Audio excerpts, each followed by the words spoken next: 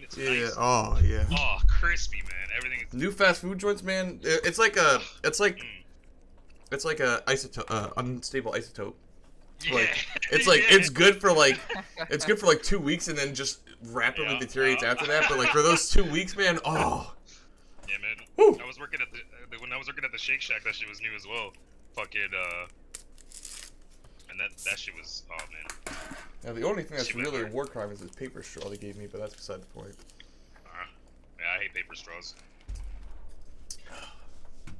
Alright, well I'm ready. I got OBS going and everything. So. Game on. Where your keys are? Why would I know where your keys are?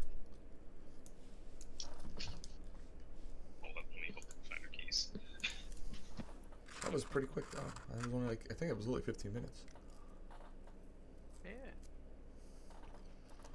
I just have a sneaking suspicion this is gonna go on for a while.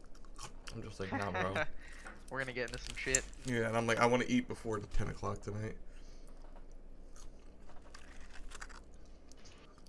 Okay, yeah, you're good. Alright, what up, So, what's going on? What y'all doing? What are we doing? Oh, well. I guess I arrived back in. Let me think here. Six meeting you at your monastery? Yeah, I guess we can fill the other Pulling stuff up that and telling happened in around. between. Yeah. You bringing, your students, obviously? I'm gonna leave Bullock and Evelyn here. Get their shop. Like in it. Wait, what? Like where? Like Where are you leaving them? in Tamaraz. Okay, but like, you're bringing all of them back to Talmaraz. Oh yeah. Okay. I wasn't sure where we were starting from. Yeah, And we go back. Is Sig meeting you in Talmaraz? The plan was I was gonna go back. We're gonna stop at Infragar. I was gonna talk to Actually, I don't really think I was just gonna talk to talk shit to a potion maker whose name is eluding me right now, Eliana. I think. Yeah. Be like, Yeah, did you I'm figure it checking out? out. And then You, she'd probably be like, it's yeah. still grass, and be like, well, damn. I'm like that. I told them that you didn't think it was anything. And she said, they told me, that if she can't tell what that is, she has no business being a potion maker. Yeah, fucking, Yo, what the fuck? What is this Eliana beef that's going on the side? yeah, Oh, it's not so beef. we I'm need just to- I'm just busting her balls. Yeah, so that's Yeah. gonna be an interesting development. So yeah, so you can Oh, she actually finds out something about the special grass. yeah. Oh, cool. So you pull up to her and you're like, yo, you find out the special grasses, and like she looks at you and she just smiles and she's like, Softail, it's just pot. Oh, nice. She's like, it doesn't look like it is. And I don't know. My first instinct when I'm trying to find out what an herb is I smoke it, and it's just pot. I was losing my mind for weeks. It was just pot. Cool. Those lizards, they must have a great sense of humor. I'm gonna give you something to take back to them. Is that all right? Sure. I'll be And there. she's gonna get. she has like this jar, and it's got this dirt in it, and it's got this singular like plant. It's like got one of those like thick stalks, and then like some very tiny leaves coming off of it. And it's like self-contained in this jar, and she hands you the jar, and she goes, "Don't open the jar. You will destabilize the ecosystem within. Take this back to whomever gave you the pot, and tell them that, well, I figured out what their thing was. Let's let them figure out what my thing is. Is this gonna hurt someone? Because if it is, I want to be there when it happens so I can laugh. I mean, if they're an alchemist with their salt, they'll know how to deal with it. They'll know what to do. Cool. Peace. All right, sweet. I will talk some shit to Veshna. Oh, You suck. You're weak. Not weak. I don't know. I What just the go fuck, there. you're just I just pulling up stop in all to your say hi. friends? I'm really. Okay, you stop into I guess the estate. I guess Just talk some shit and just leave. Yeah, and I'll say that this is before Azrin comes back, because the mood would be very different if Azrin had come back by now. Yeah. So yeah, you pull up, Um, Calvira like opens the door and she goes, "Oh, Softail, you're back. Hi. Um, what, what's the visit about? I know you never visit for nothing. You never stop by just to say hi." Yeah. Is that what you're doing? I suppose I was more of update slash check in to see how things were going here. Just wanted to let you know that things went well with the lizard folk, and you will be coming in. Access? What the fuck's the word I'm looking for? Contact? Into. I don't know. You're gonna be getting more of that special metal shit. She's like, "Great, awesome, perfect." So is that Is it? there a way? Yeah, I mean, I guess so. You want to Anything? come in? Do you want a glass of water? Anything like that? Where are you going next? What's your plans? Going back to Talmaraz to Interesting. tell Atom, but this was on the way back, so I figured I'd give you a heads up. Cool. Excellent.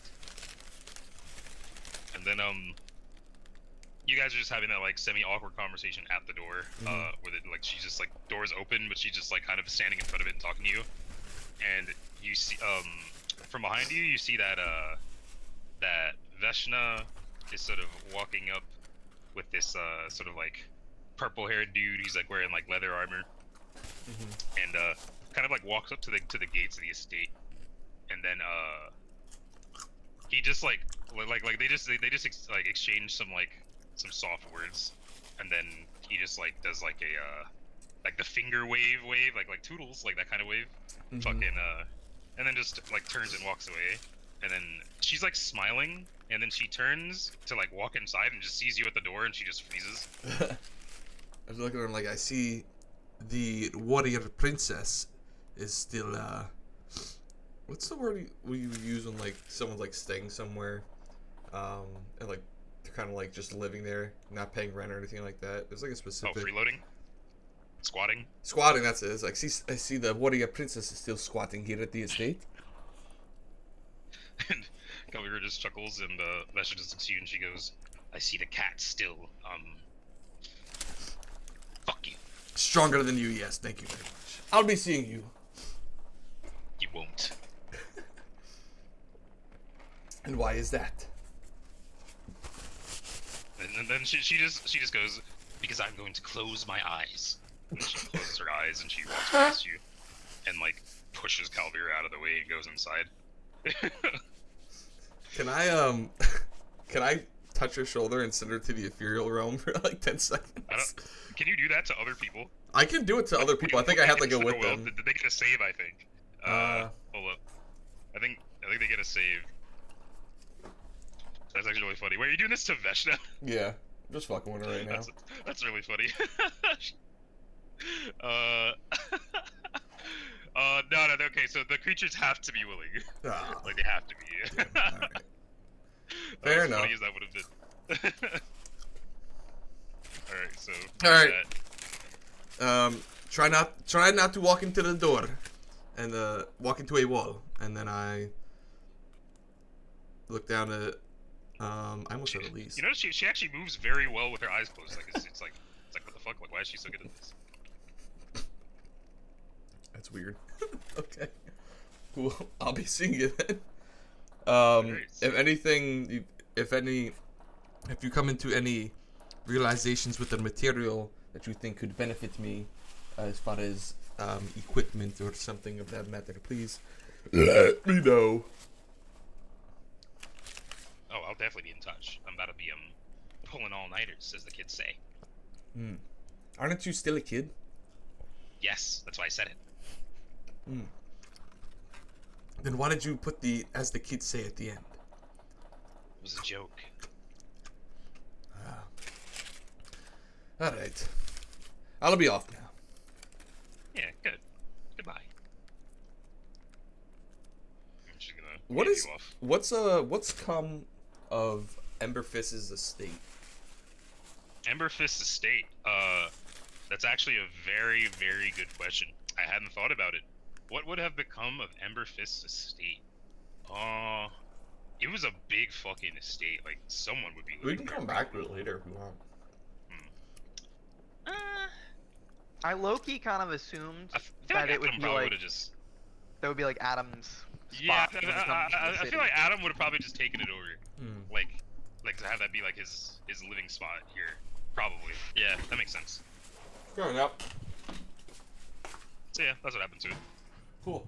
We go back to top of our house. Go back to Tal Miraz. Yeah, on the way back from sorry. On the way back, I assume that's when I get the call from Sig while I'm in between Infragar and Talmaraz. Mhm. All right, so we do that. We have that whole so when you do that, conversation. and you would have been with your students when that happened, but they obviously wouldn't have heard anything said. So they'd be like, like, fuck, what was up with that? Like, who are you talking to? It seems like I was contacted by an old associate. One Associates. more. The associate isn't the right word. More like Acquaintances. sure. That's. He tried to kill me at one point, and I tried to kill him, but we decided we shouldn't do that because there was a mission to be done, and we were in where the hell was that place we were in? The fucking Like, ninth layer of in hell, the or whatever the gnome? fuck. No, you were in the abyss. Oh yeah, Oh, we yeah, were we we went were in to the all abyss, and we put our differences aside.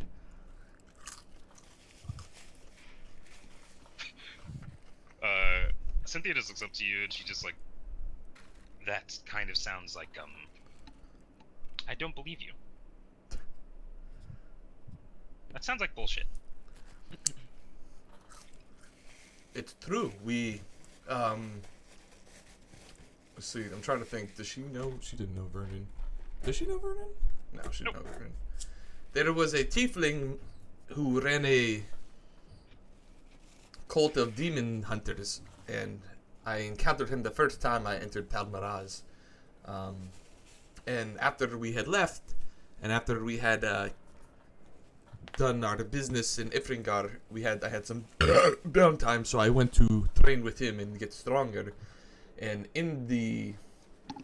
as that was happening, we met a Jesus Lord succubus, and then he got sent to. How the hell did he even get to the abyss? I completely forget. We stopped the got demons yeet. from Yeah. coming Oh, out. yeah, that's right. He pretty much jumped into the portal. Into the portal. I like to think Yeah. that like Saltell's recalling this, and like he too doesn't remember that was He's like, like, wait. He's like, what the fuck happened? I like, wait. remember very specifically. You and me were the ones that were trying to keep him from falling in. Yeah. Oh yes, that's what it's like. We were in a dungeon up in Gnome Village that I can't remember the name of, and we went down into a labyrinth, and then they were trying to summon a demon lord, and he pushed the demon into the abyss so he wouldn't come into the physical realm, and then I needed him, so we talked to the succubus, and she sent us to the abyss, and then we took a trip back from the abyss, and No, yeah. I don't know about all of that. That's whatever. I just think it's bullshit that you and this guy try to kill each other, and you're still friends. I never said we That were doesn't happen. friends. Oh, you're not? Then why are you meeting him? And then Bullock just goes, not friends, Cynthia, acquaintances. And she's like, she just looks up, she goes, what's the difference? A friend is someone you like. I don't have many of those. And an acquaintance is someone that you deal with. And doesn't that just make an acquaintance anyone that you've met? Yes. And then Bullock looks at her and he's like, kind of? Yes, that's exactly what it means. And she's just like, well, if you're not friends, I don't think your story is as bullshit. But it sounds like you had a great time. Yes, it certainly was. Anyway, you and me will be, once he arrives, traveling to the Farlands. I have some business to attend to there. And I think your skills may be useful. Bulak and Evelyn, I will leave you here to run the dojo while I am gone and get your affairs in order with your business. Oh yeah, for sure. We'll keep track and train all the other recruits. Yes, yes. Oh yeah, wait, they're just us. Mm-hmm. I Well, it'll expect be nice to see you. the shop again. I expect you to keep training while I'm gone, because there will be physical tests when I get back to make sure you're still in shape. Yeah, of course. Oh, good riddance. Indeed. And let's go. So we keep on You going. guys get back to Talmaraz. Following is a fitness grand pacer. And so you guys you just heading back to the dojo right away? Yeah. I mean, I'm gonna go. I'm gonna go talk to Adam. I assume we all pull up though, like the whole squad. Oh, wait. Who do you talk to? Who? I mean, I assume like, well, we were traveling as like a group, everyone. So I assume we're gonna go back tell Adam like, hey, everything went well with the lizard folk. Oh yeah. So fucking what would have already happened at this point that I'm pretty sure. Yeah. So you guys let him know that like the stuff with the lizard folk went well. You secured your deal and stuff, and whatchamacall, and I guess the we can roleplay the part that is as important to you. But yeah, you guys update him on everything that happened, and he, it's like, oh shit, didn't expect that to work out as well as it did. Awesome, that's kind of free. And you would get into the relations, like start the relations with the lizard men. Cool. And all that shit. And then as per your agreement. Yeah, as for your agreement, he will say, I must admit you've well, I won't admit anything. The mission was certainly a success, but how exactly did you and your minions contribute to the outcome of this mission? What exactly did you do?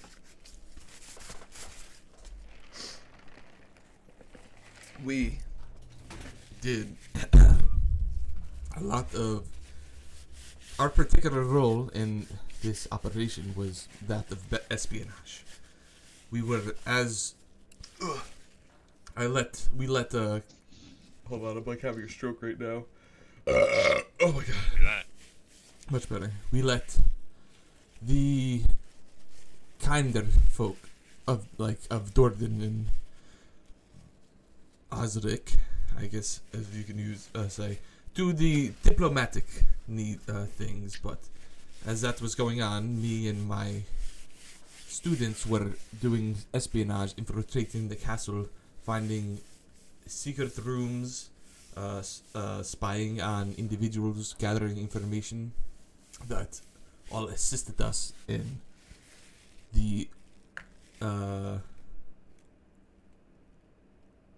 final bout with Caesar, the lizard king. And can you provide me with an example of a specific situation in which your espionage work was conducive to the specific success of the mission and the way that it was succeeded? So, me and I took along. Does he know Cavanna Vandicus? Yeah, he knows. It's like me and Cavanna Vandicus snuck into the castle while Dordon was distracting him with a conversation and a duel. And the duel, right? Yes, right. That was mentioned. As that was happening, we were going through the other floors of the castle, or the fortress, and we have found Brutus incapacitated and hidden behind a false wall. I used my skills to enter him and me into the ethereal realm, retrieve him, and once we did that, sprung him, me and Cavanna Pandikith, teleported to the throne room while the duel was happening. This caused major confusion and proved to Caesar that that his quote unquote concubine was in fact a succubus. Yes. Yes. Well, that seems good enough to me. I'll be in touch with the details. But Alright. know that, as per our agreement, I will keep my end of the bargain. Well done. You and your associates. Damn, bro. I just felt like I got hit with a job interview question I wasn't expecting.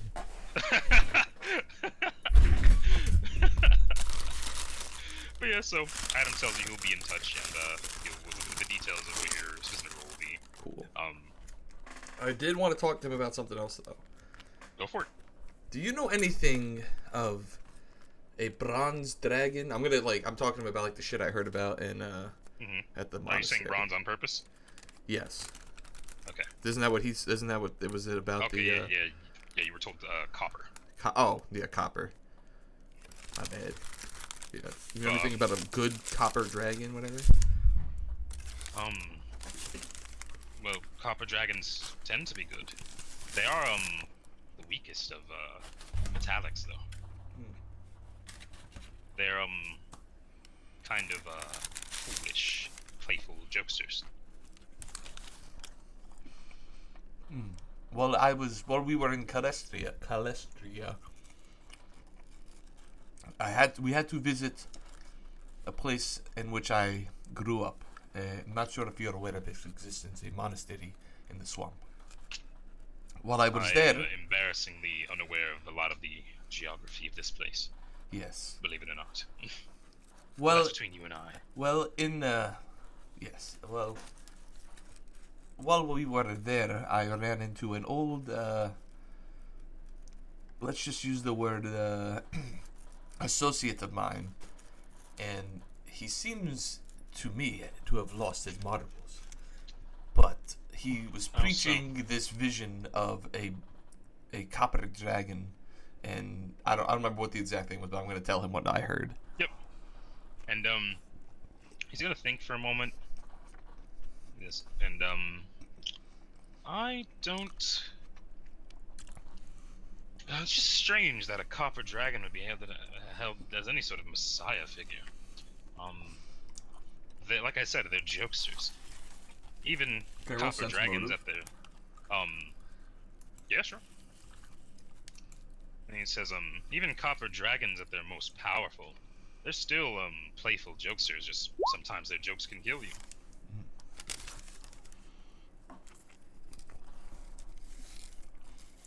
So it's hard for me to believe that one could ever be held in that way. I think you're right. I think your friend has lost his marbles, and you get the idea that he's not capping, but you did roll an 18.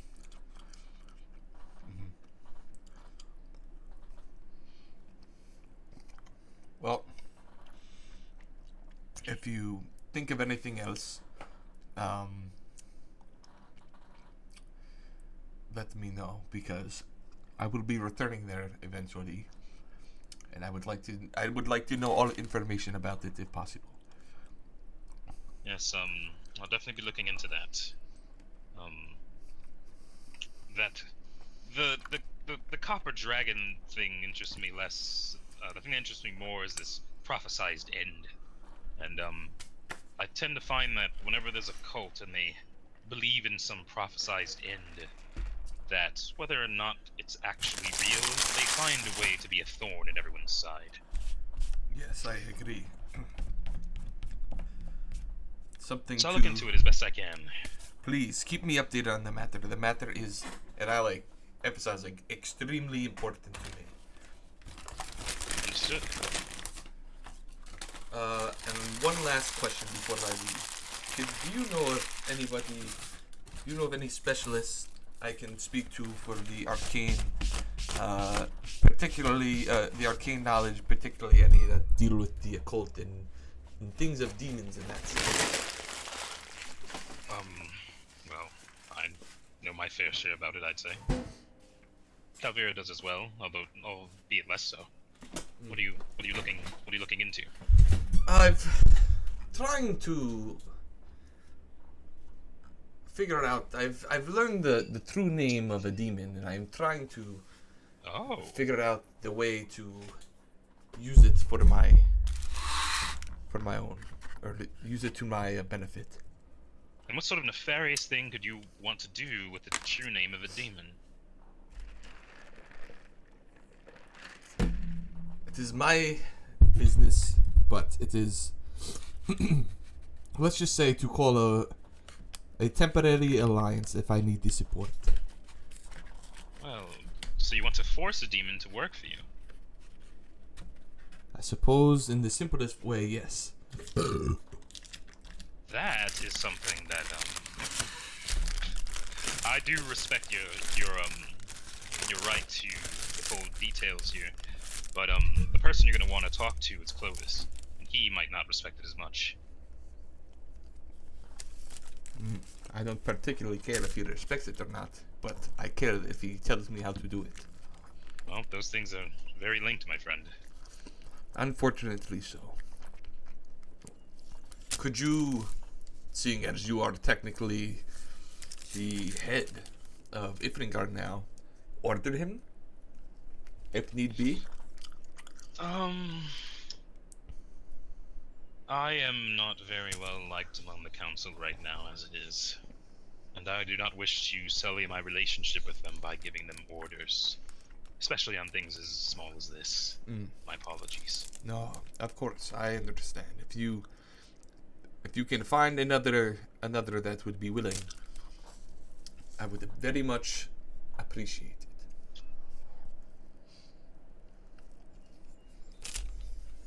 I will keep an ear to the ground, as the kids say. Isn't he a kid? No, Adam's like in his mid-20s. Basically a kid. I don't know. Alright. Cool. Thanks, bro. Appreciate him. Dap him up.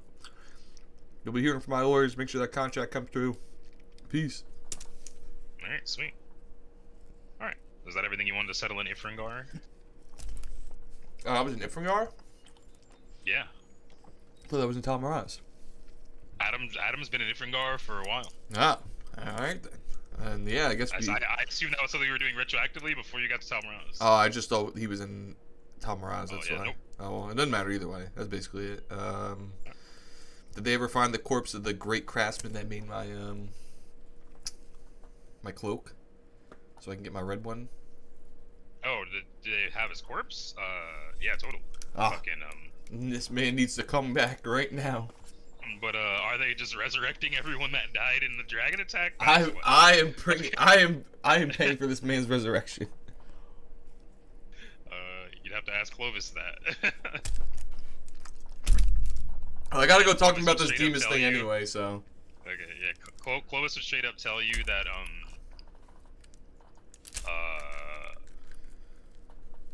Clovis would tell you that as for the revival thing, that picking and choosing who they bring back is a very slippery slope that goes nowhere fast, and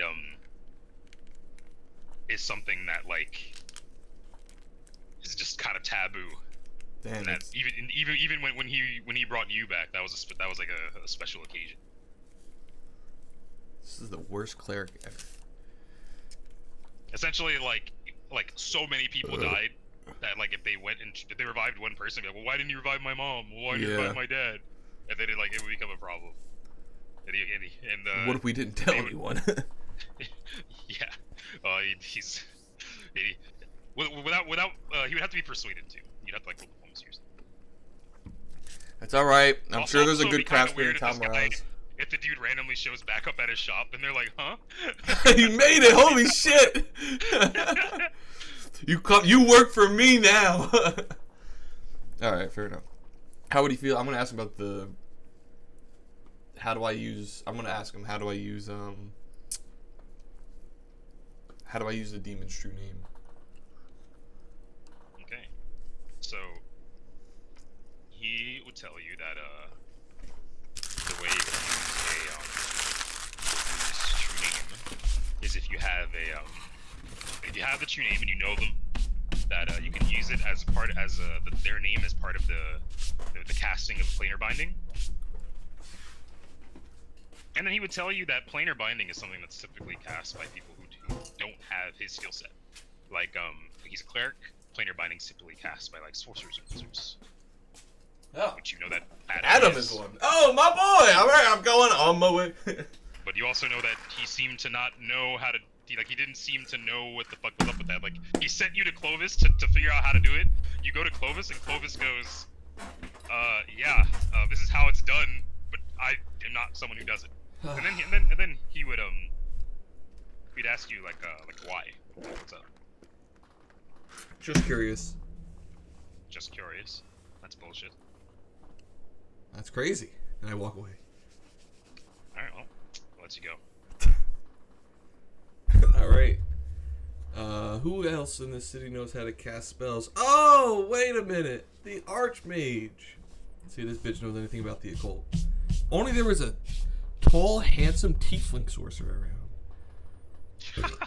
Yeah, you would definitely know that planar binding of that level would be outside of the ability of like if you go to Adam, if you go to Eliana, and if you go to Calvira, none of them have the ability to cast it. God damn, this is a really high level spell. It's a very high level spell. Does Adam know someone who knows? Does Adam know somebody who may be high enough level to cast it? He'd tell you that he thinks Azrin probably is. Who's Azrin? Oh. Calvira's master. But he is currently predisposed, dicking around in the Earth, doing the things that you do not yet know he was doing. What about Kavana Bandicus? Is he high enough level? No, he is lower level than Adam. Jesus. Alright, well, I'll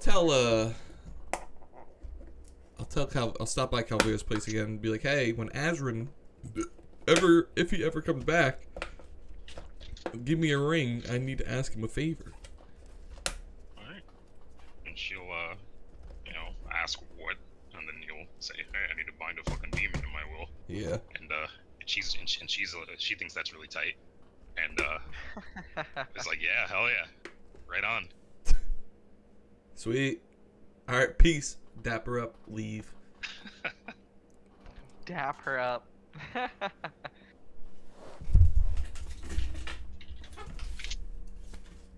Alright, sweet. Yeah, I think that's it now. Tight.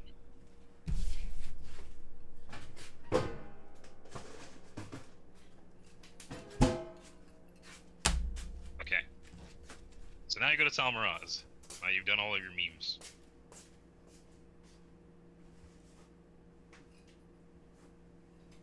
And, how are you and Sig planning on meeting at his dojo? I was planning on just pulling up to Talmaraz and going to his dojo. Alright, sweet. Is this daytime, nighttime? Does it not matter? Is Vernon gonna be made aware of any of this, given that he works at the bar? Vernon? He does work at the bar, doesn't he? Yeah, I was gonna pull up to Surge's bar, and I was gonna pick up Fucking what's his face's character works there too. He's married now, whatever. Fucking Caleb. Yeah. He's married to Saskia Everthorpe. How is it that I visited and you haven't? I don't care for that. I was gonna pull up there to ask Serge if he could get me a. I was gonna bring a bottle of whiskey and a bottle of milk as a peace offering over there alongside. I also did end off by saying I was gonna bring some pastries. So I was gonna get some nice. Alright, He should stop by the fucking from his wife. He should stop by the Feywild. There's a good place that makes pork buns. Yeah, I heard the dude that grew the weed though died. It's fucking terrible.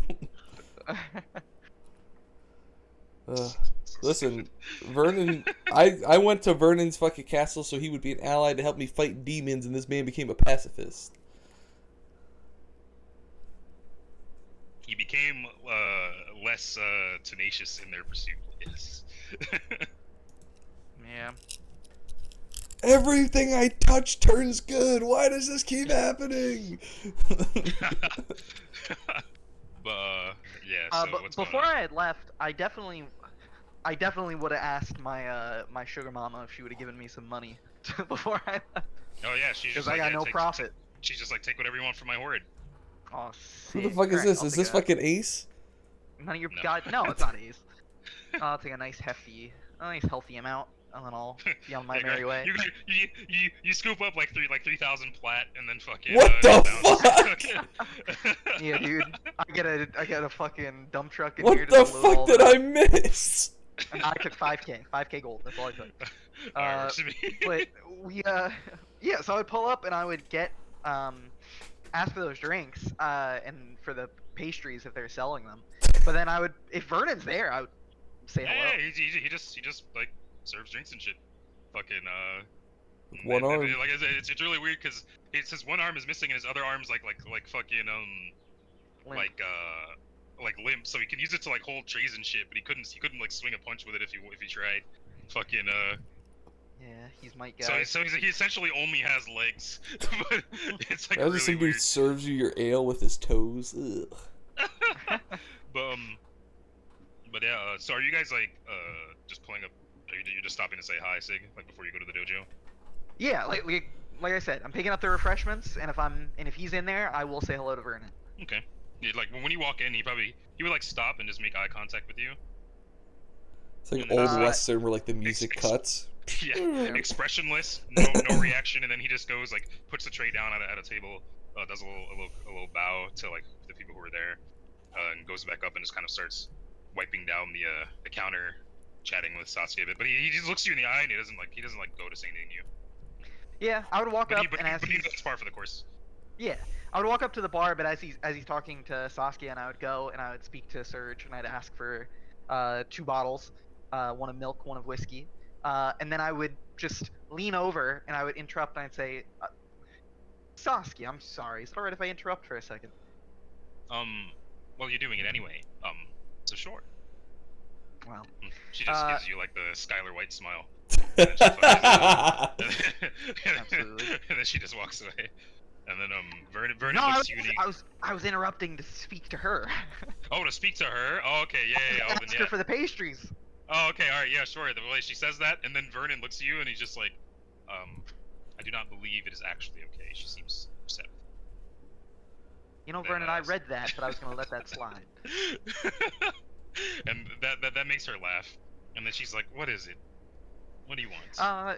Do you happen to have any fresh loaves of bread that I could purchase alongside my drinks that your husband is getting me? That sounds nice, doesn't it? But yeah, sure. You want a loaf of bread? 2 loaves, please. 2 loaves of bread. Absolutely. she goes to the back. She gets 2 loaves of bread, puts them up, tells you it's like like a copper each, something like that. Yeah, all right. And then she just like, what are these for? Make a lot of sandwiches. I'm actually going to visit a associate of ours, and I look over to Vernon and I say, do you know that Softail has a dojo in this city? He nods, because I'm aware. Well, yes, I'm going over to pay him a little visit. That's good. I nod. Would you like me to give him your regards? If you wish. Well, that kind of does away with the point of regards. I would say so. Fair enough. I just like, even though like he's so frustrating to talk to, I have such a refreshing smile on my face. I'm like, I'm glad to see that he hasn't changed. He's exactly the same. And then yeah. when you go to leave, he just kind of stops you and he just says, have you given any thought to my advice on your current situation? I have, but as you've seen with how I dealt with good advice in the past, I tend not to heed it. I see. So how long will it be before this becomes my problem? I don't believe it'll become anyone else's problem. In fact, I think only good things will come from it for those outside of this fold. Understood. Good luck. Thank you. And I head out. Alright. Yes, I pull. What does his dojo look like on the outside? It's just like a fenced in, like tall fence, like one of those, like you know how like privacy fences, like that. Yeah. Like a privacy fenced in, and then just like a tatami room, like one back room and an attic, and that's it. It's pretty simple. All right. And then It's a and a Howard yard, estate. yeah, and then a yard with like a lot of like training equipment laid about. Sheesh. All right. Well, then I'd pull up to the front and I'd knock. What time of day is it? It's up to you guys. I don't know. I feel like it'd probably be like mid-morning. All right, it's mid-morning. If it's mid morning, then Cynthia it would probably just be me and Cynthia, and Bullock and Evelyn would be back at the shop at this point. I normally let them leave around like 9:30, 10, so they can go with their day, and then Cynthia is homeless, so she lives So here. she just swats here. Yeah. So you knock on the door. If there's a knock on the door, would you answer it or would Cynthia answer it? Uh, I would answer it because I'm expecting Sig. Okay, good. So you and her are like training or something, and then there's a Yeah, knock I'd on the just be door. probably she'd be training in the yard, and then I go to answer the door, and I open the thing. I'm like, oh, beautiful, you're here. Woo! How was the trip? I smile brightly and I say, "It was lovely. I stopped by Serge's bar and said hello to Vernon. He gives you regards." That doesn't sound And like I lift Vernon. up the bottle of milk as I say that, and I say, I came with a peace offering. I take the bottle, I look at it, and I'm like, feels cold, but it'll do. And I invite him in. I walk in, and as I do, I put my hand underneath the bottle of milk, and I use prestidigitation to warm it. That's cool. It's pretty sweet. Softail very much actually appreciates that. And I walk in, I look around, and I say, maybe I was a little bit too harsh in my comments before. This is a lovely place. Yes, it's simple. We have only the necessities here. Good. I'll just be walking around. Is Cynthia like in the room? He says you're training in the She's yard. probably outside. Like I was Oh. probably out there. Actually, there's a good chance like you catch me like kind of I'm like a little dirty, like sweat and stuff because I was training with her, and then she's probably still training in the yard as I answered the door. Like doing like some sort of obstacle course or like practicing her shanks or whatever the fuck she does. She's specifically been training to use a Kasariyama. I don't know what that is. It's the sickle with the chain and the ball at the end. Oh, is Sick. that what she's doing? Oh, cool. Sweet. God damn. I have it on her sheet, so I figure at some point she should train in it. Yeah. Why not now? Why no? Why no? But Sig would kind of look back to see, like, that you came from the yard, and he would say, please, if I interrupted something, I'd be happy to wait until your training or sparring is done. We're here mostly to discuss why you're going to the Foullands and how I can help. Yes. That, yes, let me finish what I was doing. Just wait around. It shouldn't be much longer, and then we proceed to train until 12 o'clock. And then, Alright.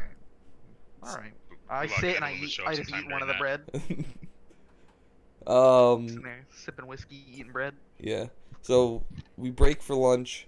We normally, like, me and Cynthia go till 12, and then, we kind of just go about our business for the rest of the day after that.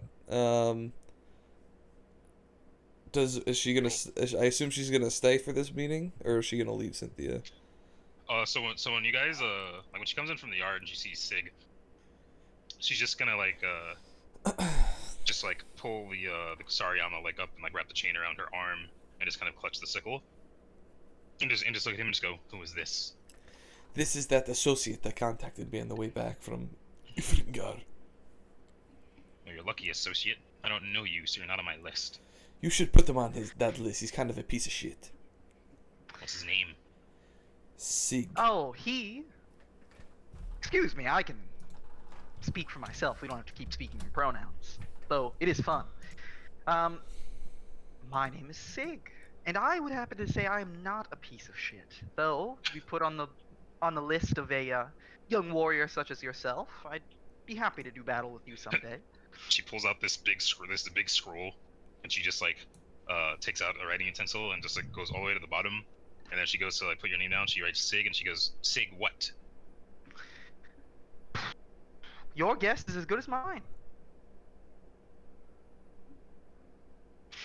Really? I don't remember much past. Ooh, maybe I was 16. I'm only 20 now, so 4 years. I have more memories than you. Isn't it a woeful story? Don't you feel such pity for me? Yeah. And then she just freaking. She just looks at Saucer. She goes, "I don't want to put this guy on my list. He only has 4 Can I years try of to get a memories. catch? He can't be strong." Can I try to get a look of the names that are on her list while she's holding it Oh open? yeah, it's like there's like probably like 100 and I think it's like 134 names on it. Jesus Christ. It's literally like pretty much just anyone who's ever slighted her in any way, whose name she knows. And like one of the like on the list, one of the quote names just says every orc, and fucking like, like Dude, when it's- he sees every orc, it takes everything to hold back laughter for Sig. He she's sees so every serious. orc and he's just like, oh my goodness. Yeah, when you tell her about your memories, she just rolls the scroll back up and she goes, "I'm not gonna put you on the list. Oh. I hope you find your memories soon. Then maybe I will." I have a delightful smile. I say, well, thank you. Does Sig have any reaction to the fact that my name is on the list? Oh yeah, the entire Par, yes. par for the course. He looks at that and he just nods. He says like, all right, yeah, that's the one that makes sense. Funny. Very funny. Alright, anyway. So, as we discussed, you said that you were looking for a artifact in the Foullands? Yes, the last I had received word was that there was an artifact of the same type in which Calvira now possesses that was last seen in the necropolis. Though this information was given to me some months ago, I'm unsure with how much has changed in the Foullands. I have never traveled there myself. I have another associate that I need to discuss some business with. So I'm accompanying you on a little business trip. From what I've heard, the Foullands are unpredictable. I need you as someone who I know can hold their own in the Foullands as a traveling companion. What you do there is your own business, and what I do there is my own. But seeing as we are going to the same place, I saw it fit that it might be worth traveling together. Sig nods and he just says, I agree to that sentiment. I think it'll be useful for us traveling together. He looks over at the girl whose name I still do not know. And he just says, will she or any of your other students be accompanying us? Cynthia will be accompanying us, yes. But not the other two. Actually, you don't even know I have two other students. Yeah, I just assume you have others. Yeah, it's like Cynthia will be the only one accompanying us. Nods.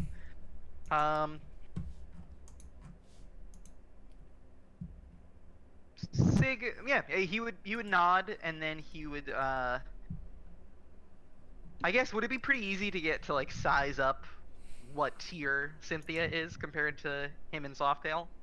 She's like there's the dirt, there's the worms in the dirt. She's like the flower in the dirt. Yeah, all right, that's fair. And Softail's Softail's like the oak tree. Strong like the oak tree. Sick. All right. So, yeah, Sig's like, well, it sounds fine to me. When do you plan on leaving? I was waiting on you to get here for that, so suppose now, or within the next couple of days. Yeah, Sig would nod and he'd say, I came prepared to leave whenever you saw fit, so I'd be happy to go earliest convenience. Alright. Then I suggest we leave tomorrow. We will leave tomorrow afternoon. I have some business to take care in the morning, and then we can leave soon, right after lunchtime. Got it. Yeah. All right. So what's the business? The business is I'm gonna go talk to Leon. I'm gonna tell him, hey, listen, I have someone staying with me, and we're gonna go to the Foullands. He may be an enemy of the state, so when he gets back, we should lay a trap for him. Ha ha ha. Interesting. He's not wrong. So you go to Leon, and Leon's just like, Softail, long time, no see. How goes things? you're speaking with a high and mighty voice! How goes things? This man is speaking through, like, months of stress. He's been holding the city down by himself for, like half a year at this point. Ahmed told him nothing. And his job actually isn't that hard. He's just very unorganized, so keeping track of things is difficult. This man needs to be training under me for like a week. I'll get his ass straightened out. He's like, how goes it? Yes. More problems for me? I do, actually. That was a joke. Are you serious? What's the issue? It's not the issue as of right now, but I will be leaving for the Foullands in a few hours with a old associate of mine. Turns out the conversation I had with him prior to him arriving, his loyalty may be aligned with that of Vexaria.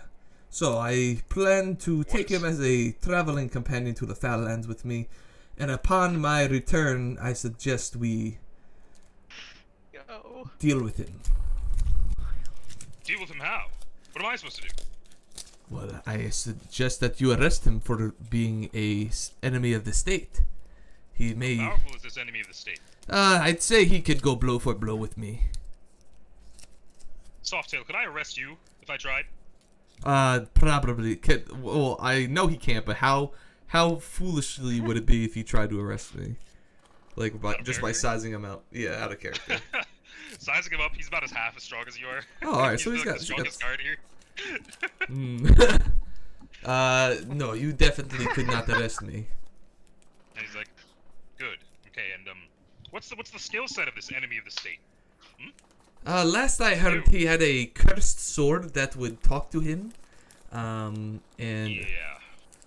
he, what else did he actually, what else does Sig actually do? Did you take note of the fact, I didn't even say anything, but did you note, because you would have seen, my sword is wrapped in the white dragon leather. Oh, well, I did That's not, what the dragon leather is. Actually, no, I would have taken note of it, but I wouldn't have said anything about it. So if you want to, like, I bust just each wanted other's... to say, that's what it was. Oh, okay. Alright. Actually, I will say it before we leave. Anyway, for fun little banter. But, I would have, I don't know who, but someone is making my, oh, actually, can we do this for shits and giggles to be funny? Can my red dragon cloak be ready? So I pick it up right before we leave, and then he's gonna show off his white dragon. I'm like, oh, yeah, I kill his red dragon. Sure. Alright, cool. Anyway. I have not shown it off. It's just there, okay? I'm not vain. So this morning, I was in my black dragon. I had my little, like, not podium, but like the stand where, like, people put, like, armor, like the dummy. And, like, I had the black dragon thing behind it. So that's what you saw this morning. Then as we meet up this afternoon, I'll be in the red dragon cloak. Anyway, yeah, you definitely could not arrest me. Absolutely not. He had a talking cursed sword. What class actually is Sig? I'm a magus. And he knows a little bit of prestidigitation, if I'm not mistaken. A little bit of magic. You see, Softail, there's this. I'm up to here with this at this point. You powerful adventurers just walk into my city and do whatever you want, and I just know that if you wanted to do anything, you versus the populace, there's nothing I could do to stop you, and that drives me insane. I've trained to acquire this position, in a position of great esteem, mind you, for a large part of my life.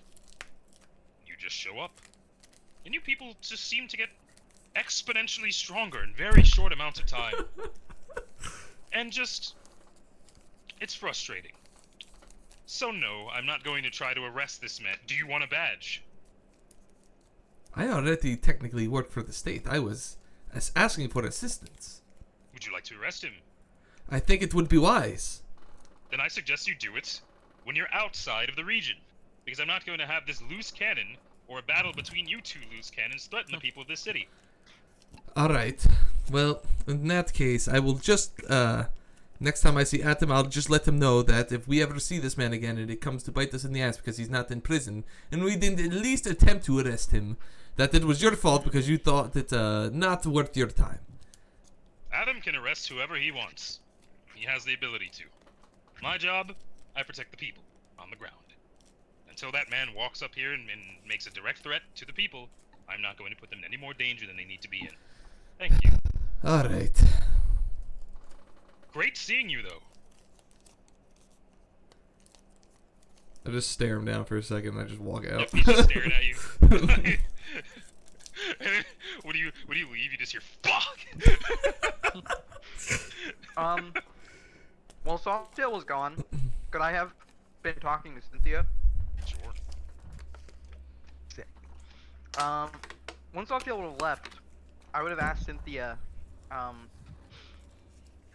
did you come to, study under, Softail's tutelage? I understand his monastery is relatively new-founded. I tried to kill him. It didn't work. He told me he'd help me kill him. So I enlisted. A man as vain as Softail is gonna help you kill him. Yes. Fair enough. I just kind of smile. I say, so is that why he was on that tome of yours, that kill list? Yes.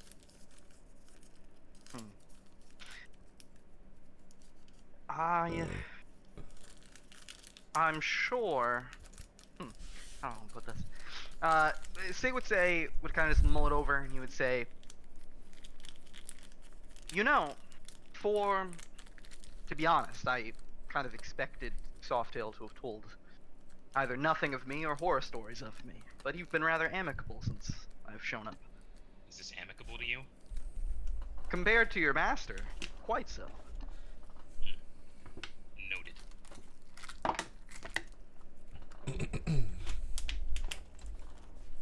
So, once you get strong enough and you're able to kill the cat, what do you do then? Tackle the rest of your list? I'm not doing them in order. Well, no, Come of across course. an orc, the orc will die. When the cat dies, the cat dies. But what if you come across an orc that's stronger than the cat before you kill the cat? That seems unlikely. Master's quite strong. But if Yeah, that's but the case, stronger. well then I'm not going to kill anything that I can't kill because I can't kill it. I can only kill the things that I can kill. You follow Right. me? Absolutely. You're just you're asking stupid questions. No. I don't mean to sound stupid. are. The reason why I'm asking, the reason why I ask is because you seem like a very goal-oriented person, despite being, and I say this without any insult, despite being very young. Yes. What'll you do when you run out of goals? When you've perhaps killed all of the orcs that you could find? Well, no. When I kill all the orcs that I can find, and I've killed everyone on my list,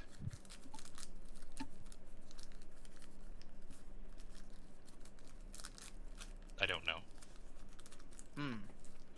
That's alright. But it is something important to think about. Especially if the cat's one of the people you're going to kill. That kind of eliminates the whole monastery gig. Nowhere to really stay.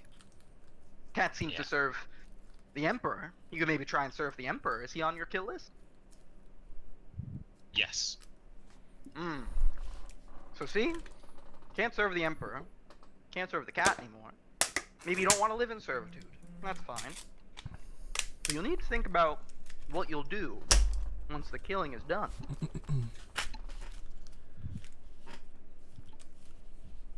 And then she just thinks on that for a long time, and she looks at you and she goes, "What's your point?" I just smile and I say, Softail is going to use you in the way that he plans. Until, as you've said, you're capable of killing him. And I believe that point will come. It is a matter of when, not if. But I believe that you should think of goals of grandeur in which your kill lists can fit into it. By killing X, you will then achieve Y. By taking 1, maybe you can get to 2. Think about what path you can lead that will still allow you to hit all the stones that you wish. I don't want all my goals to involve killing people. I don't like killing people. Yes, what I'm saying is that think about what you can gain other than killing by killing. If you have to do it anyway, if this is the path that you've set yourself on, might as well not live it in complete agony. Find something that you can gain joy from through your axe. And I believe that your tutelage here, if that is a point of quote-unquote joy, is very much finite. You're a weird guy. I've been told that. But am I making more sense or less? More. And it's making me uncomfortable. I lean back and I say, well, I'm sorry. That was not my intention. Simply to get to know you. I don't get many opportunities, and the ones that I did have, I don't remember. So I try to meet people and kind of break bread, and I kind of gesture to the bread that's actually there, as best I can. She's just taking like a whole bite out of a loaf of bread. Absolutely. And then she's like, yeah, you're weird. You're creepy. When she says the creepy, that kind of stings. I was like, darn. Well, Do you like killing people?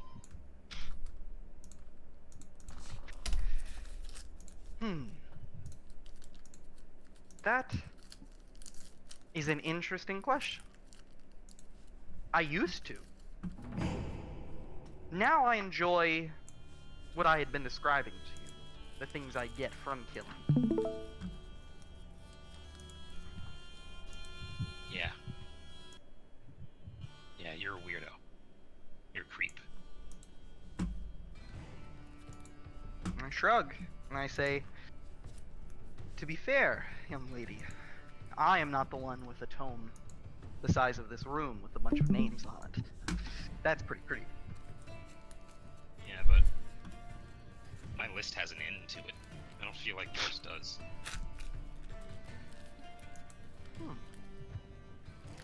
Think about it for a moment. I say, no, that's not true. Mine has an end to it. One of the things I'm hoping that your master will be able to help me with will let me achieve an end to it. But he's been obstinate, as I'm sure you know him to be. Obstinate? Yes, unwilling, not very helpful. Yeah. And then you see that she's like looking over your shoulder at the door. Like, when is he coming back? Probably, I lean back and I look over at the door and I look back at her and I say, I'm sorry. If I'm making you uncomfortable, and just tell me to leave. This is your place. You've got more say here than I do. And I begin to stand up and take the whiskey. I say, bread is yours. She just like kind of like a cornered animal kind of just like pulls the bread close to her and just like eats like keeps eating it, but she's just like locking eyes with you the entire time.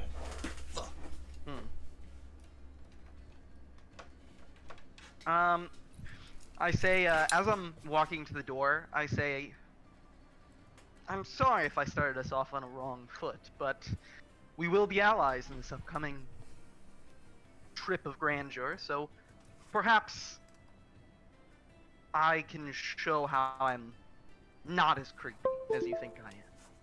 Yeah. You're certainly not the worst person I've ever met. Alright. I shrug. I smile at that Back. and I say, well, hey, that's a step up. I've certainly been called worse. Oh, what I just missed. What did she call She said he's not the worst person she's ever met. him? Oh. And then, that's around when Softail shows back up. I show up with I'm opening a door to leave as you're walking in. I show up with my sweet ass red dragon cloak now. Another thing I would have done though is I would have found a way if there was like a priest or someone I could scry at him. Just want to let him know that there's the state of the enemy with me. Possible state of the enemy. Enemy of the state. That's what I meant. Yeah, there wouldn't be anyone in Tamaraz who can scry at this God damn it, there's fucking nobody here. Everybody here's fucking useless. What about fucking Cabana Bandicus? Candivanicus can probably God scry. fucking damn it, the fucking headset. But Adam's kind of like the main wizard dude here. He's like high level, and he hasn't. I actually he's have to just play not this here shit. How the hell does this happen every time I play D&D? My fucking headset dies. But yeah. It's crazy. So other than that, you guys get some supplies and stuff like that. Just let this shit charge for a little bit and play through the goddamn speakers. Head out. Yeah, I'm down.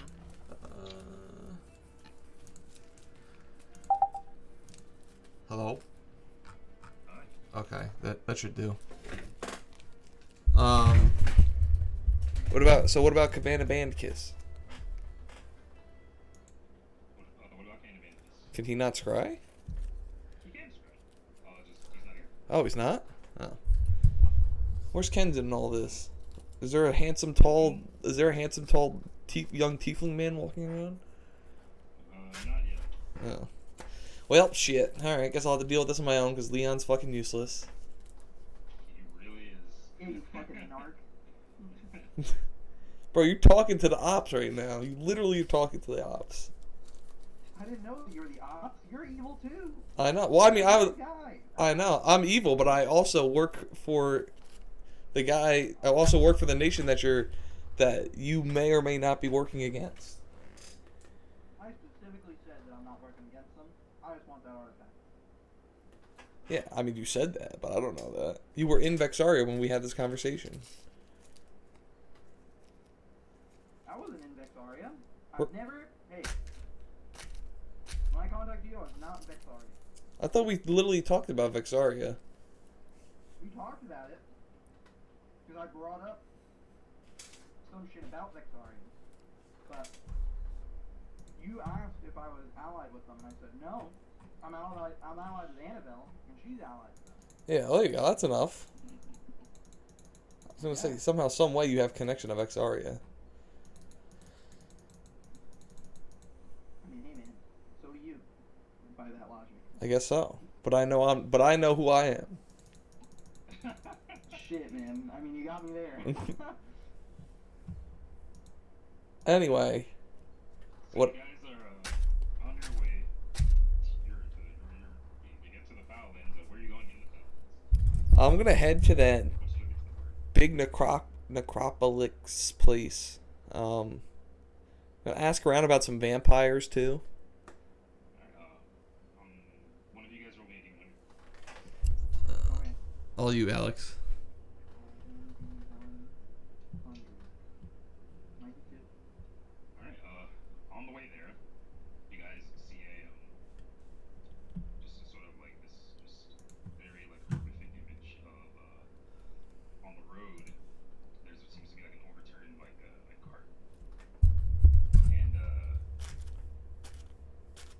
there are 3 people, 2 of which are clearly dead, and just like laid out, like slashed open, blood on the dirt. And you see that there's like a wolf that is like just eating this third person, like alive. That's crazy. You guys see this out? This wolf is just eating this motherfucker. That's a big ass dragon. Why is there a dragon? Oh, yeah, That's a big ass wolf. Guys, when I ran the one shot way back, I used this for that, I think. But yeah. So it's like, in case this game found that, but you guys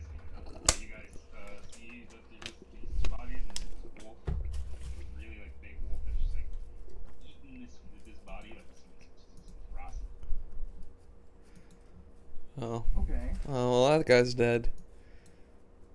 He's alive right now. He's like grabbing the wolf's head and stuff, but it's just too much weight. But he can't do anything. He's like struggling.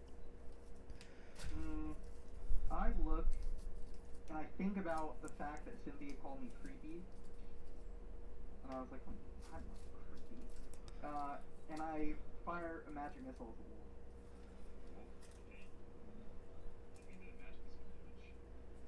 I think that would be how many missiles would that be at this point? I'm level 11. That's 4.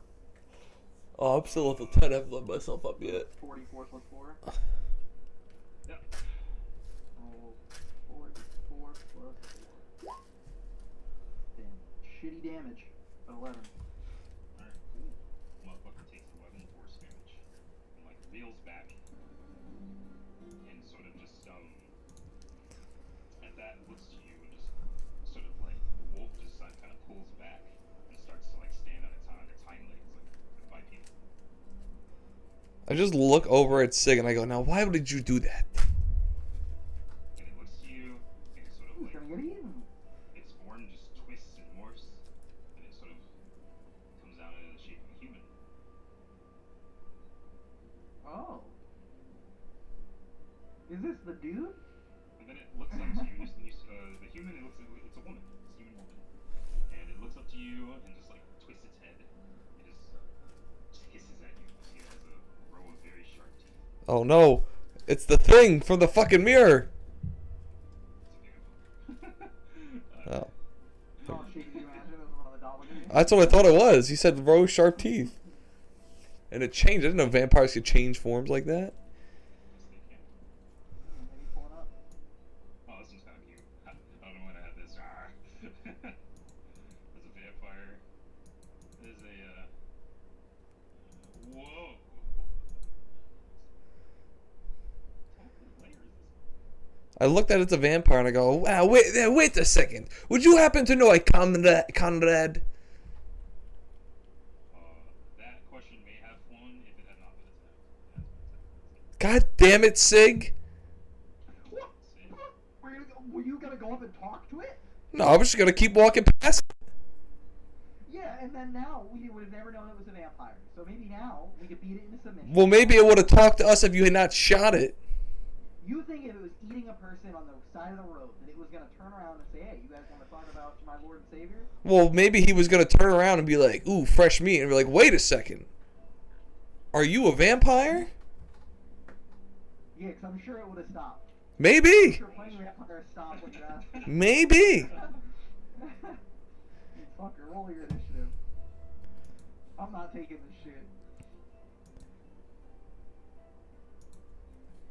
What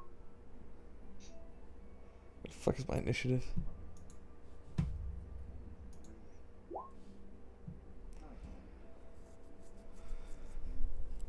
Damn, did I roll a nat 20? Oh no. Nice. Suck my balls, vampire. Alright, so, yeah, you're up.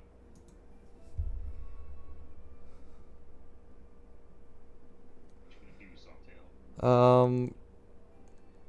I'm gonna start my combo, I guess.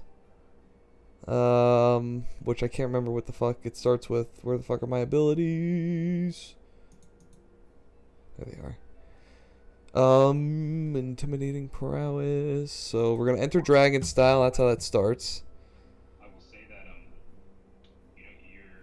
mean, you can make me knowledge check. I mean, you fought vampires before, right? Yeah, I mean we fucking the whole thing with Conrad happened. So Yeah.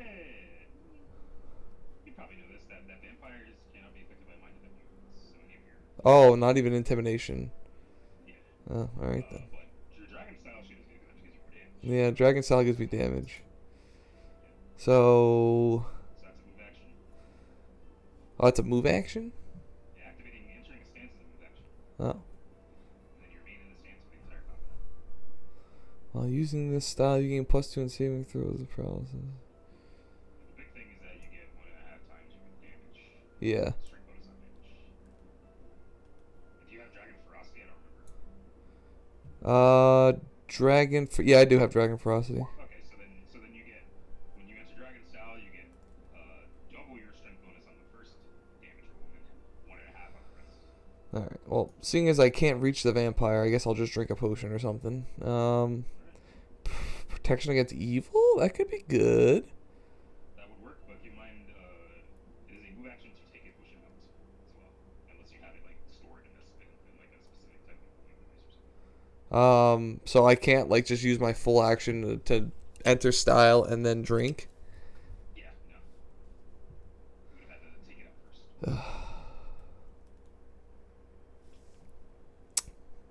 Do I have any range? I think I have a shuriken. What's the range increment on a shuriken? Like, 15 feet. I don't know. Hold on, I'm trying to fucking... Oh, there you go. Abilities. Let me look at my key real quick. Diamond body, empty body, shattering... What the hell is this? Correct. I don't... So, why? There's no way to get 67 health. I only have 1 con.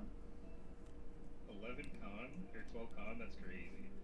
I have 13 con. Okay. That's gonna be my next ability score improvement. The hell's key block?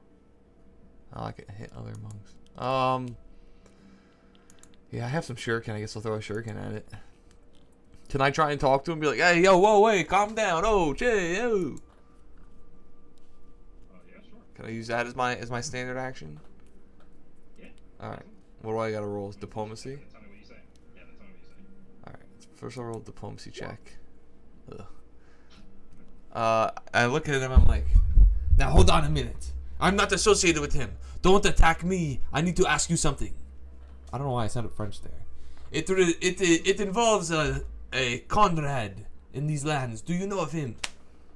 He looks at you and says, God damn it! I just look and say, God damn it.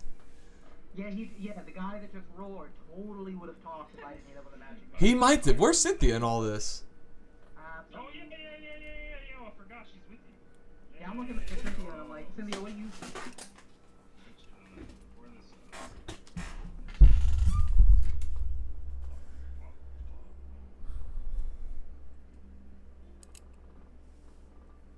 proper token in this motherfucker. Here, wait. I'll make the token. Oh, I gotta get her as the boom crew, whatever. For now, though, I'm just gonna use there it is.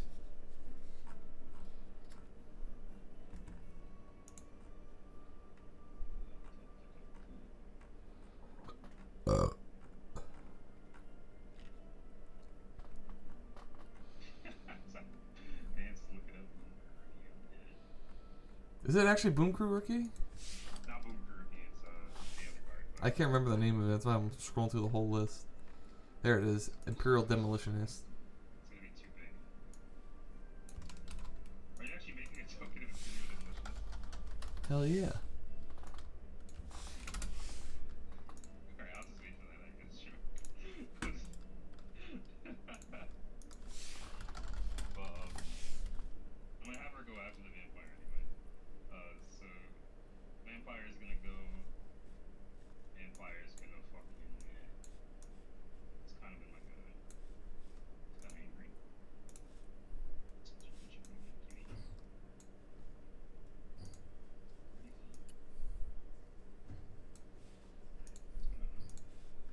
Charge you.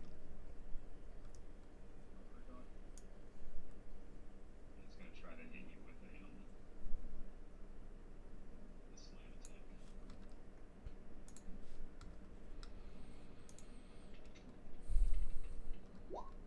28 hit you. Yes.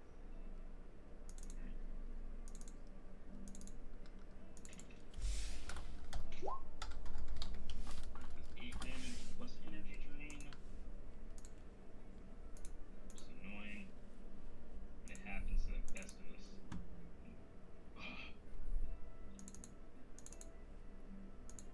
So you gain 2 negative levels. Wait, there's a save associated with this? Or I was gonna say, shouldn't there be a save? Energy drain. No, energy drain doesn't have a save, it's just when you get hit. What the fuck? So, wait, hold up. No, DC 22. Okay, make a, wait, this was it. Where Yeah. Make a fortitude save. There we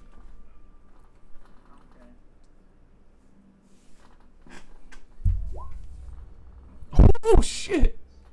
Let's go. Okay, take 8 damage. I'm sorry. It's so good. Get some combat music going here. Just joined in and listen on the left.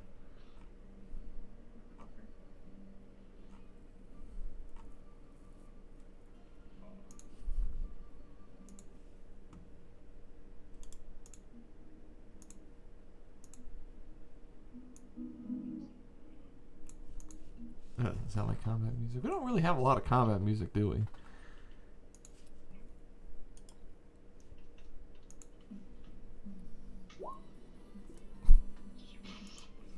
That's what you got.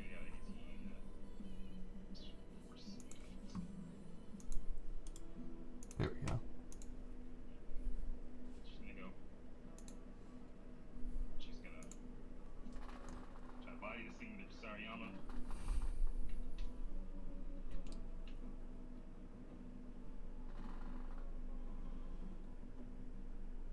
She's gonna use key points to try and hit it twice.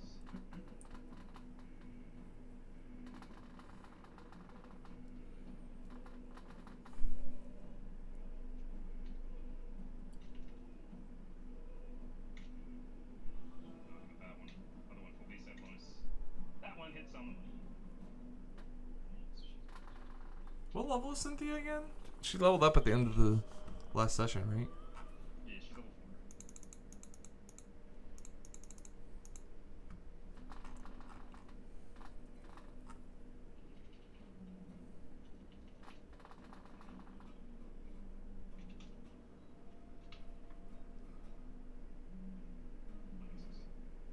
4.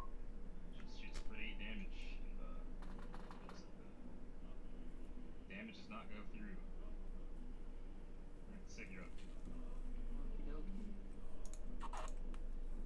She knows that she's alone.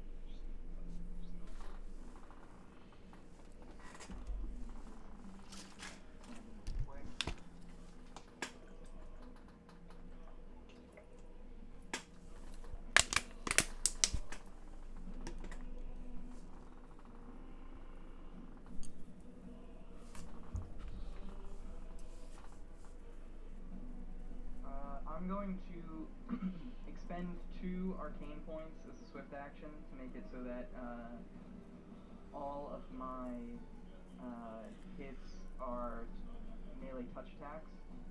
Oh. Yeah, they're all probably Creature. dead. Great.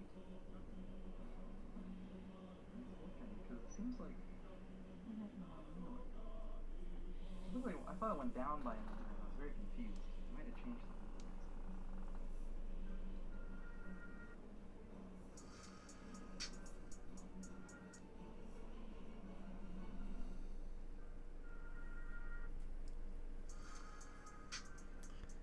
No, everything's fine. Okay. Yeah, so I'm gonna make 2 attacks.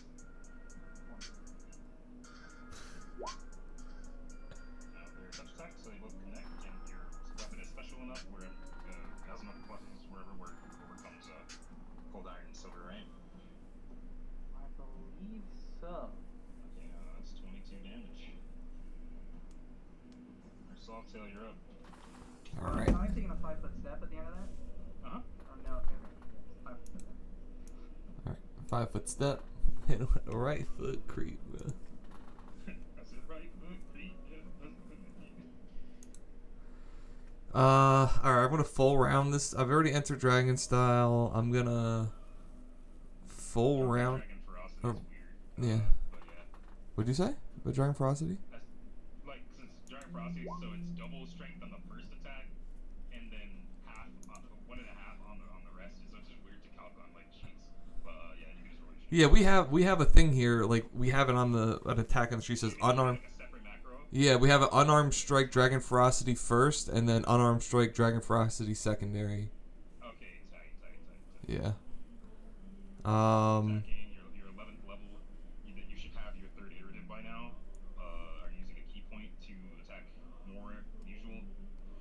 I haven't leveled up. Okay, well, even if you haven't leveled up, you should be level 11, so you should have a third attack. So you just roll your attacks. Let's just see what happens here. Round, you get 3. I'm gonna my first one. I'm gonna defensive strike him, so I'm gonna get +4 to my AC. And then yeah. And then I'm also going to use a key point to do they get affected by stunning fist? Nope, doesn't work. Oh, okay then. I have a different ability I could use. Hold on. I'm gonna do. That was the first thing Raph tried to do when you guys got when they got here originally. I was like, I don't think undead, because vampires are technically undead, right? Yeah. And then undead aren't affected by that shit. Yeah, here it is. That's all I was gonna do. Add some acid to my punch. Acid, once this choice is made, cannot be changed. You spend 1 extra key point. Add a d6.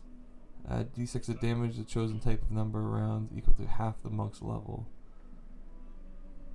Alright, so that's 5 rounds. Yes. Alright, so let's just roll this attack then. Let me knock a point off my key pool. And you should get 1 attack at your full, and then roll 2 more for me. There you go. Perfect. Oh, are you flurrying as well? Yeah. Yeah. If you're flurrying, that means you get another. Is it my normal attack bonus? Like, I don't have like the dragon ferocity bonus? It's technically at a -6, but yeah, like to hit. But you just roll another one. I'll calculate. It has your dragon ferocity stuff in it too. Okay. So that. Yeah, that's just an unarmed strike I just did right there. So those all hit with all the negatives that should be there. So each of those hits gets an extra d6 acid to it. I think every round he just takes an extra d6 of damage. Hold on. A monk who selects Your natural attacks and meter essentially causes you to do 1d6 points of the chosen number type. Yeah. Yeah, they each do 1d6? Yeah. You get an extra 1d6 on each hit though. Okay, cool. So 4d6. That's not. That.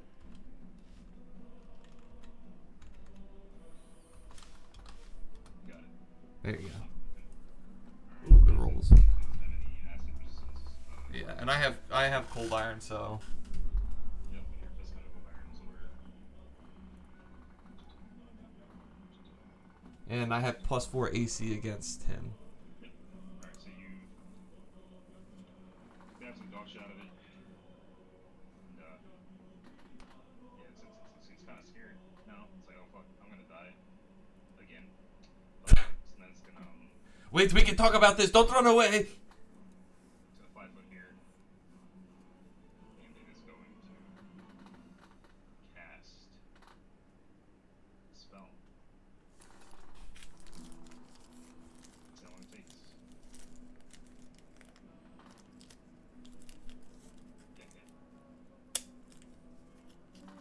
Cast and it takes 5 to step back, cast invisibility. Do either of you have a way to track something that's visible? I don't think I do.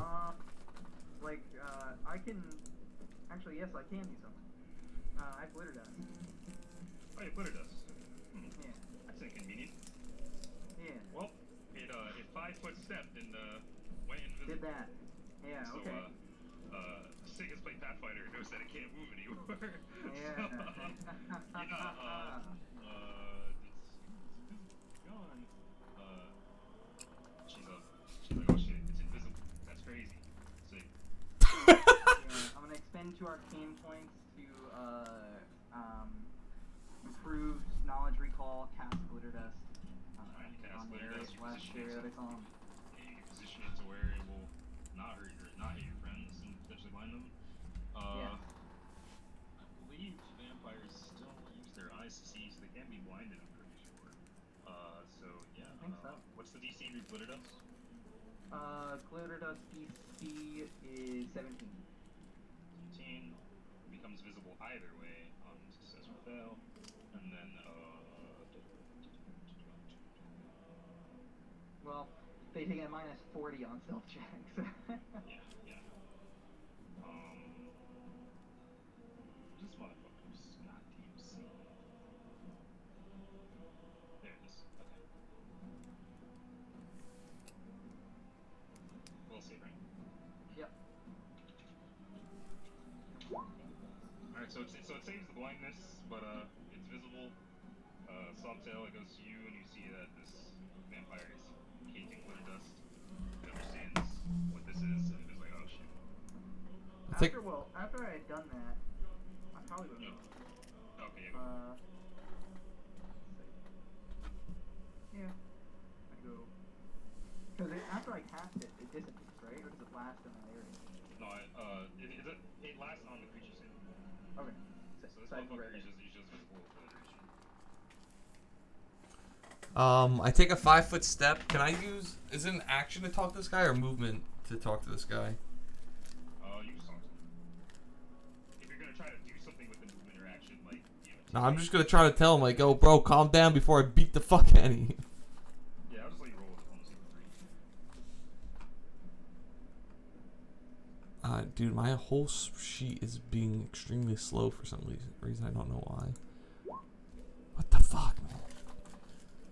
Oh my god. The DC was a lot lower because he's like, fuck, I'm gonna die, but he's like, oh shit. So at this point he's like, oh shit, I'm cornered. So do I not get to beat his ass? What? Oh wait, yeah, you're right.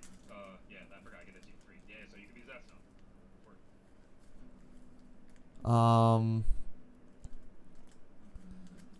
Okay, so 1, 2, 5. Worst part is that it's already take him alive because they're also immune to non-lethal damage. Oh my god.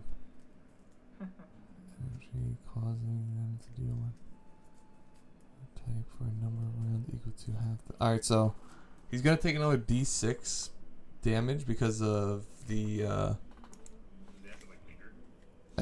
not what it says on here. Natural attacks with energy weapon causing them to deal 1d6 points of damage of the chosen type for a number of rounds equal to half his monk level. A monk must be at least 6 level before selecting this key Yeah, ability. so just whenever you hit him, he takes additional d6s. That's it. So what about what's this whole half monk level thing?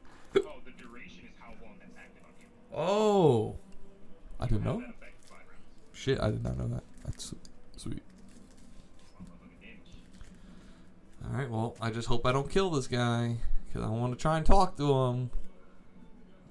I'll just do the normal three attacks. I'm gonna see if I can like edge this dude to like not die. Yeah, I mean, you can like react to each attack that you throw, so you just be like, oh, when I throw an attack that knocks him out or whatever else stops me. Yeah. Okay, then yeah, let's do that.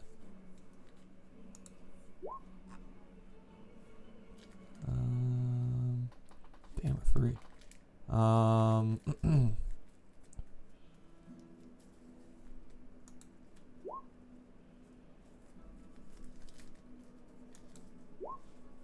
Oof. Okay, so first one misses, second one misses. The second attack of the flurry hits. So you get 1 hit. Roll that d6 acid for me.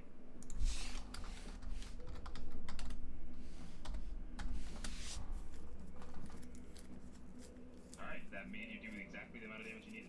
Oh, sweet. So you stagger it. Loses 0 hit points. It's effectively defeated, but you know how vampires work. If it's not like staked or anything, it's just gonna kind of heal.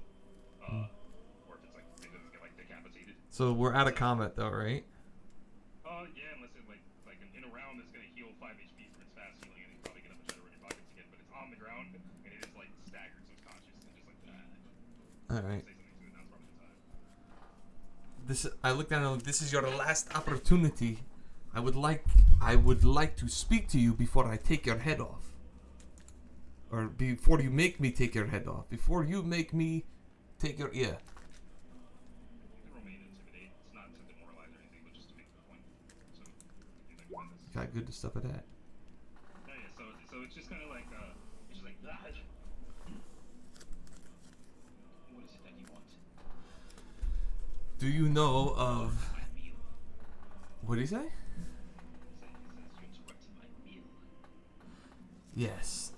Well, if you answer my question, then you can go back to your meal. What, do you know of a vampire of these lands? His name is, goes by the name of Conrad. Yes. The vampire here knows Conrad and all the Gaelics. What do you say? I didn't hear you. He says, yes, every vampire here knows of the Gaelics. Hmm. And where are the Gaelics located? To the west, at their estate.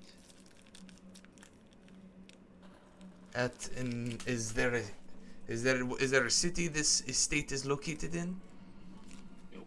Big building, can't miss it. If I let you finish your meal, will you take us there? Take you there. I don't want to see the Gaelics. I'm not going anywhere near that place. I just They look. have their reservations about us taking what we want. And who is Here doing what I'm doing right now. who is we? Mother sees me, she'll kill me. Who is mother? I'd very much appreciate if you could explain to me the state of this land. Who's in charge? Who is in power? What is where? Listen, I'm not necessarily a big follower of the politics of the land. See, all I know is that I stay the fuck away from the Gaelics. Because Mama Sunday hates when we prey on innocents like I am right now.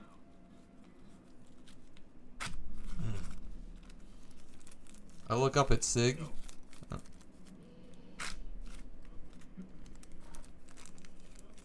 I look up at Sig and I just kind of shrug my shoulders.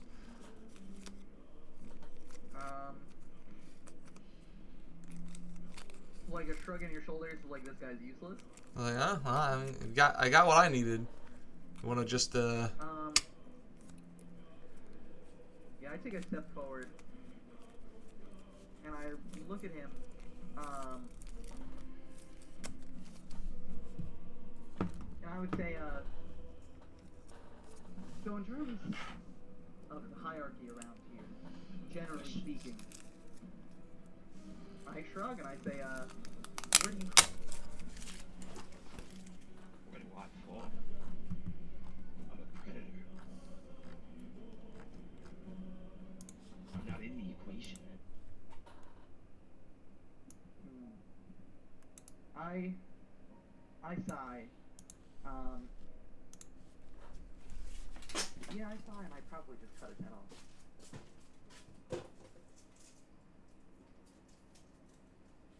He gave me a fucking free top G response, and I was like, alright, this fucking I'm gonna take a piss real quick. this fucking toxic masculinity bullshit. I'm a predator. Go fuck yourself. We beat your ass. Cut his head off and let you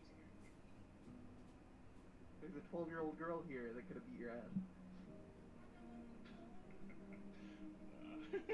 Oh yeah, you know, she got a good flurry in there and didn't take much damage afterwards.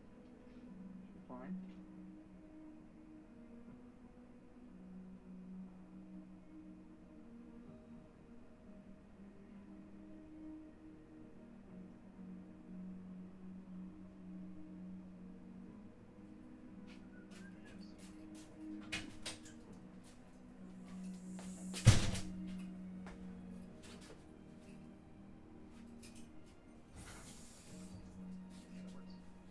Motherfucker's head off. Alright, I'm back.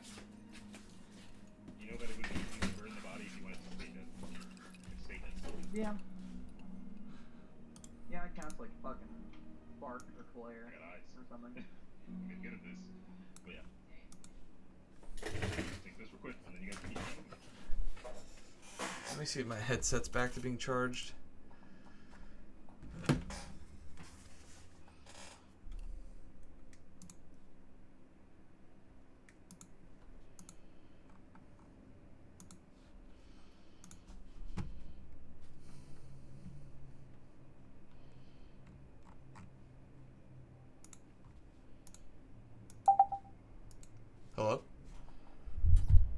Alright, much better. Let's just hope it just stays charged for the rest of the session. I don't have to charge it again.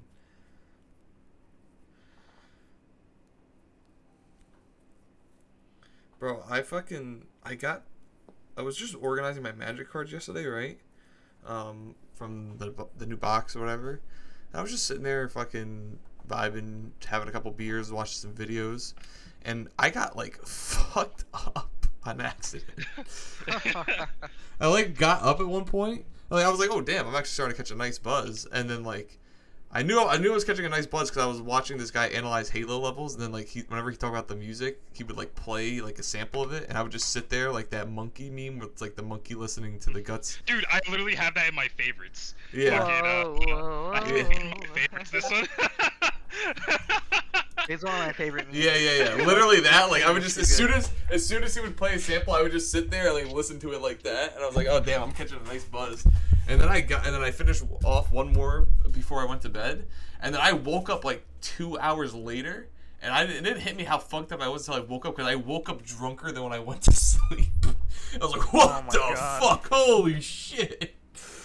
I just got up, took a piss, and fucking and went back to bed. My brother's like, bro, why the fuck weren't you wearing any goddamn underwear last night? I just come downstairs and I just see your fucking ass sticking out, your goddamn tattoo on there.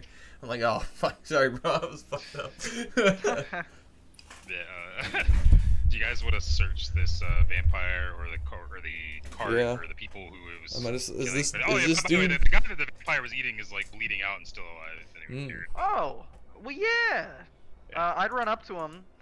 Like this dude is dying. Like, he's like. Is he like, you savable? gotta have some kind of, if you have some kind of magical way to heal him, yeah, I mean, I got a cure moderate wounds potion. that'll do it. All right.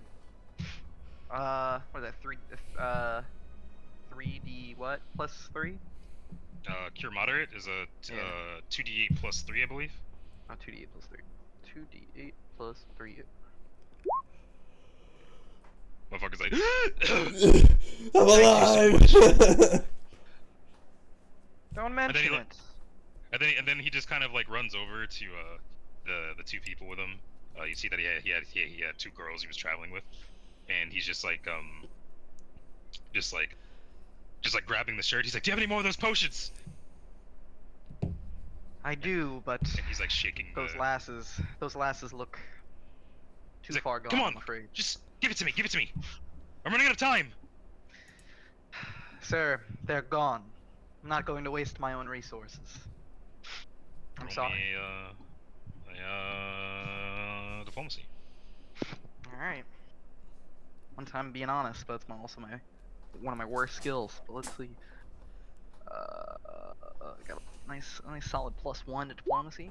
Oh, that's not bad. Solid. Ooh, All right, yeah, good, yeah. yeah. All right, yeah. So he just kind of like just calms down, and he just like realizes the reality of the situation. He just like just lets his head fall into the chest of this dead woman, and he just starts crying. It's crazy. On fort. I walk over. Sig walks over, and he just kind of looks at the scene. Does it seem like these women were like his daughters? Seem like he was related to any? Like, do I see any similarities between these people? They look like they're his age, and one of them looks a little bit like him. The other one doesn't. One's a sister, one's a hoe. Maybe. I kneel down and I just give him a ginger pat on the back, and I say, I am quite sorry that we didn't stumble upon you sooner. He just looks. He's like, just thanks for doing something. Who is this new Sig? I stand up and I say, I'm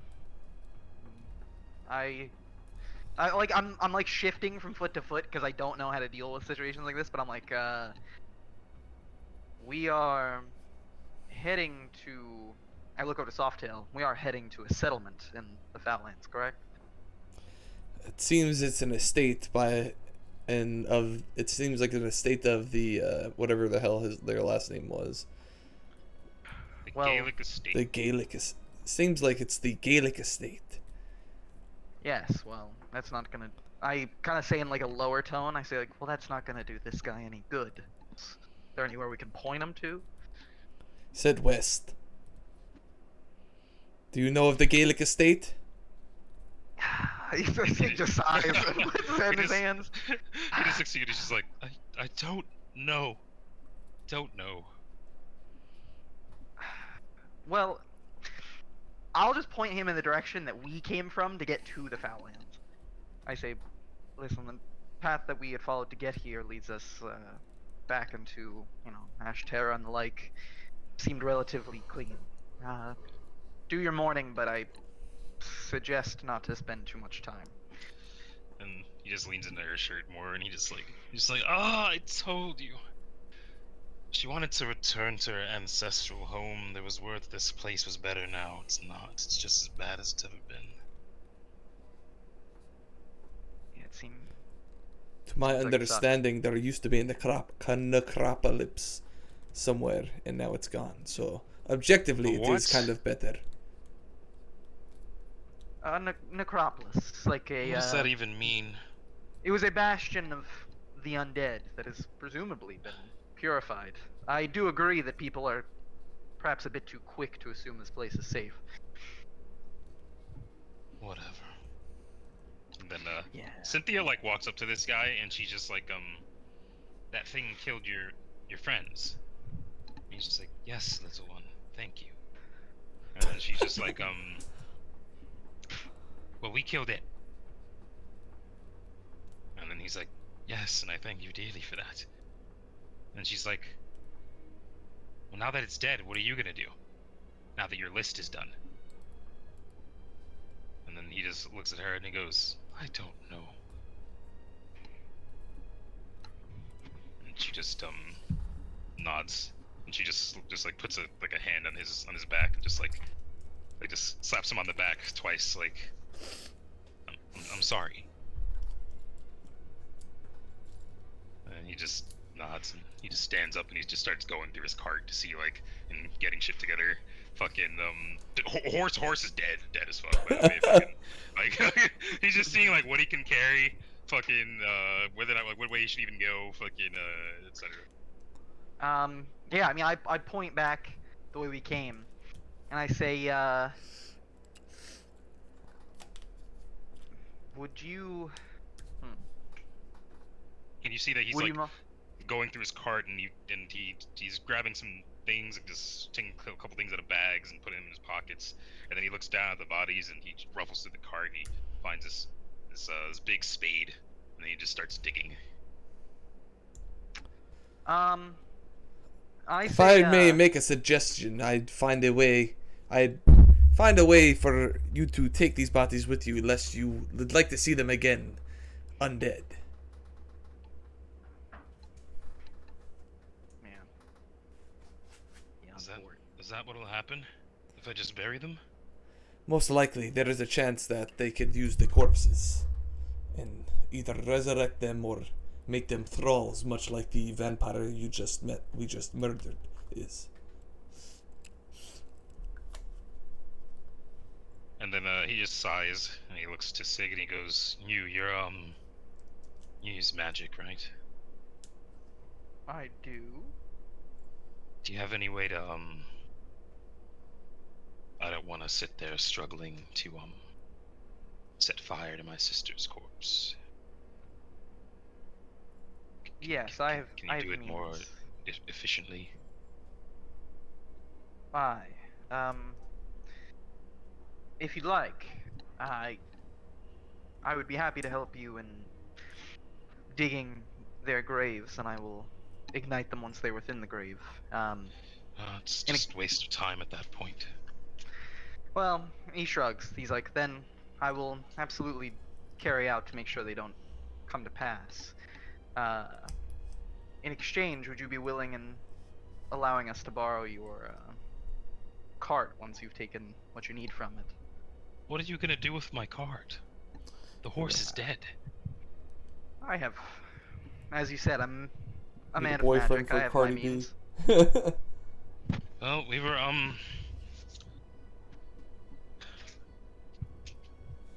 it's not much of use on it to us now. I'm gonna take a few things off, but I can't take it anywhere. Sure. Sure. I nod. I thank him. I go over. I use I guess I just use spark or prestidigitation to just light. Yeah, Spark will do it. Put some sheets over them, and just like set them ablaze. Yeah. I look down at Cynthia. I'm like, what was that all about? What are you going to do next? Just something that's on my mind now. Well, like, are you? Do you see yourself finishing your list anytime soon? Are you thinking about what's next? What is Sig telling you? Sig just got me thinking about what I'm gonna do once I kill everyone, and I truly don't know. So I'll I'd tell. like to have an idea. So I'll tell Sitzer, and he says, that's good. You should always have a goal in life. Once you've met one goal, you set a new. You set a new one. What do you do when that goal is your entire reason for being? You How find do you a just new. set a new one? You find a new reason for being. Maybe you find that reason in someone else, or maybe you find that reason in a new purpose. But you find a new reason, you keep going. Right. You've said that before. I understand.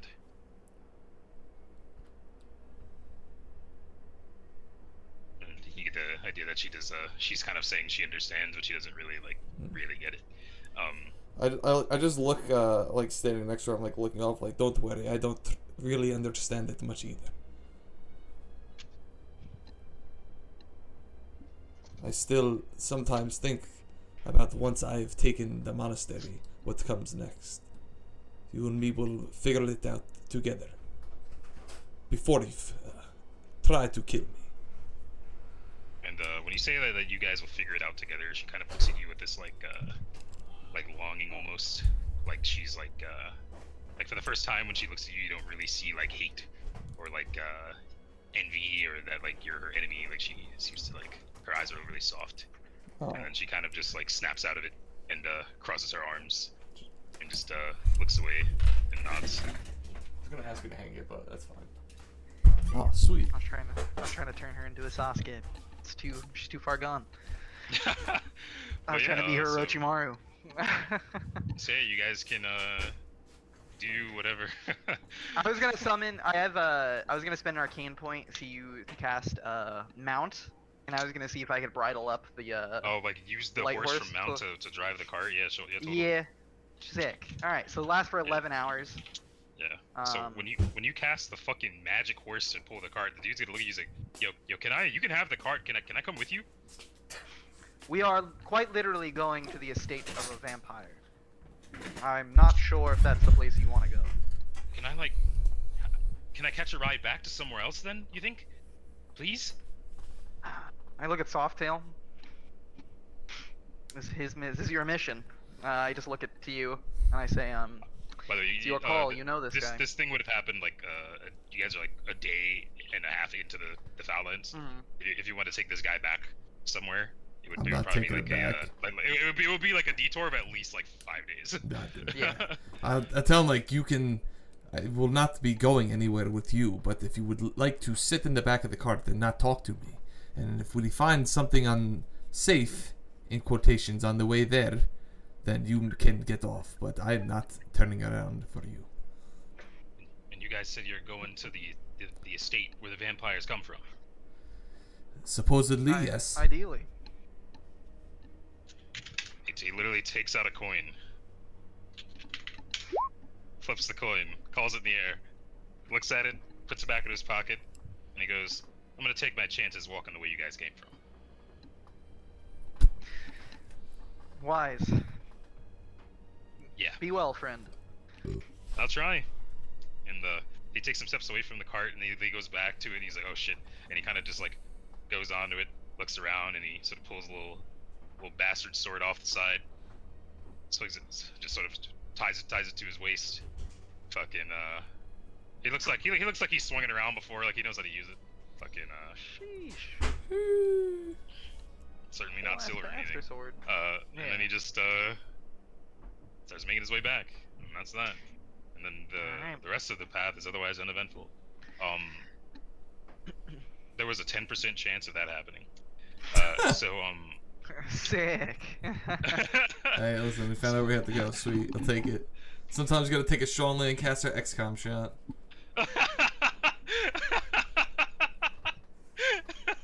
Nice. So yeah, you guys getting to the Gaelic estate would take another like 12 days probably. Oh, goddamn, alright. You have to like you guys left Tal Miraz, so Can we like, go to the world map? Can I see where oh, you're his not on the estate road. is? Yeah, let me move you back. We're on the road. Yeah, I've had the Gaelic estate map for a while, or marked for a while. It's like on the like the most I western see it. side. So you guys are doing one of these. So you're like here right now. You gotta go here. Yeah, that guy actually would have been pretty smart to hop along with us. Could have gotten off a Camelot. Camelot? He doesn't know the Camelot. he doesn't Yeah. really know the I mean, area. yeah, he Fuck, flipped the you know? coin, None so. of us know it either. Yeah. But yeah, so you guys I mean, it takes time, but nothing special happens during this time unless otherwise stated. So now, did you in any way did you in any way let Conrad know that you were coming? If my memory serves me correctly, I told him, I said, hey, listen, you seem powerful, and I have, if you would be interested in the future, I'd be looking for an alliance. I need strong allies like you. Yeah. And he said, well, whenever you're ready, I'm going to the Foul Lands, if I'm not mistaken. Yep, yeah, that was way back, and he was like, okay, yeah, I'm gonna be staying with Paris. Okay, Yeah. Just making sure. But it was like a long ago open invitation. Yeah. Not like, hey, I'll be here on Tuesday. Got it. Yeah. All right, so Sig So is you guys- absolutely like thinking this through as we're going there, and it's like, this guy's asking a vampire lord to be his personal ally. I was like, there's no way. Oh, he's sitting here trying to reason this out. He's like, there's no way that the Emperor sent him to go and talk to this guy, and he was allowed to bring me, of all people, to go and do this. I was like, this is definitely a personal matter that he's going to talk to this vampire. yeah, so you guys sort of just. I on the way, I would kind of just be talking to Sig, like, what the fuck's this artifact you're looking for? Where is it? I tell him like plainly. I say it's the same. I say from what I know, it's the same sort of artifact that you're already familiar with. It's the ability to control dragons. Supposedly, the one that can control white dragons is somewhere or was in the necropolis. Oh. That does sound interesting. Yeah, I say, do you remember? Why do you need the ability to control white dragons? I shrug. I say, it's not so much that I need the ability to do so. You remember how my sword could talk? Yes, how can I forget? Well, it turns out that these artifacts seem to have some connection to our shared past. He has quite a fondness for finding and coming into contact with these things, and that is my only lead as to who or what I was prior to 4 years ago. So, I'd like to find it. And you have no lead, so you're just kind of hoping you run into it with me. Like I said, the necropolis is my closest lead, and I suppose I'll be seeing how things have changed. Perhaps your vampire friend will have some insight into this, and I might be able to ask it. Perhaps, but do not. Listen. Do not go there thinking that because you're with me, you have any leeway. In fact, we don't really technically know each other that much. We were sent to kill him, and then he just kind of left. And I said, "Hey, if you wanted an alliance one day, would you be down?" And he said, "Yeah, maybe. Come see me." And that was it. So now I'm just coming to see if he's still down. We're gonna Sig die. nods. Sig nods at that, and he says, "Well, to be fair, I am the same person who was able to make friends with the succubus that dominated a certain someone here that wasn't me. So I probably would be able to smooth talk my way through an encounter with this fellow." Yes, how is Annabelle? Upset. She did really like that lizard man, telling you the truth. She seemed pretty bummed. after what happened, but seems to be doing well. Yes, that's good to know. Always a pleasure meeting with her. Tell me, how did you manage to foil her plans? She said that she got cocky and slipped up. I beat her ass. No, but to tell you the truth, she fucked Brutus, charmed him, and locked him in a false wall in the basement. And I guess she just thought that I wasn't going to find him. So I found him. Yeah, she didn't know you could go to the ethereal walls. Because she forgot that I could go into the ethereal realm. And then, we kind of used that as proof that this man, we didn't know at the time that she was a succubus, but it's like, hey, look, this bitch is definitely has her own agenda. I don't care how good the head is. This shit is not good. Sig would be laughing for a long time, and he would just say, "Wow, she really fumbled the bag. That's hilarious." Wow. I mean, kudos to your friend, I guess. I'd imagine that's pretty good before he went all cuckoo. I look back at Cynthia, who's sitting here, and I say, Her your- face is red. I say, was one of your students along for this ride, or was that just a you and the gang kind of experience? Actually, all of my students were with us in Athena, but Cynthia was actually the one who was able to spy on the incident. So she played a crucial role in the investigation. I'm quite capable. Yes, that did a very good job. I grin at her and I say, "So your shining achievement was being a peeping tom." Not doing this. I giggle. I just kind of giggle to myself, and I say, "Well, I'm just saying, if that's the notable thing from the adventure that you saw that happen, then that is your crowning achievement. They should put it on a medal or a plaque." Most peeping toms aren't climbing up. No, I'm not doing this. Yeah, I actually like says that. I kind of like, do not encourage him, Cynthia. He's trying to get the reaction out of you. You people are always no fun. Can't just have a little bit of banter. We've been walking through a practical graveyard the size of a country this whole time. Might as well have a little fun. You really want to be on this list, don't you? I told you he was going to end up on that list soon enough. Listen, you have all the orcs on there, and you said no to putting me. I feel a little excluded. Consider it done then. Yes. She's like fucking who's that one Naruto character who has like the big scroll on him all the time? Oh, fucking, I don't remember. I mean, 10-10, fuck. Yeah, exactly. Yeah, it's exactly like how fucking Tenten just be carrying the scroll. That's how she is with this. She like has, you know, when Serana like has the Elder Scroll on her back, like at the beginning of the fucking the Dawn Guard questline, before you back, she just has it on her back at all times. That's exactly how it is. Essentially, Yeah. she has this big scroll on her back.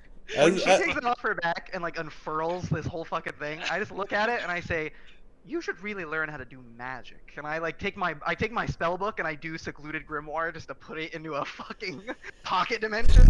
I'm like, it's real easy to just do that. As this is like kind of happening back there, like Softail's like smirking. He's kind of getting a kick out of this. Well, she writes Sig down in all caps with a lot of space. With a lot of space in between each of the letters, because all the other names are like, it's like all of the orcs. This guy, first name, last name. So she writes like S, big space I, big space G, so it like lines up. Man. Fucking. So what's gonna happen when I find out what my real name is? And will you amend the list? Should I tell you that my name is something different if I find out it is? We'll cross that road when we get there. Sig. Fair enough. But yeah, and then Fuck you you. guys come up upon this very you guys sort of like are approaching where you know the estate is, and it's like daytime, right? Like it's like middle of the Don't see a afternoon. lot of vampires out in the day. Yeah, exactly. You don't really see vampires out there in the day. But as you get like, you sort of like round this hill, or like come over this hill, and you see the estate sort of like, probably like a little less than like a mile out. You just see it down there. And fucking just the clouds like almost like or like the clear sky just becomes rain. Like Oh, the moment you cross this hill, like it's just Minecraft rain, biome. overcast. Exactly. That's exactly what it's like. And then you guys just make your way to this estate. Well. Bro, somebody turn off the rain. The server's lagging. Bro, why is your sheep farm so fucking big? So when you guys get to the estate, there's just a big building with some doors. It's got those knockers. The knockers are like, very vampire looking. They're spooky. They're like bats or something. Ooh, very spooky. just Okay. I'm just imagining when Killua, Krapika, and Gon just pull up to the manor and it's just the giant fucking door. Yeah. Yeah, literally, yeah. Yeah, so pull up. What do you guys do? Well, I guess we knock. Seems like the right thing to do. All right, I'll knock. Knock 3 times with the knocker. You just Yeah. and then sort of just this after a bit, this like gas just sort of leaks out of the underside of the door and just sort of rolls past your feet. I'm taking a sip of my protection from evil. Yeah, same. Here you go, Cynthia. Talk with her, Cynthia. You guys are like Cynthia's fucking activating her key points to do fire damage. Potion. What the fuck? And then you just sort of hear this sort of bassy, ominous laughter, just like literally sound like it's coming from all directions as the gas rolls past your ankles, and then the gas just sort of forms up, and just materializes, and then and you see Conrad, and he's wearing this Oh, my boy.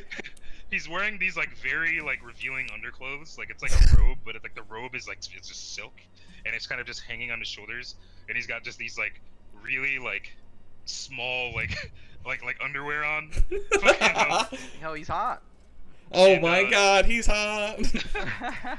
and then he's just like, calm down. So what do I owe the pleasure, soft-tailing friends? Oh, Conrad, Welcome you've come to greet us at the door. How hospitable as usual. I was trying to scare you. Well, I'm not going to lie. I have 2 less potions of protection from evil, so. And you will not be reimbursed for them. Unless you sweet talk me, of course. Anyway. It's like, but no, do come in. Mother and father were just about to make dinner. Oh, I wouldn't want to, Family I wouldn't want There's gonna be a whole family of vampires in here. It's like 12:30 p.m. I'm sorry, I wouldn't want to crash your invade on dinner unexpected like that. I can come back at a different time. He just leans forward and he's just like, no, please, I loathe my parents. Having you at dinner would be wonderful. Make it so much more bearable for me. Very well. Plus, it's horse again. Never had horse. How does it taste? Tastes like people, more tender. I don't like the tenderness. Ah, see, you like your steaks well done. Well, back where I come from, we call that wrong, but everybody's entitled to their opinion. Whatever. You coming for dinner or not? Yes, I will be coming for dinner. Lovely. And then he turns and he just. I don't like the way he said that. And he has this long blonde hair that's just hanging past his shoulders. It's I just imagine Alucard. Kinda, yeah. And then he just as he walks past you like a fucking diva, he's strutting almost with the steps he takes, and he just just beats his hair behind him, so some of it's hanging in front of his shoulders. He just kind of knocks it so it hangs behind his back, and then he just looks to you, and then he just falls back and just turns into gas again, and the gas just seeps back underneath the door, and then the door just opens from the inside. Cool. I'm gonna grab a water, but continue. And then he just kind of takes you through this. You walk into the estate, and he just kind of like gives you a little tour. There's three floors to it, and he shows you the ground floor, and it's just like generic, like very nice looking estate. There's paintings up. There's lots of like every like 30 feet or so, there's like a pedestal with like a bauble on it. Cool looking skull or something. It's very ominous and spooky. It's very dimly lit. Mm-hmm. Like you get the idea that it's lit literally as like an aesthetic thing. None of them need light to see. And he actually takes you to this very long and big dining. Do I smell any like blood? You smell anything weird? Oh yeah, the place just, I mean, undeadly. The place smells like very, like, not necessarily bad, because like Conrad's kind of a diva and he's a sucker for like scents and stuff. Mm-hmm. But like his sense of what's a good scent is and yours kind of differ. And it smells like weird. Off. Just smells old. I was gonna say it smells like your grandma's house, like mothballs. Exactly. Sounds like your grandma's house, yeah. But like with it's like your grandma's house if like a fucking if a car freshener fucking truck crashed into it. Interesting. Okay. And he sort of just leads you into this dining table, or in this dining room, to all of you. And you see that there's this really long table, like each side of the table probably seats like 14 people. And then there's a head of the table on each side. At one of them is sitting this very like well-dressed looking man who just has like he's bald. He's got sort of like a mustache going, like kind of like a Fear King Bradley. Okay. Fucking and then on sort of like with a plate, like a sort of big platter in her hand is this woman who's also very tall, and she has like this very like big and just explosive, just like loud noise of hair on her head. Like it's there's a whole lot going on up there. It looks like it takes her probably a couple hours to get that shit going in the morning. Damn.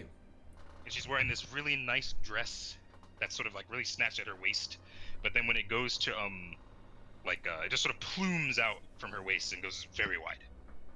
Huh. And then she just has this big platter in her hand. She sets it down in front of the man, removes the top, just a bunch of assorted meats and cheeses and stuff. Oh. They have a bunch of wine bottles out.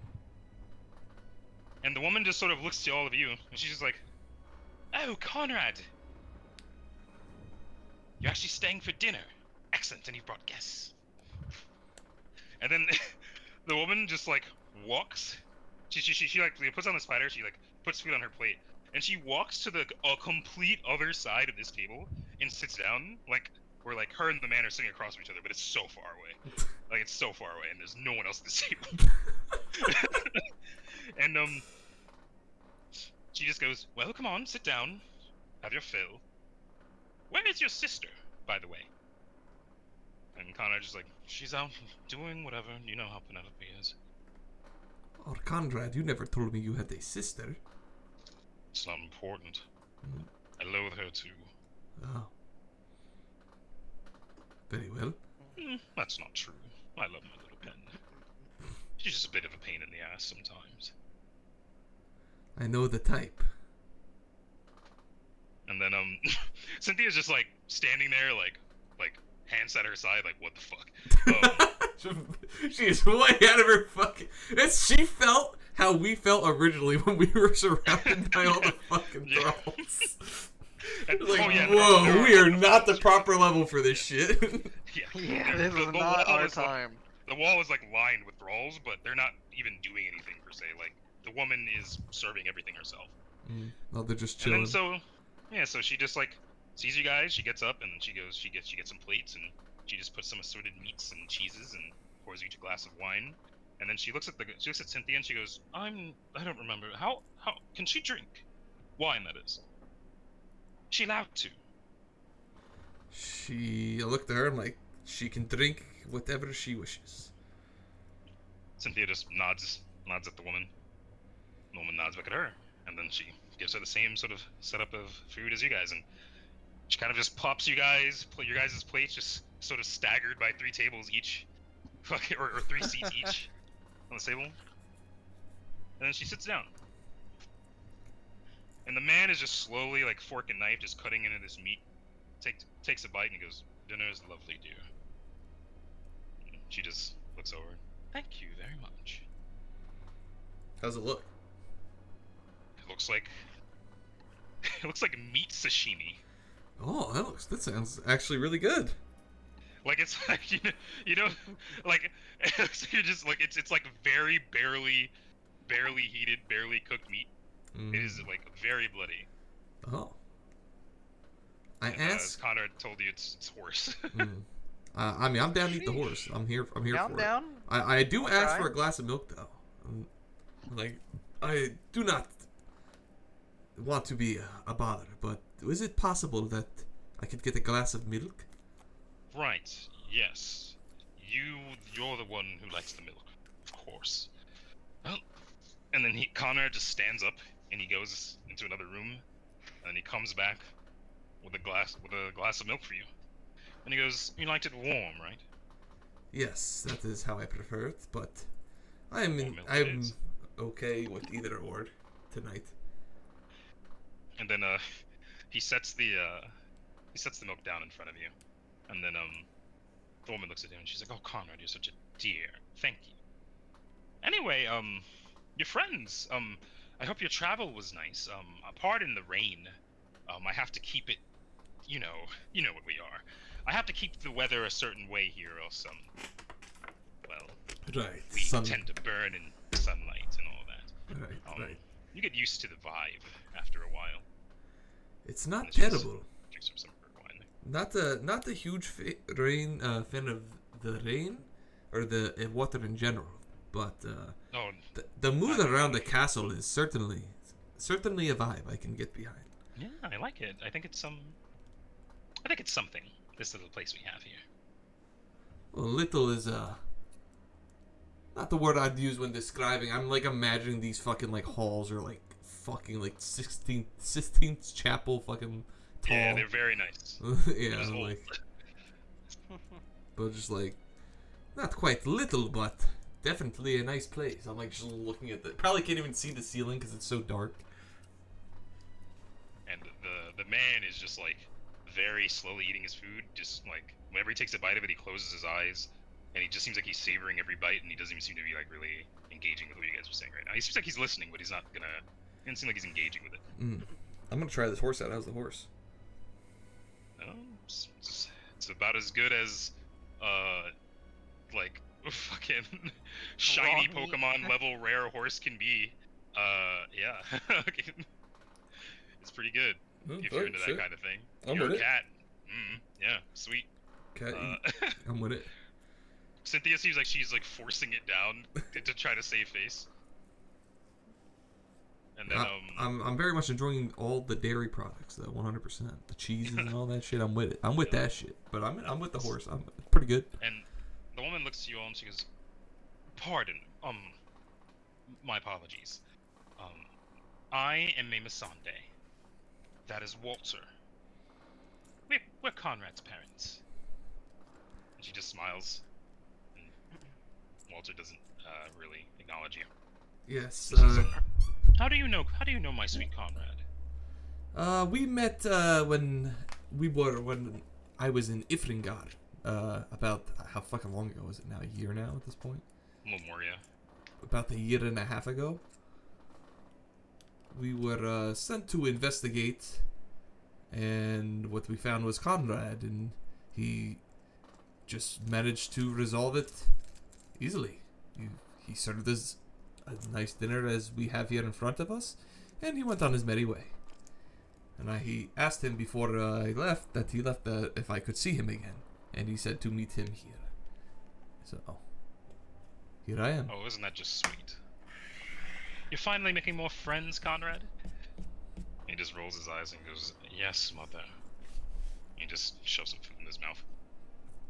And she just looks back to you and she goes, "Well, that's nice. That's very nice. I love that one of my children is making friends in the normal way. But what exactly brings you here?"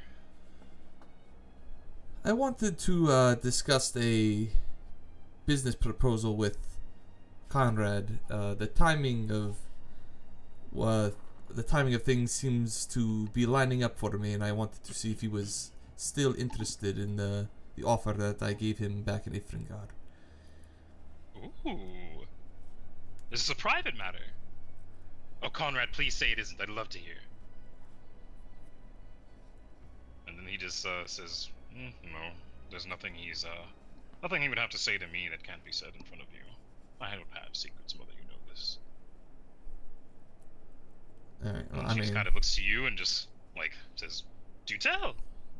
I tell her the truth. I don't really hide it. There's a monastery, the whole spiel. I grew up in this monastery, and I explained to them of my perspective, it's a monastery built on lies, false fucking truths, and blah blah blah. And I want to take it back, and Conrad seems like a guy who's strong enough that could help me do that. Seems violent. Most definitely. You tried talking to these people? Maybe I they have- need to be eradicated, perhaps. Not that it's my business. I have no interest in speaking with these people. What they've put me through, they've lost any opportunity to resolve this peacefully. It's a vengeance thing. Right, I forgot. Well, go on. Can I? When she says it's a vengeance thing, I would say Sig is kind of sipping his wine, and I would say, I would just calmly add in yeah, some people never find an end to their lists, it seems. Yeah, some people never do. And then she just looks at Conrad when she says that. And Cynthia's so shook, she's just fucking just sitting there, just she's still chewing this fucking horse. Bruh, what the fuck? What have I gotten myself into? Yeah. Bro, honestly, in this situation, every couple minutes, Sig just thinks to the back of his head. He's just like, "Hey, Logos, this would be a great time for you to wake up. Hey, Logos, this would be a great time for you to give me some advice." Honestly, Softail Command. feels relatively comfortable. I mean, he still feels uneasy, the fact that he's surrounded by 50 thralls, and at any moment he could definitely get fucking Gaddafi'd. But he feels a lot more confident now compared to the first time he met Conrad. Yeah, well, when Melisande sort of makes that sort of revenge quip, Conrad just rolls his eyes, and then she looks at him and she goes, "So you're gonna help this friend of yours get his vengeance?" That is up to him. Simply here to discuss the matter to begin with. And then he's just like, "Why shouldn't I, Mother?" And then she's just like, "Well, you know how I feel about vengeance. It's we've been alive a long time, and it never really ends, does it? It just kind of keeps going. I don't find that a good way to spend eternity. Personally. Yes, Mother, you've said this many times. But I can do whatever I want." And then the man sort of looks at him and he goes, "Do not speak to your mother that way."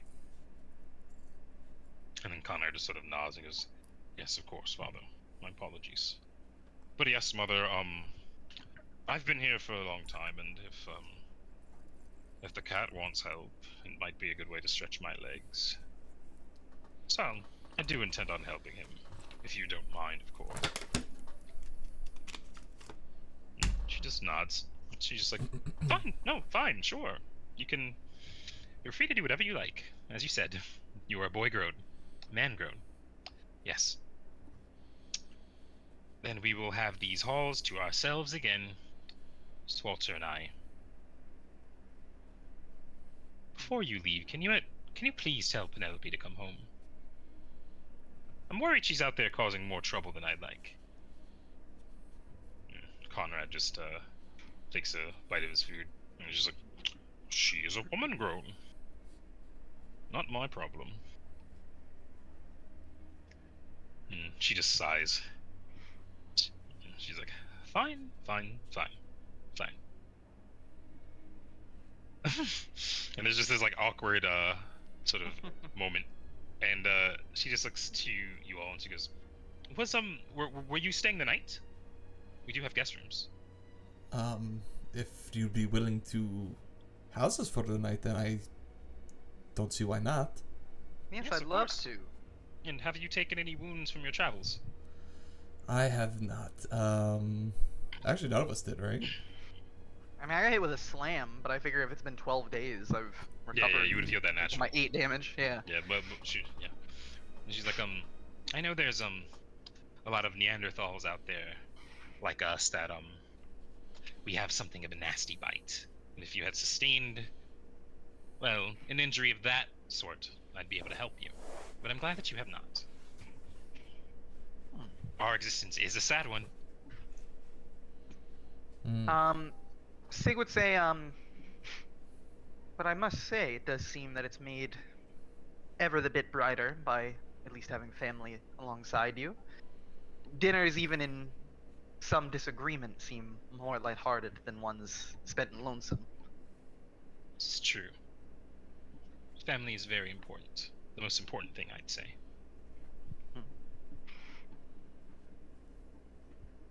But you are welcome to stay for the night if you like.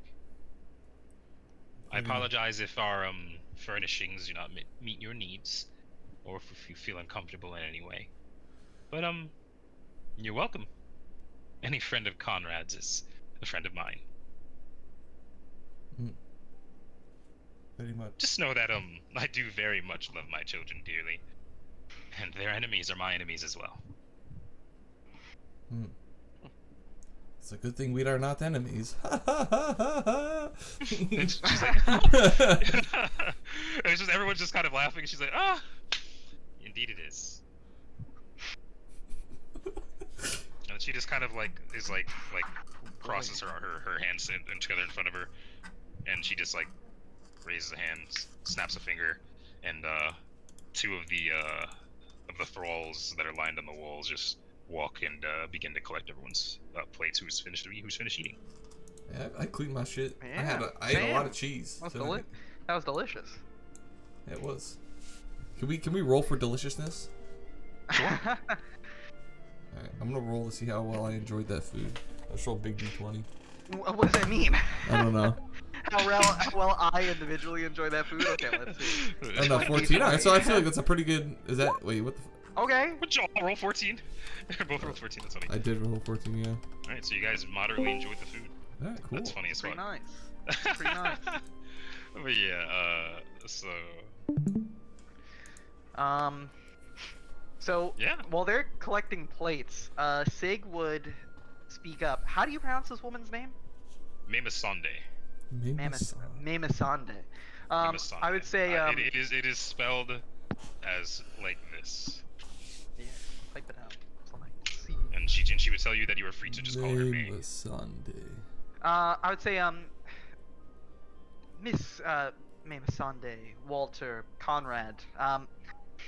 I've come alongside Mr. Softail, but I never actually made the acquaintance of anyone here. I just wanted to formally introduce myself. My name is Sig. I was not present in the initial travels here with Softail and his companions, but I am a companion of Softail's nonetheless. And I'm rather grateful that you've been so courteous to us. Well, isn't that nice? Nice to meet you. Pleasure. If it would not trouble you since we are staying the night, my business here is different from Softail's. Since your name and your family are so prominent here within these lands, I wanted to ask if you would have any knowledge on something I've come to the Foullands in search of. What would that be? Do you know of an artifact that is said to be able to control dragons? Many such things have existed over the years. Not all of them function. Not all. Most of it ends up being myth. Well, the reason why I'm searching for this one is because I have seen another in front of me that was very much real. From what I've heard, there seems to be an artifact which controls white dragons present within the Foullands. Last I heard, the necropolis. You see May just look at Walter. Walter meets her gaze, shakes his head, and then she looks to you and she goes, "I've heard of no such thing." And she smiles.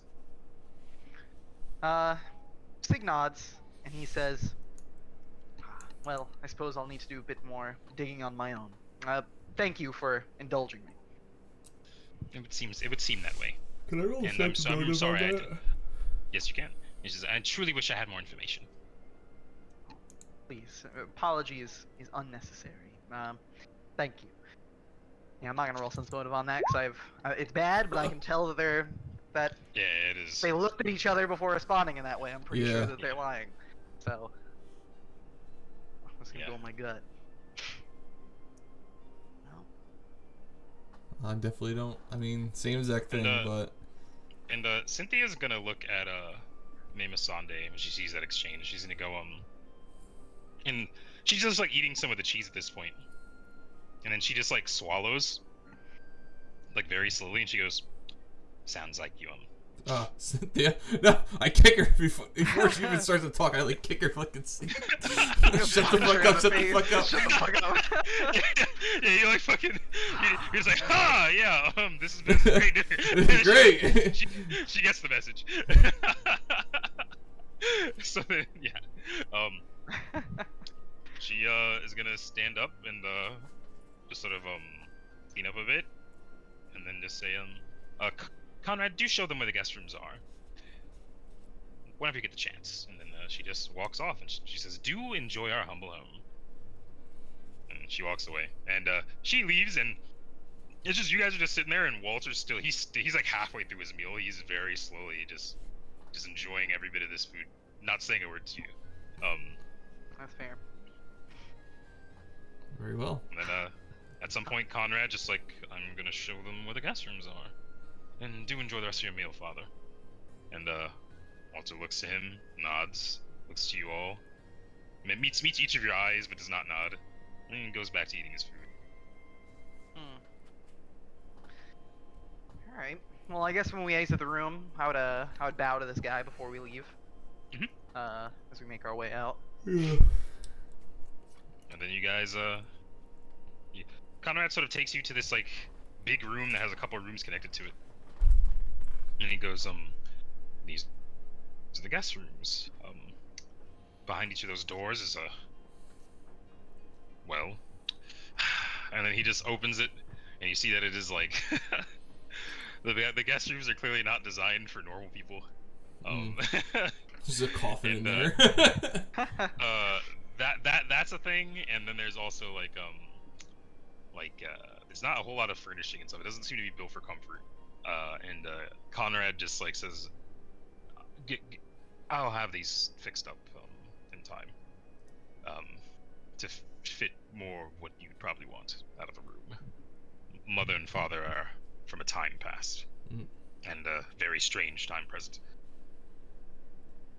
But yes, I've been looking for a reason to leave. Softail, if you well,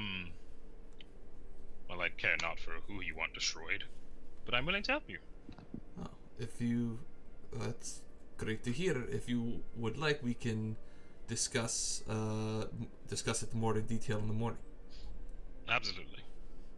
In the meantime, before I hit the hay, as the kids say, do you mind if I go outside and climb to the roof to get a view of these lands? Sure, I do it all the time. Very cool. If you want, so very well. If you want, you can join me, but I will be up there. The view from the top of our estate is a very comforting one. It's an intimate thing. You should experience it alone. Very cool. Thank you, Kanye. Alright, I'm gonna tell Cynthia. Cool. I'll see you later. I'm gonna go stargazing and get a lay of the land for a little bit, and that's it. Ain't many stars to gaze because it's perpetually overcast. Oh yeah, it is raining, but Yeah. whatever. Yeah, I'm basically just going up there. I just kind of want to like get a feel for like the area. Is a really like nice, strange view. Like how you compared it to a Minecraft biome. You know, when you get a high point in Minecraft, you can see the biomes changing. Yeah. It's like that kind of view. That's kind of nice. Alright, yeah, I just kind of want to get a lay of the land, just see what this area is like. I feel like I get a pretty good vantage point from up here. Yeah, seems pretty barren for a long way out. But you can Sweet. definitely what's interesting though is that from the top of the estate, you can see like into like you can look over like the border and you can see like where the Foullands meets the swamps of Calestria and sort of the trees and stuff like that. Very cool. All right, what were you gonna say, Alex? I was just gonna see if I could talk to Conrad. If Conrad would be willing to speak before he heads to bed. Oh yeah. Conrad goes to bed very late, and he's just like sitting like in the room before the guest rooms. It's just kind of this big open room, and there's like a fireplace, and he's just sort of like just has some bottles of wine out, and he's just drinking. And he would offer some to Cynthia, and she's just kind of like, yeah, sure. And he would offer some to you too if you want to chill with him. I do want to chill with him. Cynthia's chilling with him as well, drinking wine. Yeah. Damn. All right, well, I guess. Make we'll sure see she where this doesn't get goes. drunk and say something stupid. Dude, I just don't want her to be here to talk about what I want to talk about. I don't want her here, but that's all right. I sit down and I say, as we're kind of just sipping on this wine, I would say, so you are interested in Softail's little offer as a bit of sport, a bit of, you said, stretching your legs. Sport, that's what I'd call it. Yeah. Do you have much care in keeping up to date with the different affairs going on outside of the Outlands? I find it doesn't really pertain to me. The people here come and go, rise and fall, and we are perpetually the same. It's agonizing, but it is reality.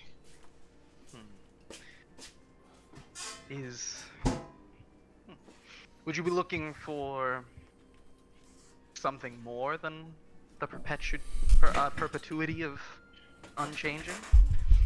Yes, I'm always looking for a way to spice up my life, but it's been a long time. I've come to realize that this reality cannot offer that to me. I must become content with the way I exist.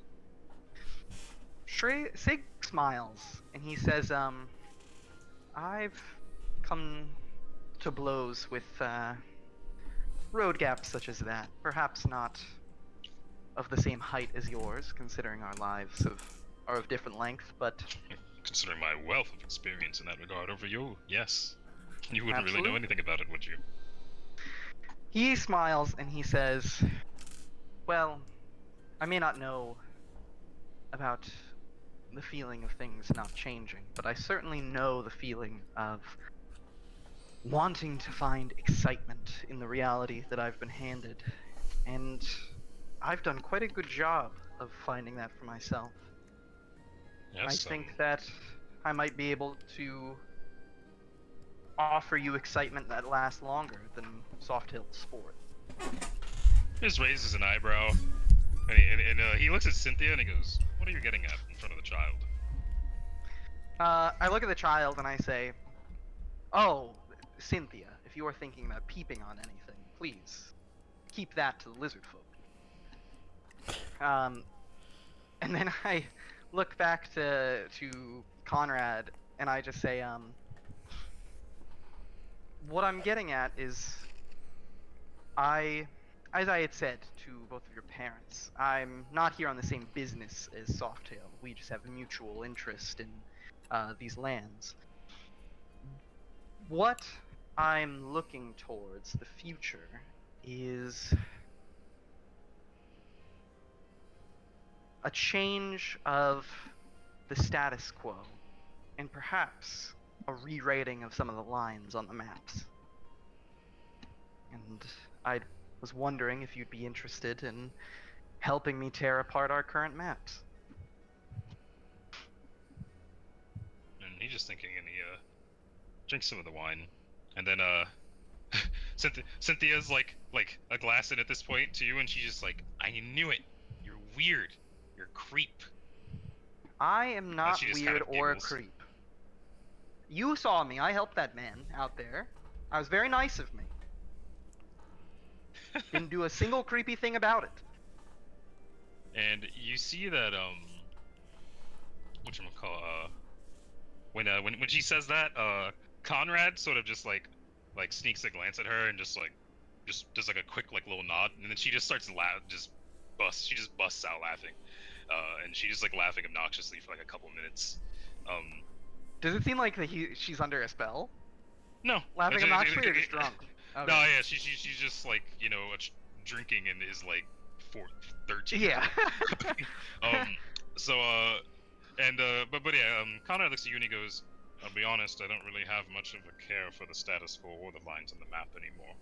They used to concern me when I was alive. The lines on the map were all I thought about, and I enjoy the break from it all. Truly, it never really amounts. It never really matters. Who cares where you draw the line? The land's still the same.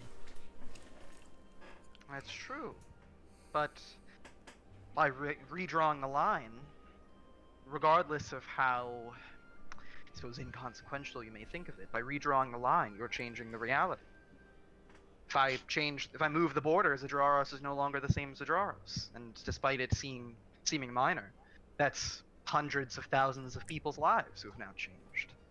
There's quite a bit you can do by shaking people's lives. Well, commoners that become meat on a plate, nothing. Powers and beings that can clash with great titans and beasts. Now that's something interesting. What if I could introduce you to people that are that interesting? One that could be described as a walking disaster. Alright, let us pray. Let us pray. Unlimited bleed works. I know it. I knew it. Ooh. I knew it. I knew it was gonna be bad. And he's just like, you can tell you piqued his interest on a base level, and he's just like, listen, I'm not going to go into all the ways I think you're incorrect. I can tell you're not stupid. I can also tell you're not very smart. And I don't think you'd understand. And I won't waste our time together trying to explain to you things that you could not possibly understand. And then Cynthia's just sitting there, she's like, whoa. He's just like, but Yeah, you seem Sig's like a definitely swell- pissed when he called him stupid. he's just like, Fucker. you seem like a swell enough lad, and I'm sure we could have a great time together. You're very cute. But let's not let's leave the talking of this sort for adults. Okay, he says that, and I say, I just smile to him, and I say, that's quite fine. I understand. I appreciate the compliment. I say I appreciate the compliment, though I'm not sure if my mistress would. She's a tad clingy, and she's quite capable of rewriting the lines of... How was it that you pronounced your last name again? Gaelic. Right. Rewriting where the lines of the Gaelic estate start and end. Oh, you have not met my mother. You've not met Whoever my your mistress. mistress is. And like he just sort of like meets your eye at that, and he just drinks some of his wine. He just goes, "Speak plainly. This is a threat." My mistress has dreams of becoming an emperor of, well, whatever it is that she can get her control over. She's happy with any allies that I can make along the way, and I was hoping to make you an ally. For something a bit more bit bigger than taking down a school with a handful of relatively strong people. That's a fine and dandy goal for Softail, but nowhere near the... It is a puddle compared to the ocean in which my mistress wishes to sail. Does your mistress have a name? She has many names that she goes by when she meets others. The truest name that she permits to be called is the dragon. She's a dragon. Not I a just dragon. Killed a dragon She- or two in my day. I just smile and I say, that is simply her title. She is not a dragon.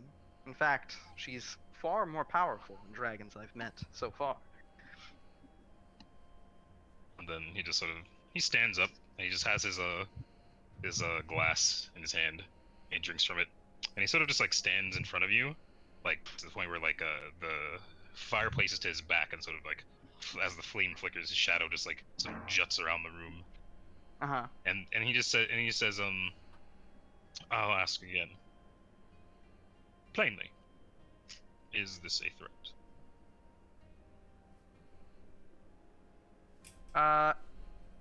Three words or less. Yes or no question. I think it over for a second when he asks, is it a threat? And then I say, And you see, like, I actually, like, you see this. So he's not wearing his armor or anything, but he just like, as he says that, he like almost like he like meets his eyes at yours, and he just looks to his right, and you see that just leaning against the fireplace is this really, really nice looking bastard sword. And then he locks eyes with you again. Hold on a second. That really nice looking bastard sword. We just met a guy with a bastard sword along the way. They Is it the connected. same bastard sword? No, Oh. it's a very Okay. nice looking bastard Okay. sword. I thought you were gonna just fucking trick us that we helped him on the road, and I was gonna freak the fuck out. No. Alright, no. he looks at the bastard sword. I look back up at him, and I say, no. It's a warning.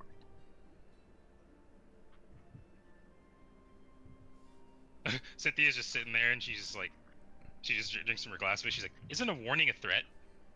I look over at her, and I say, how many glasses of wine have you had already? I think that's enough. Go to bed. She just laughs, and she's just like, "Sounds like a threat to me." Definitely And not. then- You're 14. And that interaction just makes Conrad chuckle, and he just goes, "A warning. That's fine.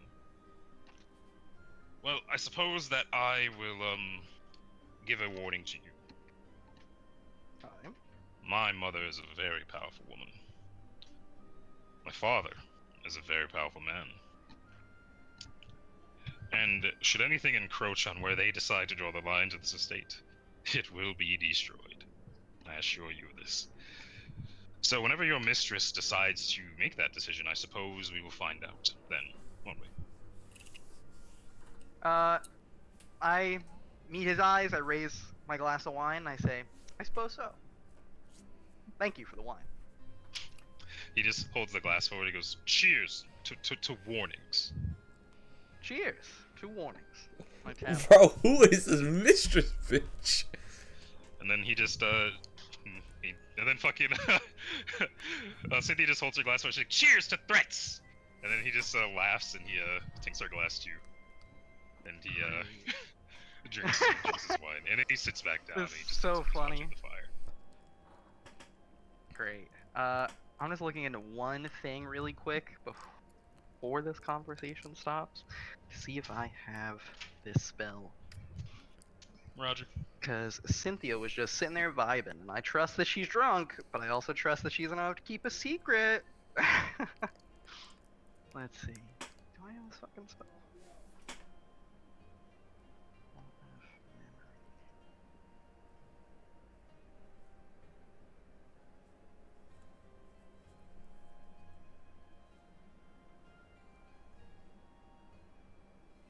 No, I don't. Okay, never mind. Carry on then. Yeah, I chill and I drink, and then when it's time to go to bed, I go to bed. Yeah. I probably Alright, sweet. finish coming in after that conversation. and just to get Cynthia and like let her know like, hey, I'm going to bed. Good night. Alright. And I tell Comrade thanks. Appreciate you keeping us up or putting us up. Yeah, he vibes with that. He's like, yeah, anytime. You're my boy. And then fucking My boy Blue. since Cynthia insists on staying in your room, she fucking is like. Normally she would like keep more face with like how scared she is here, but she's like. She's drunk and she's like, no, this place sucks. I'm terrified, man. This place is scary. I don't want to be in a room by myself. Oh, I'm sorry. You were just memeing when I was trying to make this life or death deal with the vampire. But you're scared? I don't understand. You weren't scared when it was my neck on the line. Softail like says no at first, and then I assume she gives me like some puppy dog eyes, and then like the soft spot hits, and she's like, oh, fine. So, yeah, I'd unless- probably ask her unless you like have any- I'd probably be before you go to bed, like, you say anything interesting happened while I was on the roof. yeah. So real fun conversation. So, this Sig guy, I thought he was a creep, right? He's actually kind of badass. So he like started talking to Conrad. And he was just totally just totally threatening him. He was threatening "Yo." Conrad. He was like, yo, my girl will beat your girl every day of the week. And Conrad was like, no way. My girl would beat your girl any day of the week. And then they like stood in front of each other. It was all really cool. Uh-huh. Right.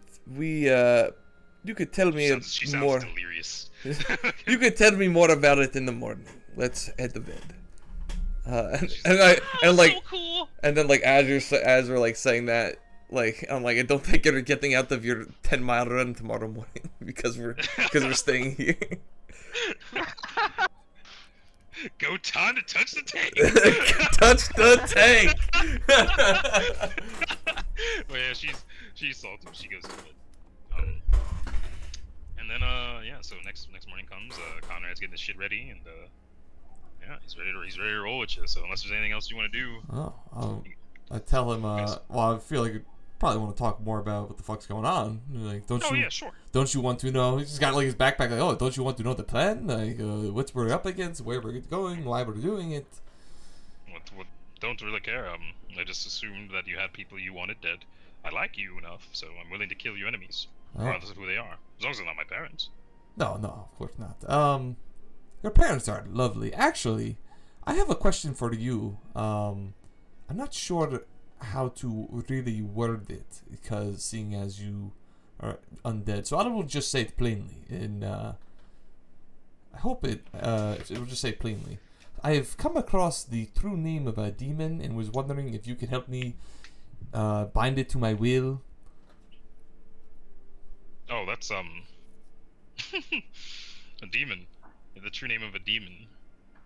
That's more. That is his father's territory. Every day of the week. Would he be willing to assist in the matter? Willing to? Absolutely not. Father loathes strangers. You need to do something for him first. You need to, in some way, get him to like you. And I've been trying that for almost a century. He still doesn't like me. But if you could, in some way, get him to like you, that's definitely something he has experience with. Much to Mother's dismay. If we could make a deal, do you think he would, perhaps... Listen, maybe he may not like me, but if I do something for him, perhaps he can help me in return. Sure. That's... But, that is between you and my father. Which is a very scary thing I just said. I get the feeling your father is not one for being bothered about matters of this nature. The best time to ask my father a question is while he's eating. And he doesn't even really like to be bothered while he's eating. but I find that eating good food just makes him happy, and he's always more. There's a reason that it was a good time for you to come over at dinner. Hmm. Well, But if you wish, if you are so inclined, I want to let's give it some time for the his being perturbed at there being strangers in his home. Let's let that burn out a bit. Perhaps once we get back from whatever this quest is of yours. yeah, see, Once we're done killing whoever you have to kill, I'll put in a good word for you. well, the guy actually wanted to use the demon to help us take over the monastery as well. Oh, you need this done quickly. Well, not like we're going to walk to the monastery right now. There's still some things I need to get in order. One of them being the whole binding to my will, and I have to talk to a rather reptilian comrade of mine to see if he'd be willing to assist in the invasion as well. I see. So there's going to be more people? Presumably yes. I mean, unless you think you could take an entire monastery, just us four. Oh,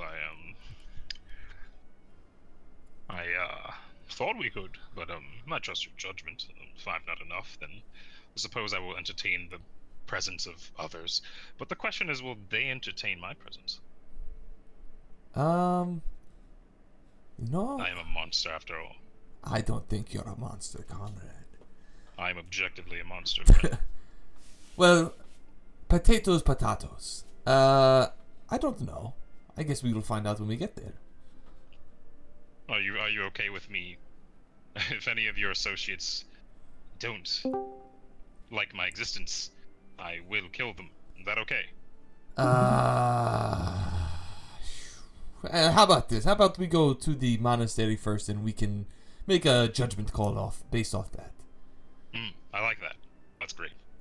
That's a good thing that you just said. We'll do that. All right. You and I. So much fun together.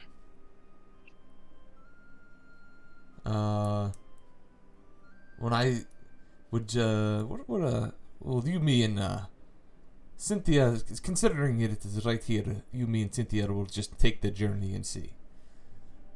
Unless you would prefer just us two. Nope. Cynthia's fine. She's a doll. Yes, she said something about a threat that happened last night. No, she's mistaken. It was purely banter between Sig and I. I like him a lot. Wow, I'm surprised. Not many do. Oh, he's got a fire in him. Very well. I guess let's go explore the swamps of Calistria. He nods and he's ready to go. Around this time, Sig, Yeah. you're just getting your stuff together. You hear a voice in your head. Oh shit. You just hear, "It's time. Can you meet?" I smile so big and I say, yes. Well, what do I say back? Because I'm free. How'd I get there? I'd You say, and your mistress. I'd say, my mistress should be free. I asked her to keep herself indisposed, but I'm currently in the Foul Lands. Ah, I'll be I back see. shortly. Get your mistress, gather her things, and you two are going to meet my master. Excellent. You Can I talking give to you a him little? right now? Can I give you a little fair warning before we meet? Yes, of course. Softail's trying to find someone to use your true name.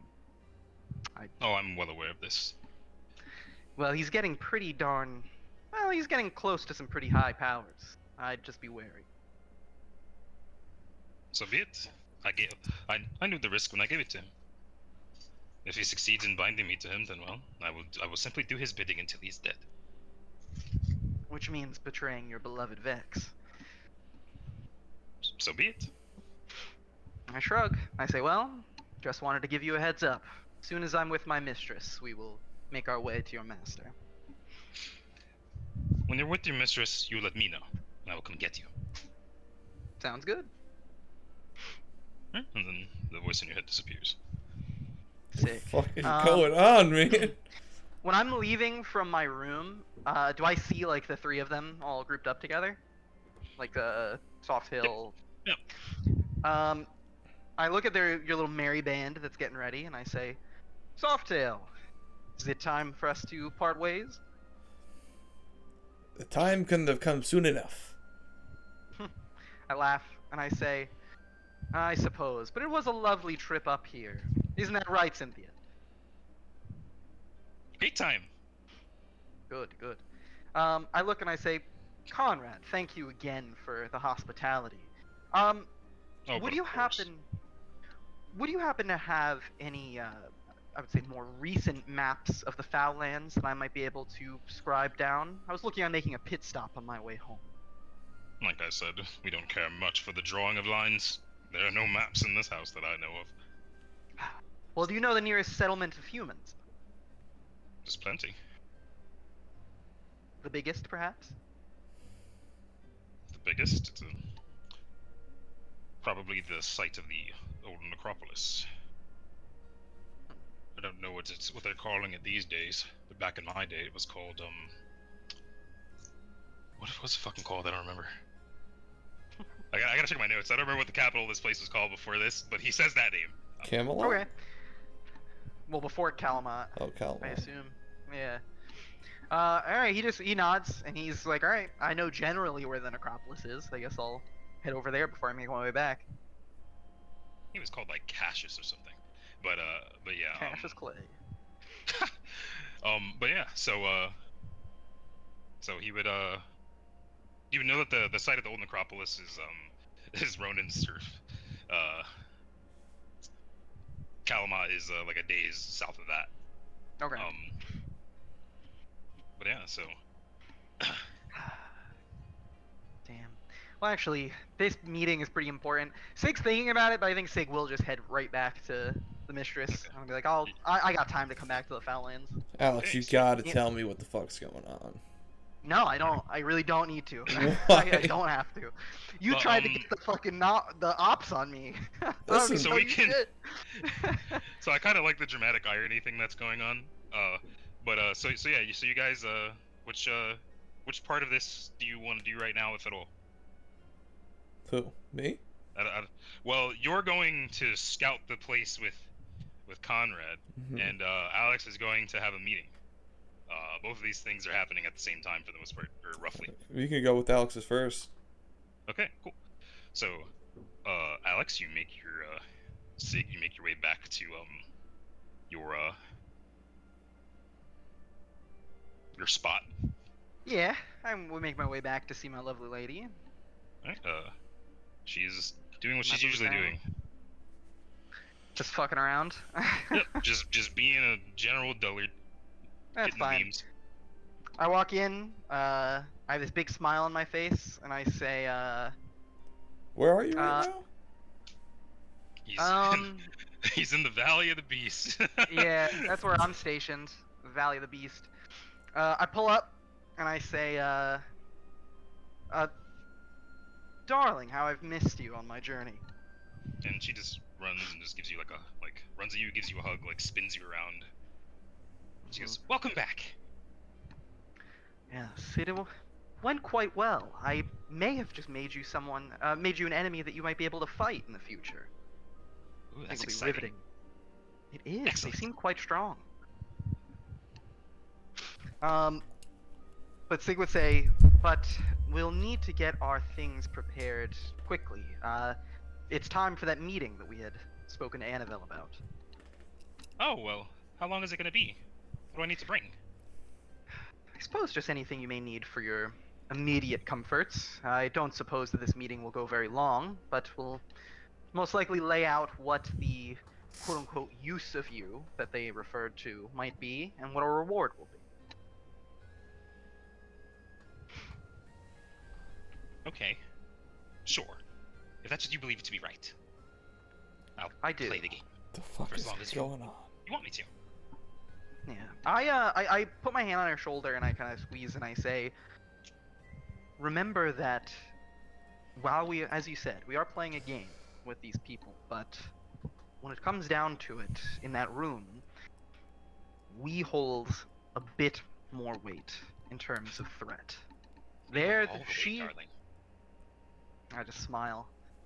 And I say, I actually had a very poignant phrase that I came up in describing your power today. Or just this past day. Being able to rewrite the lines on the map. What do you think? That's pretty good. It's cute. Would you prefer something more menacing? In time. Saying, well, the one thing that we have ample amount of, it is time. Did you not? Alright. And I would reach out to Annabelle and I would say, I'm back with my mistress. We are preparing ourselves. You can come to collect us whenever is convenient. Alright. And you just hear, I'm outside. Of course. Yeah, so I mean, when the dragon is ready, then I would lead her outside and to meet up with Annabelle. I am flaming dragon. And when you get outside, Annabelle is Ace. Sick. And, just looks you up and down and looks at the dragon and just says, how are you doing, little lady? And she looks up, she just turns her head sideways, she goes, good. How are you? Great. I have a feeling that this is gonna be the start of a very fruitful relationship between us. And he just sort of sticks out his hand. Both of them. He just says, if you're both ready, I'll take you. I grab his hand. And the dragon just looks to you do that, and just like sort of hesitantly reaches out to grab Ace's hand as if like she just touched a hot stove and is hesitant to touch it again. And Ace just grabs with your hands and teleports you to Vexaria, to the capital city of Garuda.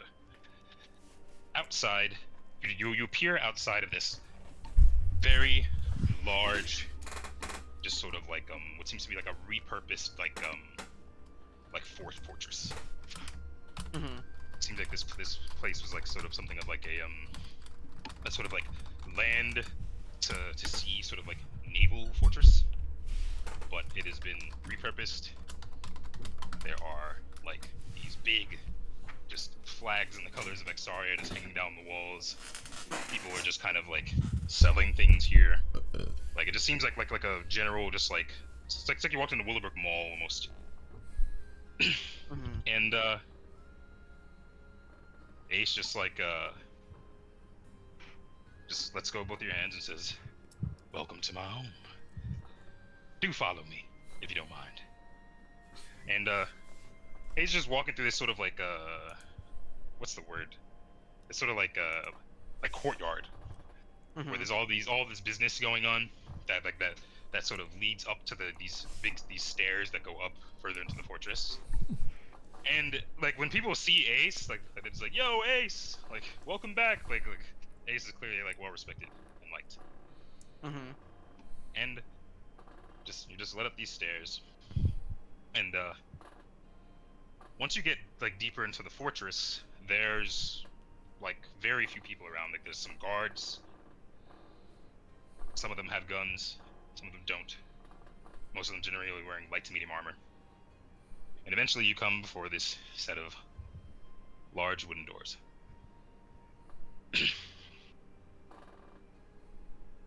And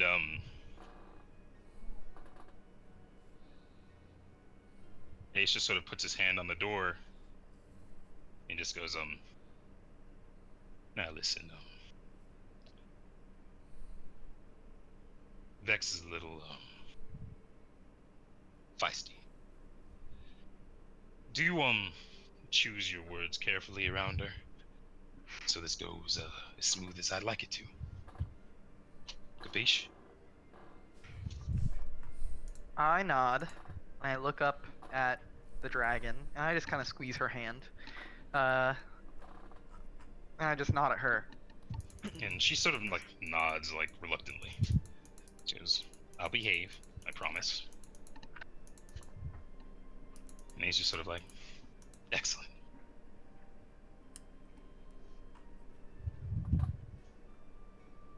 And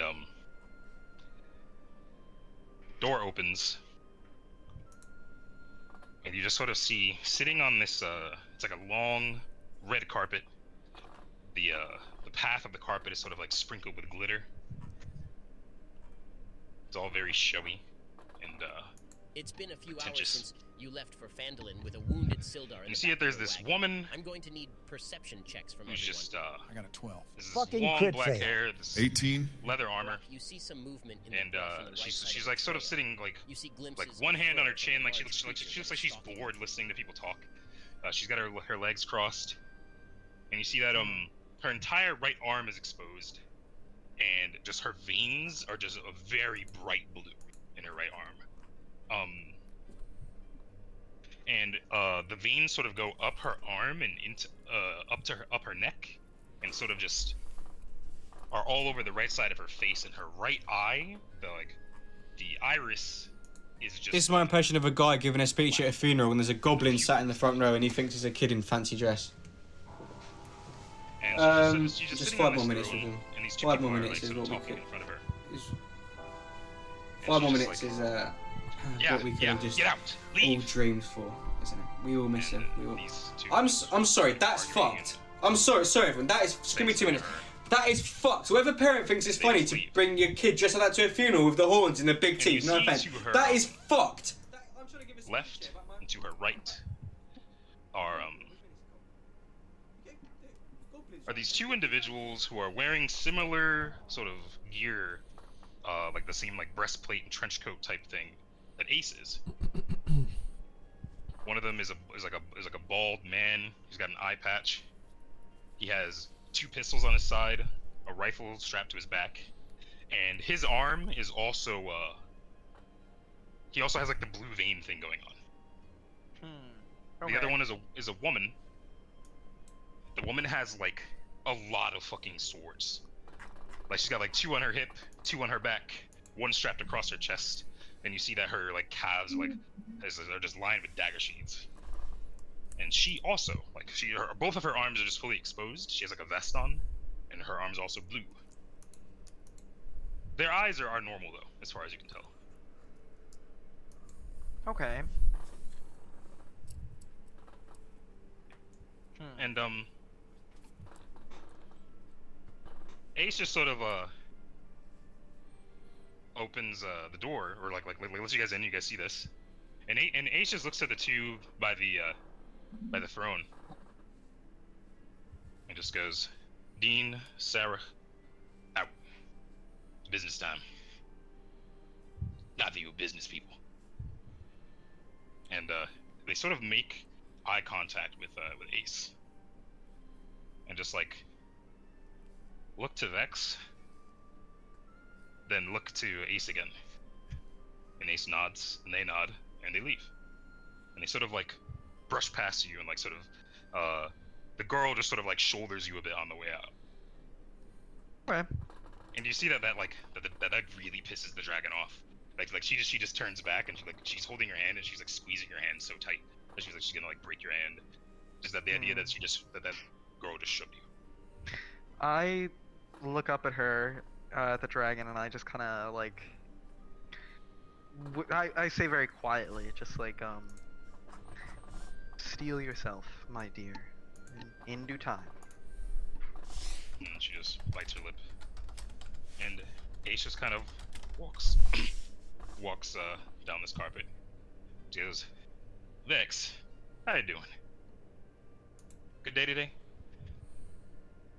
And that just uncrosses her legs, crosses the other one over. Just goes, "Fucking horrible. I'm just surrounded by idiots." And then Ace just nods and goes, "Yes, you are, my dear. Yes, you are. I'm trying to explain that to you for a long time now, though. Your heart's too good. And she just nods. She goes, "It is. It is." Anyway, are these the two you were talking about? He nods. He goes, "Yeah. These are the Your two shirts are in the dryer. This is a friend of mine, and this is his lady. And his lady, in particular, I believe, could be quite useful to us."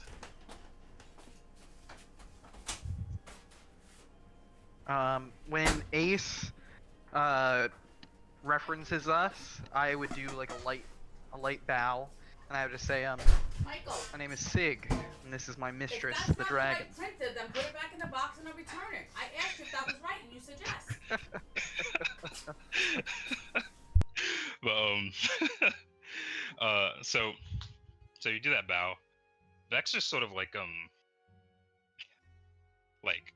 just puts her hands on the sides of this throne, like jumps up to where her feet are like in the seat, and she just like flips her like her legs up into the air. So now she's like doing a handstand like on the sides of the Okay. throne, and she just like does like a front flip off the throne as she sort of just draws two scimitars. This feels unnecessary. Draws them and points them at us? No, she just kind of like draws them and just has them at her side. And you see Oh. that she has two scimitars and she has a pistol at her side. And she just sort of like she just looks at just sizes the both of you up, and she's just like, "Ace, with all due respect, what's this shrimp and this little girl supposed to do? How are they gonna help me?" And the dragon looks a little salty. I look over when the dragon looks a little salty. I look and I have a little smile at her, and I let go of her hand. I let her Okay. interpret that however she wants. And she's just kind of like eyeing Vex up. And then and you notice that like Ace Vex just sort of asked Ace this question, but was making eye contact with both of you. And you see Ace just sort of slowly just taking some steps back. And just like sort of leaning against the wall. Doesn't say a word. And then Vex just sort of walks up to the two of you, just like leans in real close to you, like just puts her face like in your neck and just sniffs you. Just looks you up and down. She goes, "This one's looks like he's got some ability. He's a little short. Can you swing that sword? Know how to use it?" I can. I've used it quite well in the past.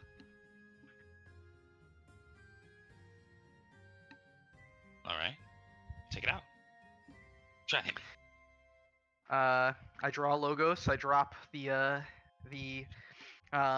dragon skin off of it to reveal the black blade, and she wants me to swing at her. Yeah. Fuck it.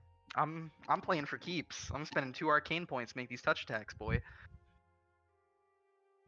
I'm making try a hit. And you see like as you like draw your sword, her eye just turns blue. Okay. I spent my arcane points. Rolled a 28. That's a touch attack. As you go to swing, the eye just sort of glows and emits this energy. And you can make me a spellcraft check. All right, I'm pretty good. Let's see, spellcraft. 29. 29. All right.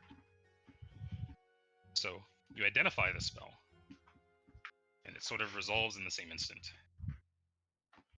So you go to like swing at her, and then suddenly you just find that you're just swinging through like air.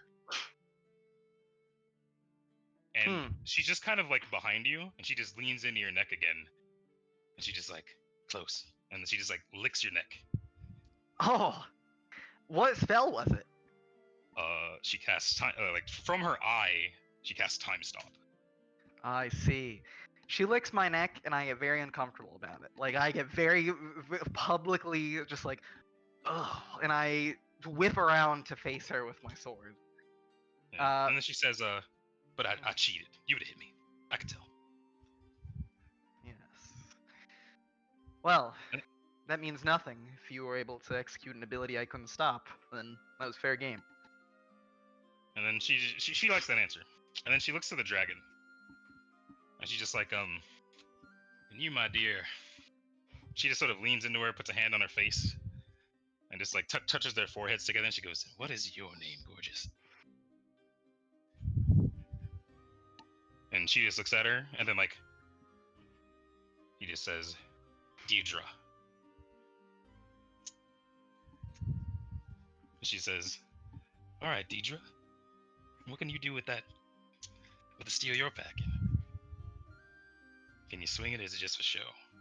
Matches your dress." The dragon just like, you can tell she's just fidgeting the fact that someone's touching her face. And she just kind of like just kind of steps back. Like steps back, still holding her face, and just lets her face go. And she just has her two scimitars. And she just kind of like takes the one that's in the hand, that's in her blue hand, and just kind of like tosses it to the floor. Just kicks it to the side, and she's holding the one now. She just looks at the dragon, and she just says, "Go on, try to hit me. Take your best shot." And you just see that like her hand is just like glowing blue, and her fucking like when her veins just like sort of pulse, and her eye is just sort of spazzing out in its socket. And the dragon draws her sword. And it's a similar situation. You just see her, she just swings at her, and she like, same shit, she just like, is somewhere else. So this time, like when she reappears, she has a few spells cast on her. Like, she spent her time in the time stop to like buff. Clearly she's taking the dragon more seriously than she's taking you. Yeah, but it did seem like the dragon took that first swing very seriously after I saw her fight with Annabelle. Yeah, like you see that like she's like angry, so she's like not really playing. Oh, okay. All right. I see the buffs that she's applied to her. That she's applied to herself. I'm stepping away from the fight, but as I do, I'm gonna cast haste on the dragon. All right, cool. You haste the dragon. Now they are both hasted. Let's go. And they are just sort of like going back and forth. And whenever it seems like the dragon's gonna get close, just suddenly she's somewhere else. This bitch is hacking. Yeah, the entire time I'm spent just trying to figure out like what her deal is. Like, is her eye a magic item? Is this a spell like ability? What is this? Fucking Zawaldo. She got to stand. Yeah, like she's literally using the world. Yeah, you can tell that her eye is like a magic item. All right, fair enough. Fair enough. But it's weird because it's like, it's a real like fleshy eye. Like it doesn't like from a distance it doesn't seem like it's glass or anything. It seems like it's like her real eye. It's just this is weird. Yeah. And she's just sort of like they're just going back and forth. And eventually, Vex just sort of like gets this slash on her, like straight up her chest, and it just kind of like slashes her dress like down the center, and there's just a bunch of blood that just sort of spews out. Mm-hmm. And it doesn't look like she suffered with, you know, ostensibly a very serious wound, but she doesn't seem to really be reacting to it. But she's just like clutching her sword in her hand, and she seems very, very mad. So wait, Vex landed that hit on the dragon? Yeah, and her dress just kind of gets sliced to like it's like completely fucked up. When that happens, how's Ace reacting to any of this? Still just chilling in the back? Seems extremely focused. Yeah, I noticed this, and I look at the dragon, and I would. Trying to think about how. I would just speak up, and I would say, "Is this going to be the whole of our meeting?"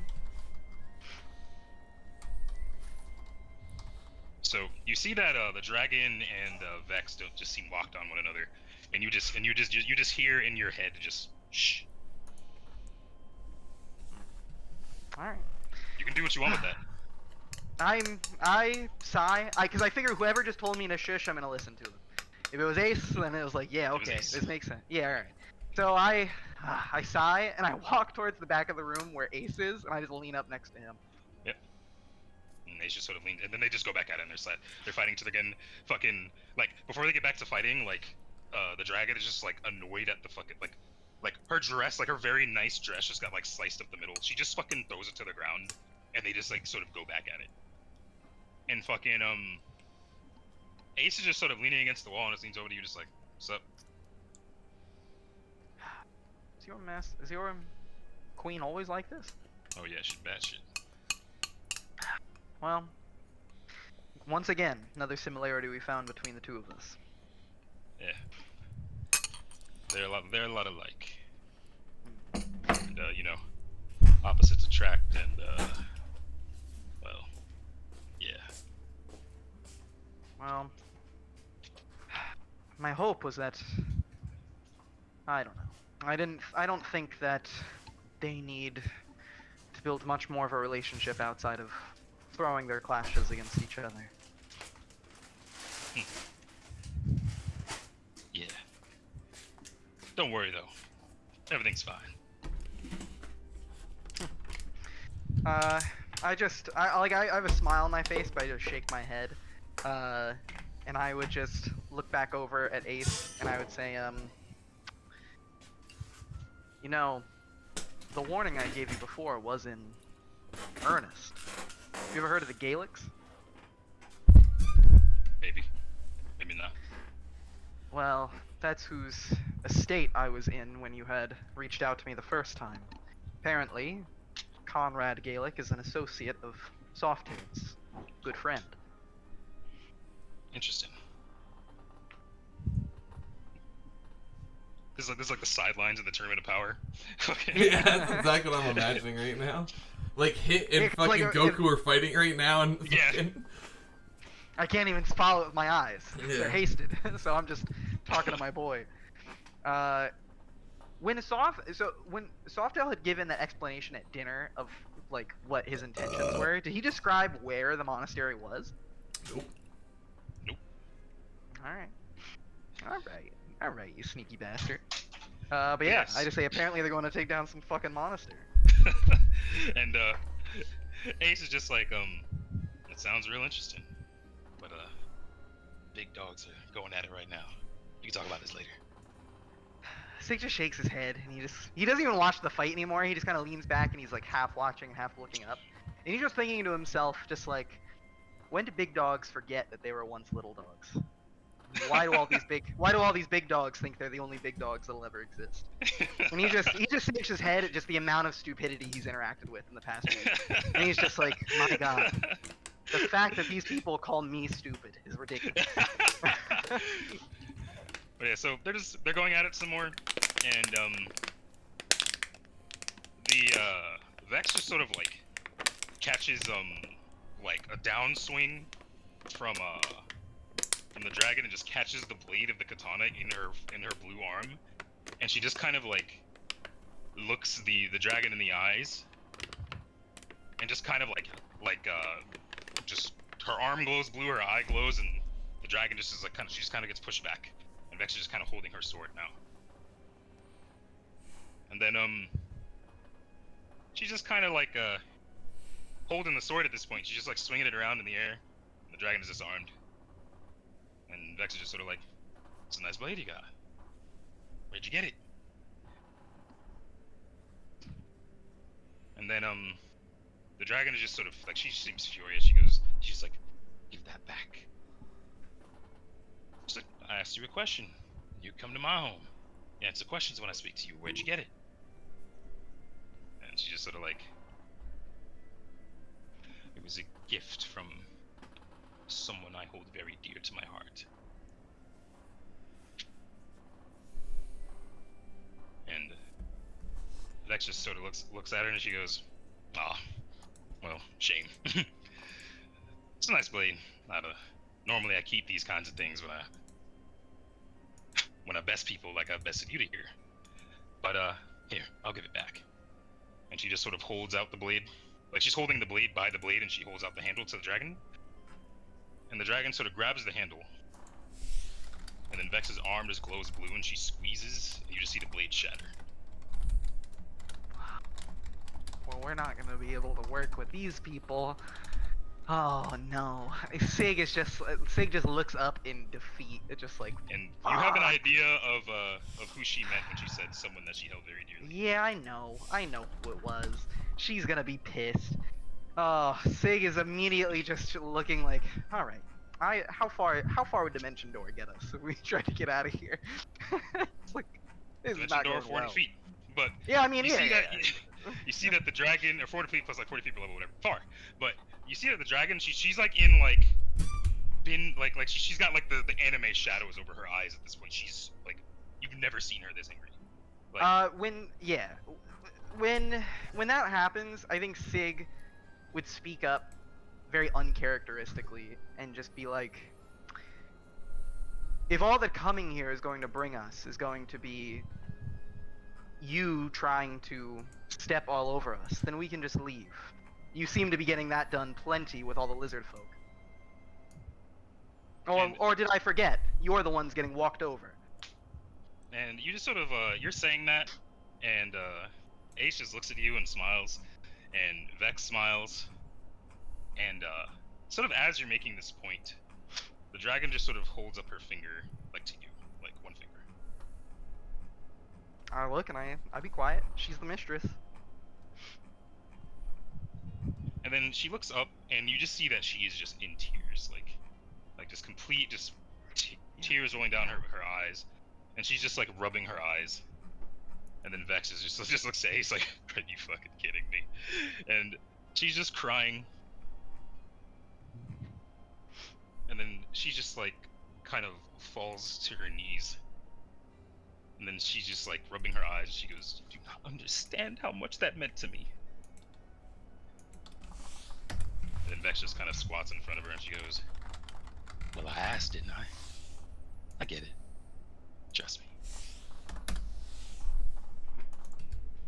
And then she just kind of like looks up to her, and she's like, "That was all of him that I had left."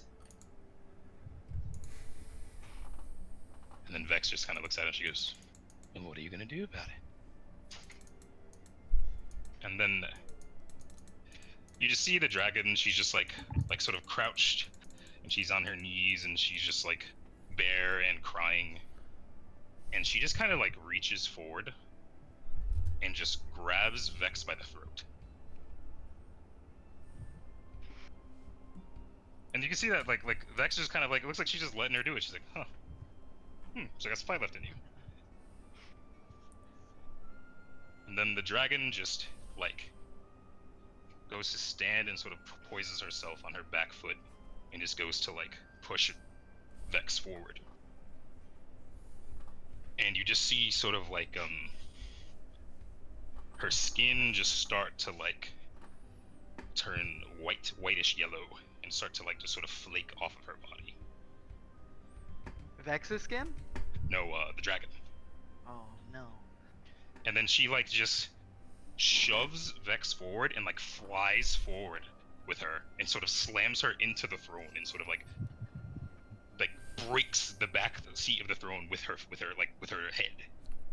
And sort of as that motion happens, you just see these just massive sprawling wings come out of her back, and her arms just turn into these like long, large, just like sort of like talons. I was right. She was a real dragon. She is a fucking dragon. Golly. Yeah. I didn't And she know. just slams, like she becomes this massive dragon as she slams Vex forward, and she's massive. Like this is the biggest dragon you've ever seen. And you just sort of see that in her clutches, like the dragon is just holding Vex's head, and Vex's body is just kind of like sitting on the throne, but her head was like decapitated off the like into the top. Oh no, that's not what I meant to happen. Oh my god, Not she at killed all. her. And the dragon just turns back, just with Vex's head in her hands, and just like lets out this roar and just sprawls her wings, and you see that her she's a very, very large, very, very old copper dragon. Copper dragon. Let's go. Let's go. A Well, fucking now, copper dragon. just like This is that, my- our fates are intertwined. Hey Once man, again. you're not hanging out with a copper dragon. I am. She likes me. Bitches in my way.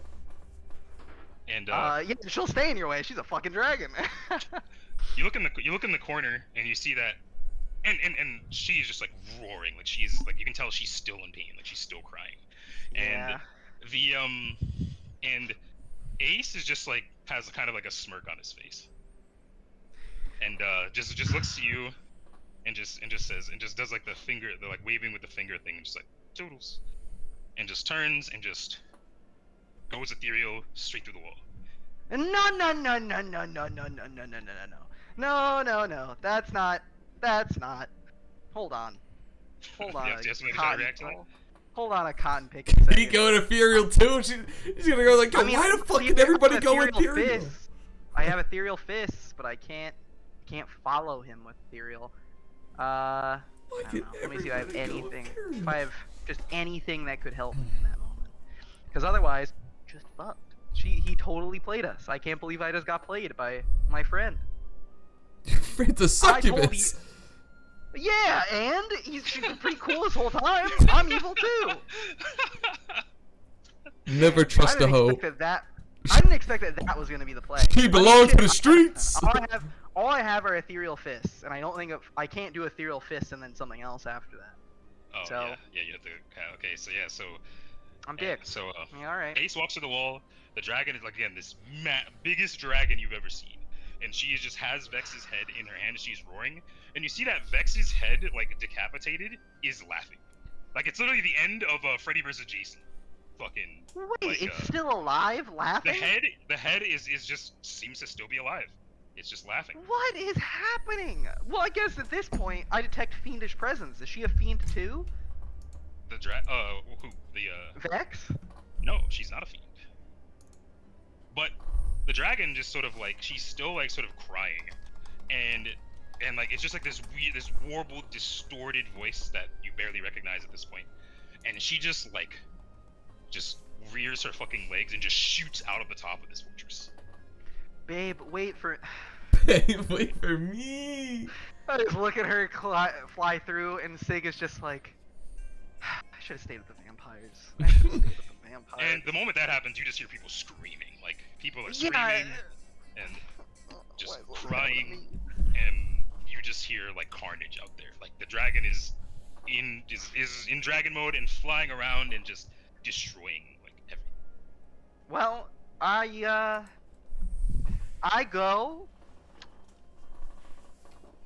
go and I start I pick up the pieces of her shattered ex's sword. And I pick those up and I'm like, I'll meet you at home and I'm gonna try and figure out how to get the fuck out of Vexaria, I guess. I'm sure I could get out of this compound easily, like relatively easily enough, but escaping this country I have no idea about. But I'm gonna pick up this stuff and I'm gonna use invisibility and I'm gonna try and head out of here. Alright, so you start working your way out. The fucking like top of this fortress is open. You eventually make it back to this courtyard. You see there's just a ton of bodies that are just like sort of bursted open, and like just a ton of like carts that are turned over. Like just it looks like a dragon attacked this place times 12. And fucking and you look up and you see the dragon is flying around and just flying into buildings, like raging and just destroying things. And she still has this head in her hands.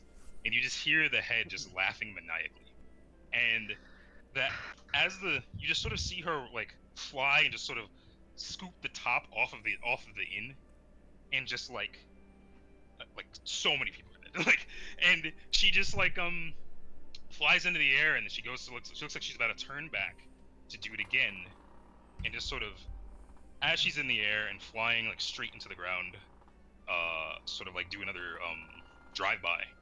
You see the golden glistening copper scales on her arms and her wings just start to again glow yellowish white and just start to sort of flake off.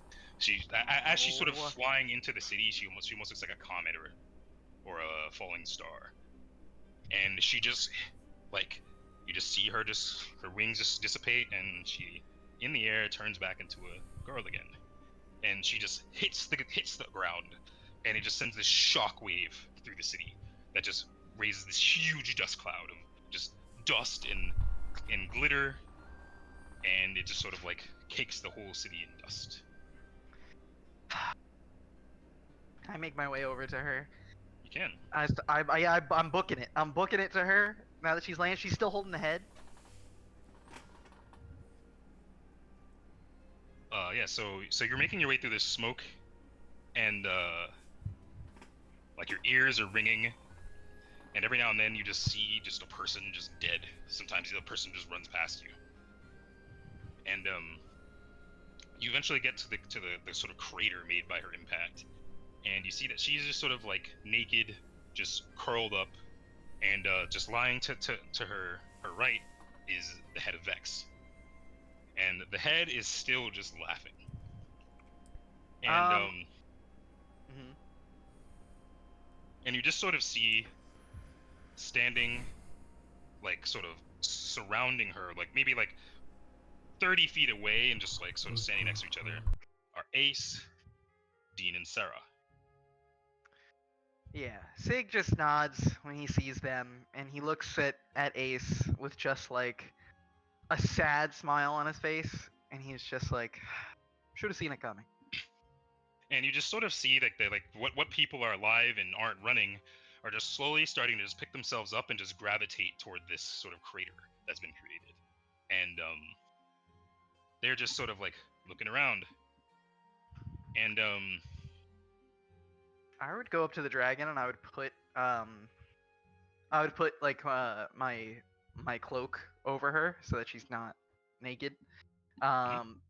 And I would kneel over to lift up the head that's laying on the ground. See if I And can't sort of inspect it or something. yeah, so you pick up the head, and again the head in your hand is still laughing. And this Mhm. crowd is just slowly starting to form of probably like a couple hundred people.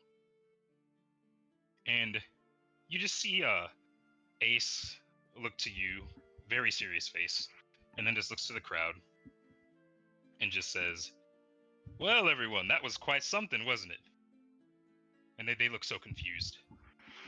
And then he just says, "It would seem, to me at least, that our great leader Vex has been slain." And the head just continues to laugh. And he says, "Well, such is the rule of law. Much like the way our leader herself took her power and founded this great country. It would seem we have a next in line, wouldn't it?" Oh, wait a second. And then That's Ace not just what I sort thought. of looks to Dean and Sarah and nods, and both of them just kind of take a knee. And Ace looks to the crowd, who is like, some of these people are like still openly wounded, and just says, "Lick your wounds, get yourselves together, and pay heed to our new empress." And then Ace just sort of takes a knee as well. And What they the hell? Yeah, They all no, do I this. thought they were playing me. Oh my god, I thought they were framing us for killing it. I didn't realize that's how they fucking worked over here. And Oh my the god. dragon is just like she's just like asleep. She's just like unconscious, and you see that it's almost like she's just whimpering in her sleep, and just like clutching her chest and just crying in this crater. And then Yeah. after a moment, everyone Ace stands and just sort of waves a hand, and everyone else sort of stands up too, and they look so confused. And then Ace just looks at you and just says, "When she's in good shape, get her together. Have her come back and do her job." And then Ace just sort of turns around and just walks into the dust is slowly starting to settle, and Ace just sort of just starts walking back toward the destroyed fortress. And Dean and Sarah both do as well. They just sort of stand up, straight faces, no expressions, just turn back. And you're just sort of eventually the crowd is just sort of like confused. Some people are confused. Some people are like riled up. Some people think this is insane. This is insanely cool. Some of these motherfuckers are batshit. Yeah. But eventually the crowd dissipates, and you were just left in this crater alone, with the disembodied head of Vex that is laughing, and the dragon who is Yeah, conscious I'll deal with that. I'll deal with that in a little bit. What is happening? So could I have stopped Ace before he had left? Yeah. I wanted to if he was leaving, I would toss him the bag that has all the shards with her hubby's sword in it. Mhm. And I would just say, you want her back in fighting shape. Get your best men on fixing that. Consider it your first the Empress's first order. Just catches it and just goes, as you wish. Takes the sword back with Is her. the dragon the Empress now? What? Yep, she's the Empress now. And I would kneel down and I would lean her head over into my shoulder and I would just whisper, "You've done incredible." And then I would use Dimension Door. When you say go that, the head of Vex just laughs again and just goes, "You're such a fucking sap." I look down at the head of Vex with this is like old Sig energy that he hasn't had to let out in a while, and I just I take Logos and I stab it into the eye socket, and I just kind of keep doing that as I whisper nothings into her ear, and then I use Dimension Door because my long range I think is like 860 feet. Mhm. So I would use that to get us. Fuck it, if we're the Empress now, we're going back into the palace.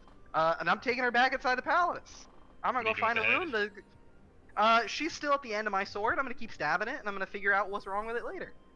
All right, cool. So you're bringing her with you when you dim door? The fuck? 100%. I'm bringing the head with me. Okay, cool. So you sort of get to the fortress. It is it is so destroyed, and fucking you see that that Ace, Dean, and Sarah are in this room as well, and they're just kind of you just see the three of them are just standing together, and they're just exchanging money. And Ace just come on, pay up. And then they're just both reluctantly giving Ace money. And then when you appear with the head of Vex, Ace just looks at the head and goes, "Hey, where'd your legs go? You owe me $1,000." And then Vex, the head just laughs, and just maniacally laughing. He just goes, Hell of a bet! Hell of a bet! What can I say? I fucking lost. What the fuck And then, is going on? And then you just see Ace just looking around, just kicking the rubble away. He's like, "Oh, there we go." And you just find Vex's body, fucking just under the rubble of the throne. Just goes in her pockets, pulls out a bag of gold, and just counts out a bunch of gold from it. What? Puts it in his pocket. Fuck is on, dude? Why can she still talk? I don't understand. And then she just kind of looks at her, and looks at you, and she goes, "All right, well, what now?" I mean, That's what you wanted, right? yeah, I definitely did not think it was gonna go in this sense, but this is exactly what I wanted. So, fuck, this is great. Huh. Boy, you had me on a run there. I gotta tell you. Yeah, I wasn't keeping a secret. Should have just asked what I had in mind. Yeah, I tend to overthink things, I suppose. Sig would just say, is there a free and luxurious room for the Empress to sleep off her temper tantrum? In this city, not a damn chance. Fine. Can you bring us back to the Valley of the Beast then? If you like. And then I would very much like. Ace just sort of puts his gold away. I wonder if then he Kenzin walks- knows about this dragon. He lives by the Valley of the Beast. He walks up to you and he just holds out his hand and goes, "Gotta get the head back." Me and Vex go way back. She's kind of a best friend. Can you tell me why the head can keep talking and then I'll give it back? Why shouldn't it be able to? Because it's not on a body anymore. Is that how your head works? Indeed. Well, I guess you guys just aren't built from the same stuff. Built you it. fucking... I sit here and I just there's just so much vile in my voice. Don't you build different to me. Tell why? What's the deal? I'm the retainer of the new Empress. Fucking humor me. And then Ace just looks back to Dean and Sarah, and they just kind of shake their heads and they just smile. And then just looks back to you and just goes, "Something of a well-kept secret." God damn it. Fine. I guess Sorry, that'll be sorry. something I live towards. But yeah, let me get the head back. Yeah, I take the head off the end of my sword and toss it to her. And then just Ace just sort of like throws the head like back and forth between his hands and just throws it to Dean. Dean catches it in one hand. Dean was clearly palms D1. He was clearly D1 bound. Fucking. Bro, pulling up with the Thor's hammer. Yeah. Shields of Aegis. And then Ace just sort of walks up to you and just says, "All right, shall we?" Yeah, let's head back. And Ace teleports you guys both back to your hideout in the Valley of the Beasts. Great.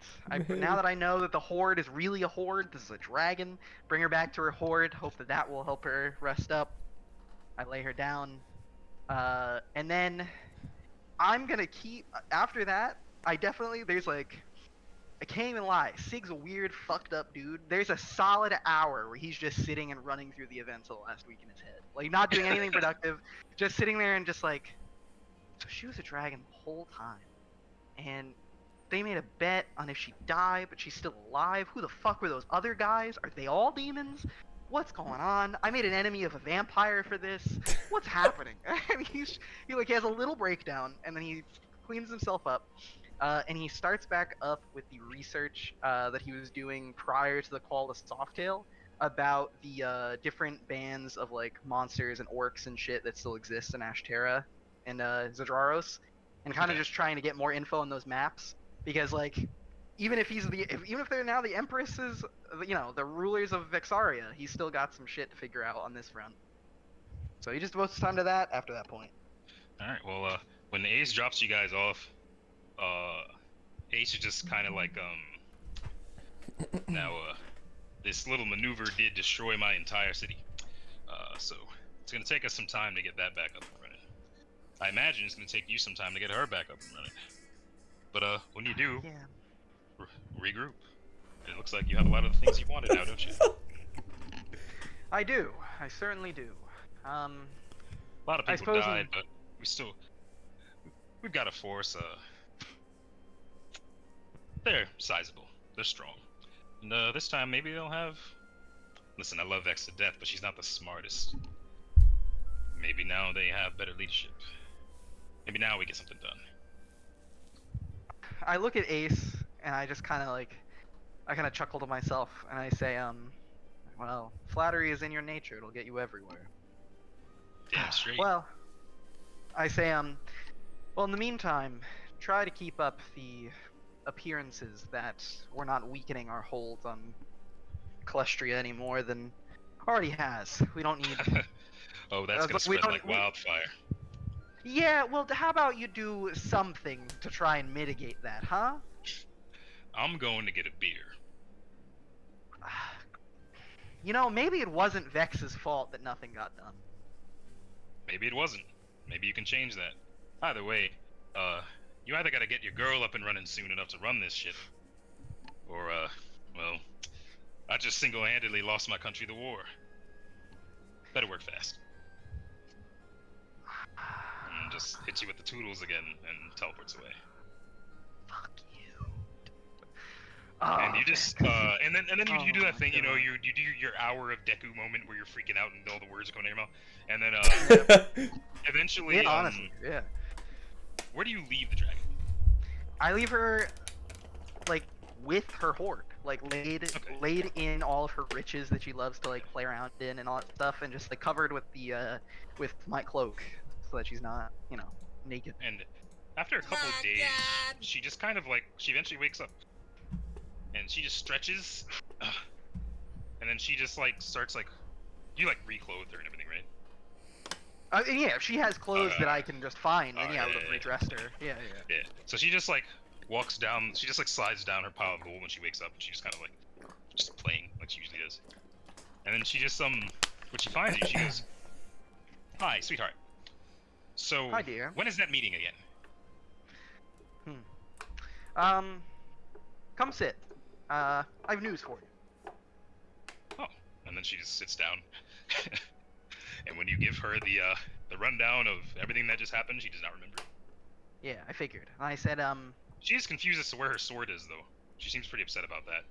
I explain that in the events that you did not remember, your sword become damaged, but I'm having it repaired by the best craftsman that Vixaria can provide. That's panicking the hell out of her, but she trusts you. Yeah. I grab her hand and I say, I say, listen, I will be as honest with you as I can. I know that was an upsetting scenario, and even if you don't remember it, I'm sure there's a bit of it that still lingers with you. I promise that I will continue to do things in the best interest of the both of us, and I know how important that sword is to you. This, yeah, and I would say, when it's completed, we'll have to get ourselves back into fighting form relatively soon. We'll need to begin making some plans for Vexaria and the eastern part of the continent alike. And she looks at you, and you like explain to her that like she turned into a dragon, and then like killed the leader of a nation, and she's just like, she's like baffled by that. She doesn't even like believe you. Like she almost like doesn't believe you. And she's just like, I'm trying to think if there's anything. Yeah, I don't think there's anything I can show her. She's like, I don't really know how I'm supposed to do that again. There's nothing to say. I say, please don't put the pressure on yourself of having to do that again. I understand that this may be a mystery to you, so we'll solve it in time. You, without any of the flashy wings or scales, are the most brilliant woman that I've ever met. And I know that we will solve anything in time. And she just hears those words, and you sort of just see her eyes just kind of go blank, and she just smiles, and she just like grabs your head and just like touches your foreheads together, and then she's just like, Veritas, I love you so much. Yeah. I figured she was gonna forget to that point if she thinks I'm Veritas. Veritas? What? After this, I need context. Fuck you. Yep, 100%. That's why I was purposefully not dropping the name the entire time. She says that, and it catches in my head for a second, and I just sigh, and I put my hand on hers, and I say, Sig loves you very much too. And you guys just have that cute moment. Alright, so Softail and Conrad. No, I need to know what the fuck just happened. I don't know if I'm gonna be able to sit through a whole nother one. I'm gonna hop off, but okay. So my TLDR. All right, wait. If you want, we can just call that there. We can do Softail and Conrad another time, and then you can give Mike whatever context you want to give him. The only context I was gonna give is that TLDR, and it's something I didn't know when I first met this woman. She is Veritas's former lover. They were in it to win it, of trying to be, take over the world. She wanted to be the Empress of Ashterra. Wait, so those copper dragons are good dragons, right? Supposedly. Normally they are. She's killed a lot of people. I don't know. But, so she wanted to do this. She described to me that Veritas went a little crazy. She took me to the underground place where we fought Veritas. So, we went in there. How did you meet this bitch? She put out a flyer. She's like, Ayo, everybody. She said, Ayo, anybody that wants to serve. I'm paraphrasing, but wants to serve the next ruler of Ashterra, meet up at this place for a test. I met up in this city. A white dragon showed up and started killing a bunch of people. Me and a team of randos defeated this dude, and then she pulled up and she was like, great, but I only expected for one of you to pass the test. I killed the other dudes that helped me kill this dragon. I joined her. I'm her right hand now. And I'm leading her to become the Empress of Ashterra. And that's pretty much it. As you can see, she's insane. As are most of the people that I've interacted with. This is the path that I took. Damn, this has been real awkward if Leon actually did his job well. Yeah, like if Leon had stopped me, we wouldn't be the players of Xaria right now, but we are. So. God damn it, Leon! I swear to God! He's so bad at his job. He's so bad at his job. Jamel, did you Oh my just God. did you do that shit? You're like, yeah, no, we're not gonna allow this shit to go down. No, Because- you guys are actually just so strong that he thinks genuinely that if he tries to, he can't just walk up to some random powerful person. What if we had the entire squad though? The entire fucking town's guard. You didn't. I mean, if you had the entire town guard, maybe you succeed in the arrest, but maybe like Consider 100 how people much die. damage I would do in the span of time of fighting the entire town guard. I would have been there to Yes, help. Like, if you like to put it into consideration, that's the whole reason why Calvira didn't stop me. Calvira knows that I'm fucking evil, but she and I were equals at the point that I encountered her, and she was just like, "If I fight you, we might just both die alongside a bunch of innocent people. So I'm just gonna let you go." And I was like, "Hey, Yeah, Well, Fuck when yeah, the dude. next time we're in battle and I see fucking Sig, and I'm gonna go back to Leon and be like, hey Leon, I just want to let you know that dude who I said we should have arrested, he murdered 1,000 people. no. My wife did. My wife did. I didn't do it. He helped murder 1,000 people. I didn't even help. I didn't know what was happening. I was just there. I was This is there. I your didn't do fault, anything Leon. wrong. Those lives I are on didn't do your anything hands. wrong. When the do city's anything wrong. ablaze, it's his fault. I went in saying I'm gonna prep for diplomacy. I'm gonna talk to this woman. I'm gonna stand up to her the same way I did to Conrad and get kind of this feel. Nah, they wanted to fight. They wanted smoke, and my girl was better at giving smoke. I don't know what to tell you. Did not expect the dragon transformation though, because the entire time I'd been baited into thinking she was a dragon, and I couldn't find any. Like I couldn't figure out if she was one or not. I figured at this point I wasn't gonna find anything new. But that was nuts. Is this like an elder, whatever the fuck the highest ranking dragon is? the checks will be required for that one. Yeah, I'd have to look into that. I mean, shit. I don't even know any of this is actually happening, so.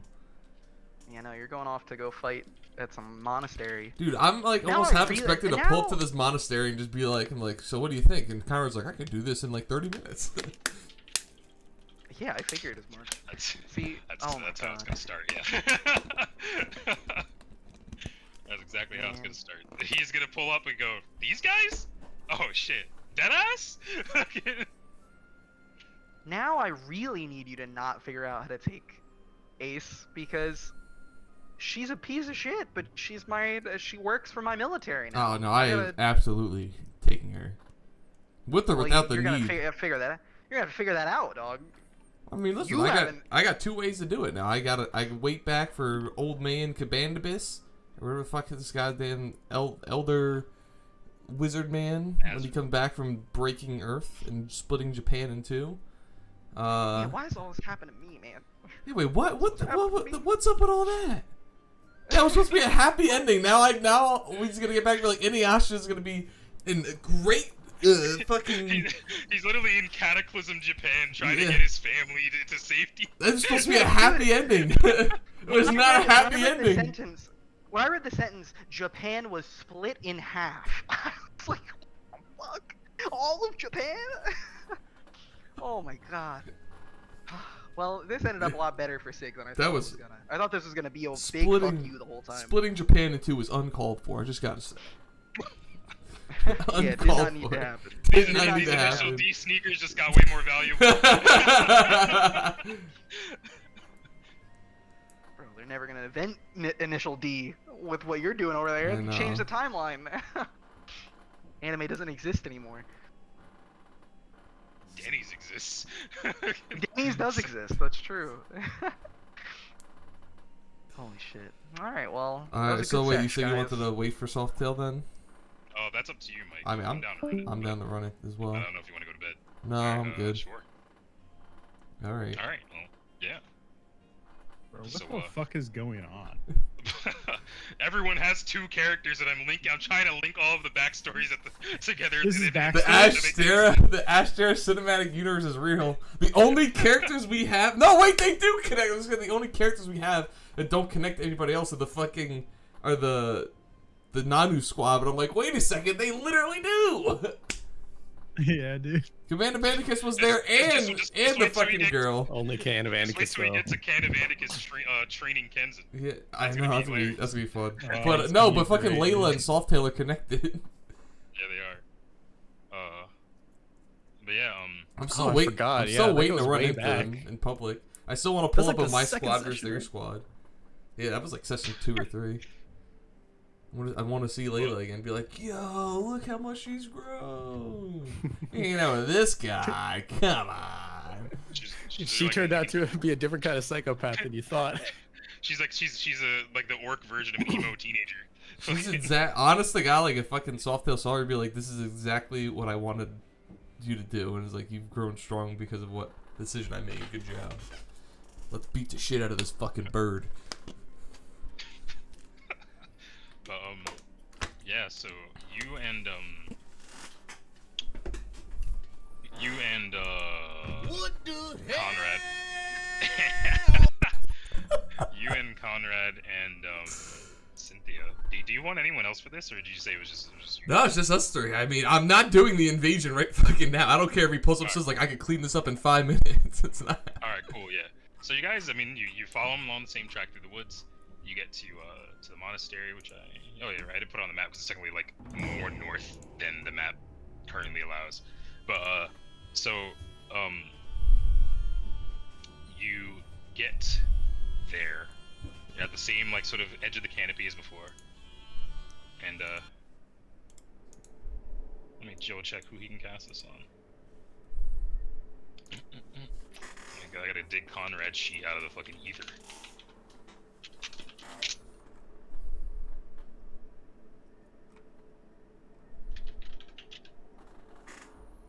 Is this one? Yeah, there it is. There it is.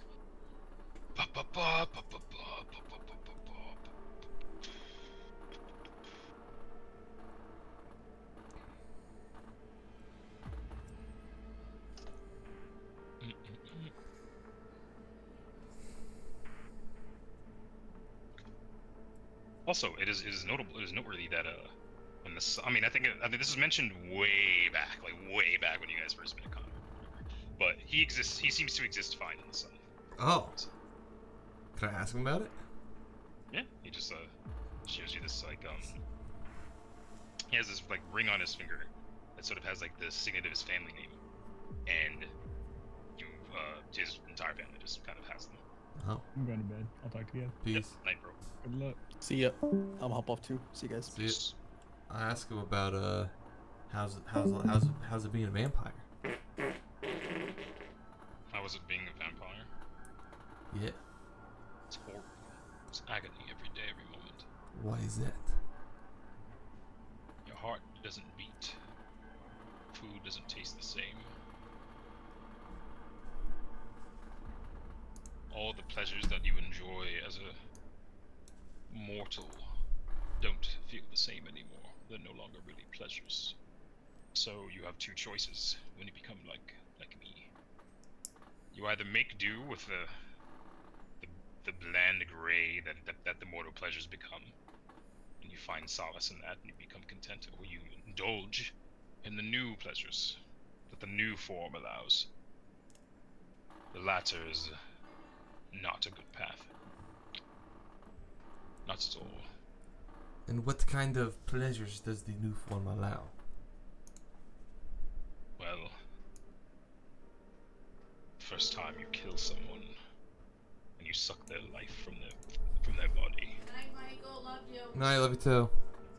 That is a feast that is incomparable to anything I've ever had as a mortal. Terrified me. It can become addicting, turn you into a monster. Mm. My family and I don't very much like that. That's why we're eating horse.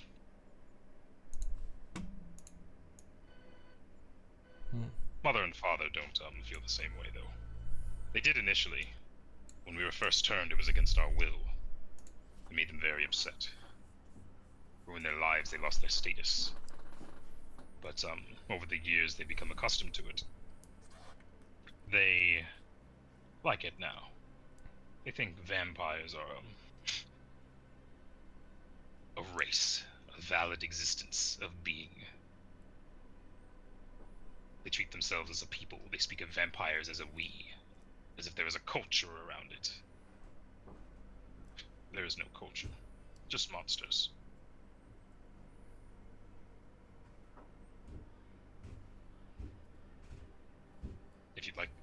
If you'd want to become one, be my guest. Not at the moment, but not off the table. As catfolk, we don't live as long as many other races, so. Vampirism is immortality. Ostensibly. But I do enjoy my mortal shell at this time, so we'll put a note on that. Pin it, yes, as the kids say. Kids say a lot of things nowadays. Cynthia's just sitting there, and she just looks up at Connor, and she goes, "If I became a vampire, I'd be like stronger, right?" And Connor looks down at her and just says, "Like you couldn't imagine. You would be so much stronger. But at what cost, right?" And she just like puts her hand to her chin. She goes, "Yeah." And then, could you theoretically turn me into a vampire? Pyre? Yeah, of course. Would I not be a thrall to you, though? I could do that if I so desired. But I'd like to think we have a layer of trust. Right. Plus, I like the thralls I already have. Mm. But yeah, I mean, the offer stands. I loathe it, but I'm not one to deny someone a choice. If you or the girl ever want to become vampires, well, better I turn you than my sister or my parents. Yes, where is your sister right now? We didn't speak much of her at dinner.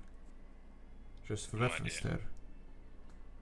She likes to skip around the land and have fun with random travelers she meets.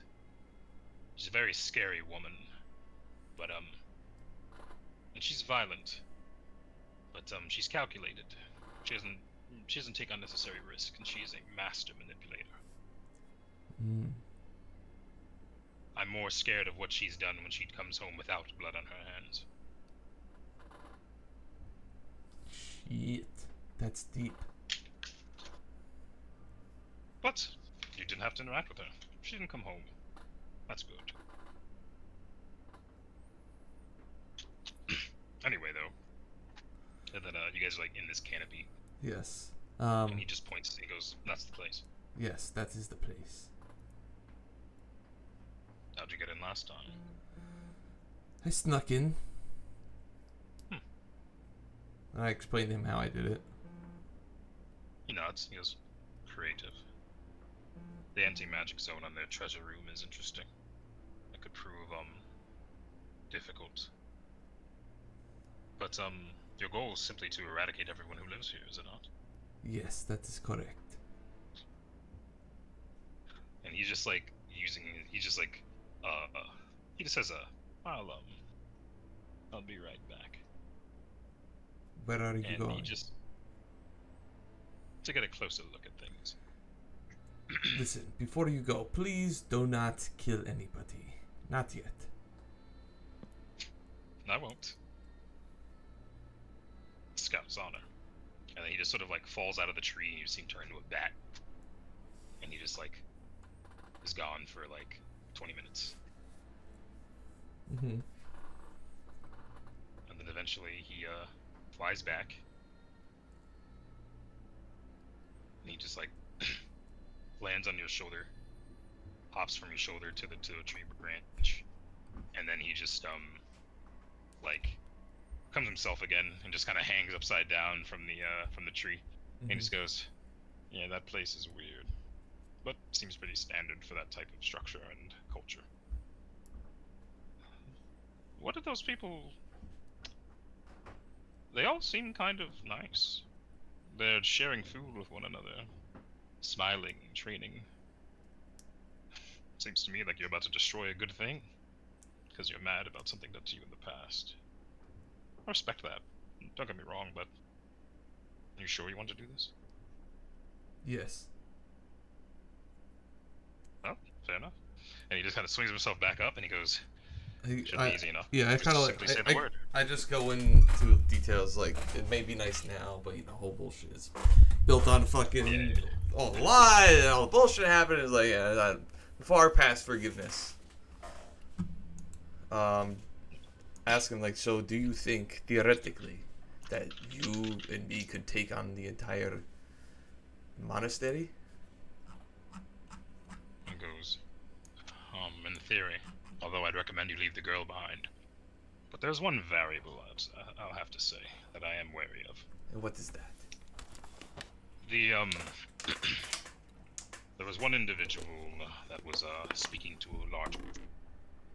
Speaking to a large what? Group of people. Right, and I describe him. I say, is it blah blah blah? His brother, son. Yes, that's that one. He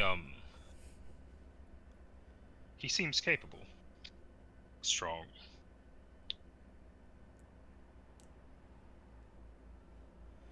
Yes. I believe I could probably beat him if we fought each other. But I'm not entirely confident. To be fair, I also feel the same way about you currently. Yes, well that is the one that you can leave to me. He is for me to deal with solely. Understood. And what about and he just looks at Cynthia, and Cynthia is just kind of like on this branch, and she's just like eyeing this place down, and he's just like, what about the girl? I don't think Yes, and then he's just gonna look to her directly and say, sweetheart, are you aware of the type of carnage you're going to be complicit in? And she just looks at him and she nods. And she says, since day one, it's been clear. I've made them. Whatever I need to do to get stronger. I have been debating that as of recently. This is theoretically a personal issue. Not theoretically. This is in theory, or whatever. This is a personal issue. Dragging you, Evelyn, and Bulak into it seems not needless, but doesn't seem necessary. As what I preach to you doesn't necessarily mean you should be cleaning up my messes. If I could deal with this through other means, I don't see the need in forcing you and the others to assist in the matter. Unless, of course, you wanted to. But... And then she just looks at you and she goes, if I don't help, does that not make me weak? You will certainly get stronger by doing it, but this is the battle that would ensue would be on a scale that you have never seen before. Quite the experience to have, but it's just a matter of do you really need to come here and kill these people for no reason? Me, I have my reasons. I have more than enough reason to. But they're on your list. Precisely. For you and Bulak and Evelyn, it would just be needless killing, which, like I said before, would certainly the battle experience would be something worthwhile, but just doesn't seem necessary. And then she just kind of sighs. She goes, good. I really didn't want to kill those people.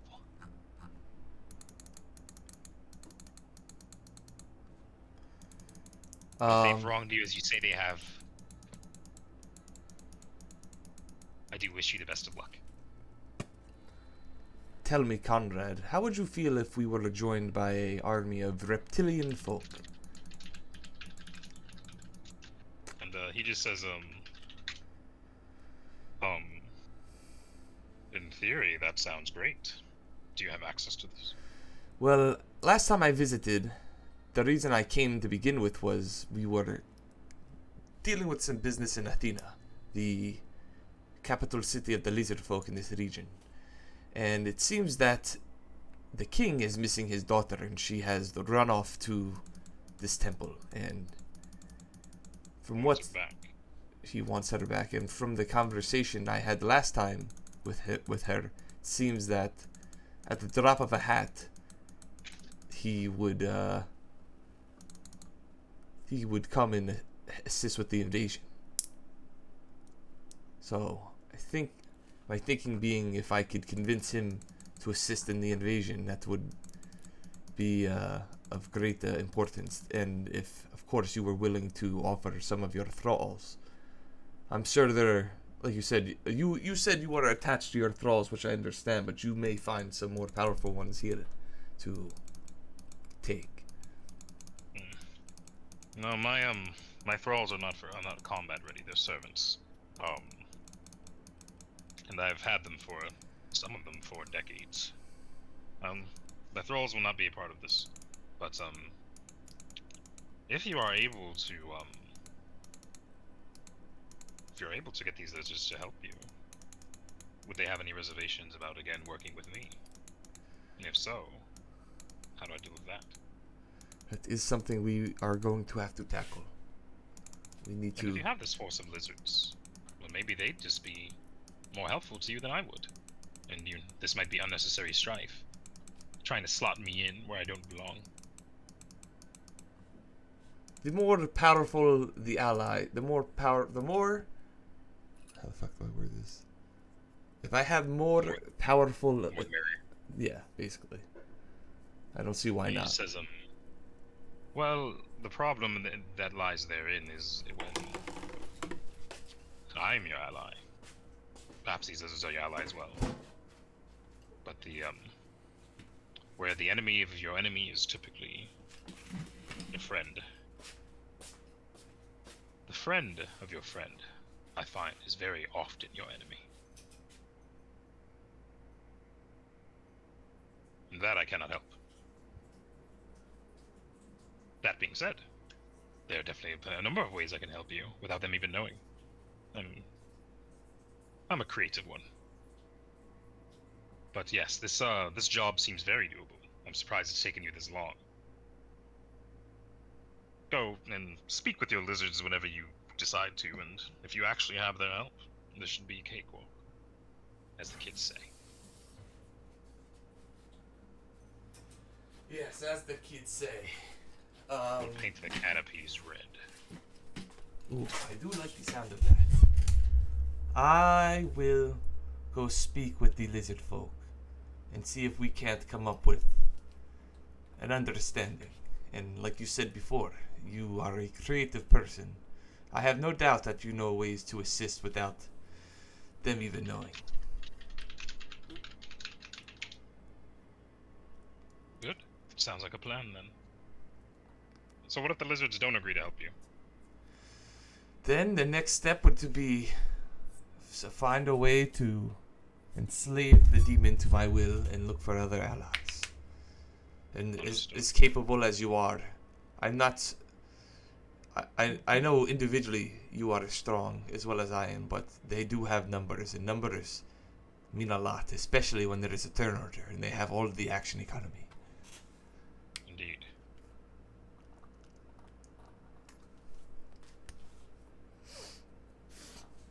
I was gonna have him make a joke about liking Shadowrun more than Pathfinder or something,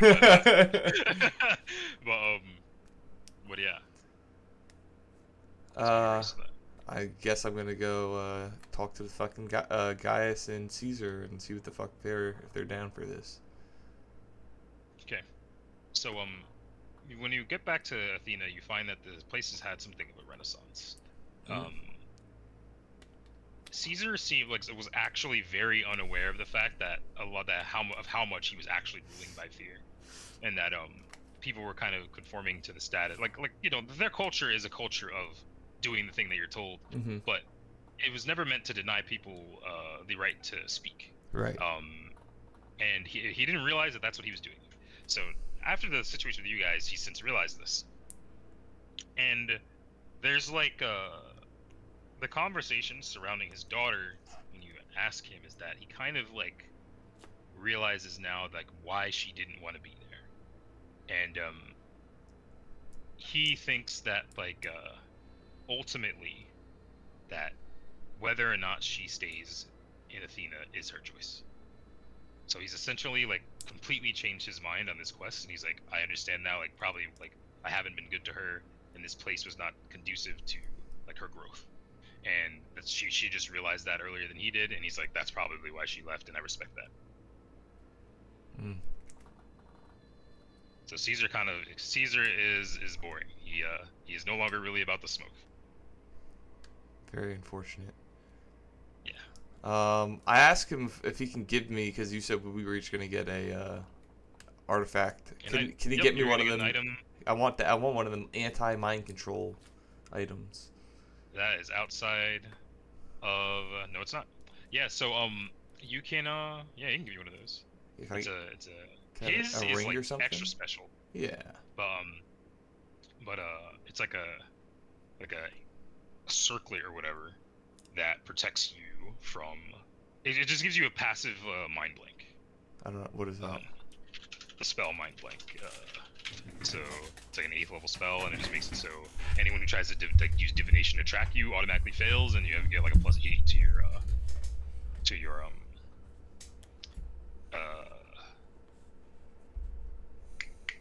your saving throws against mind affecting effects. Can I get one of those immune ones?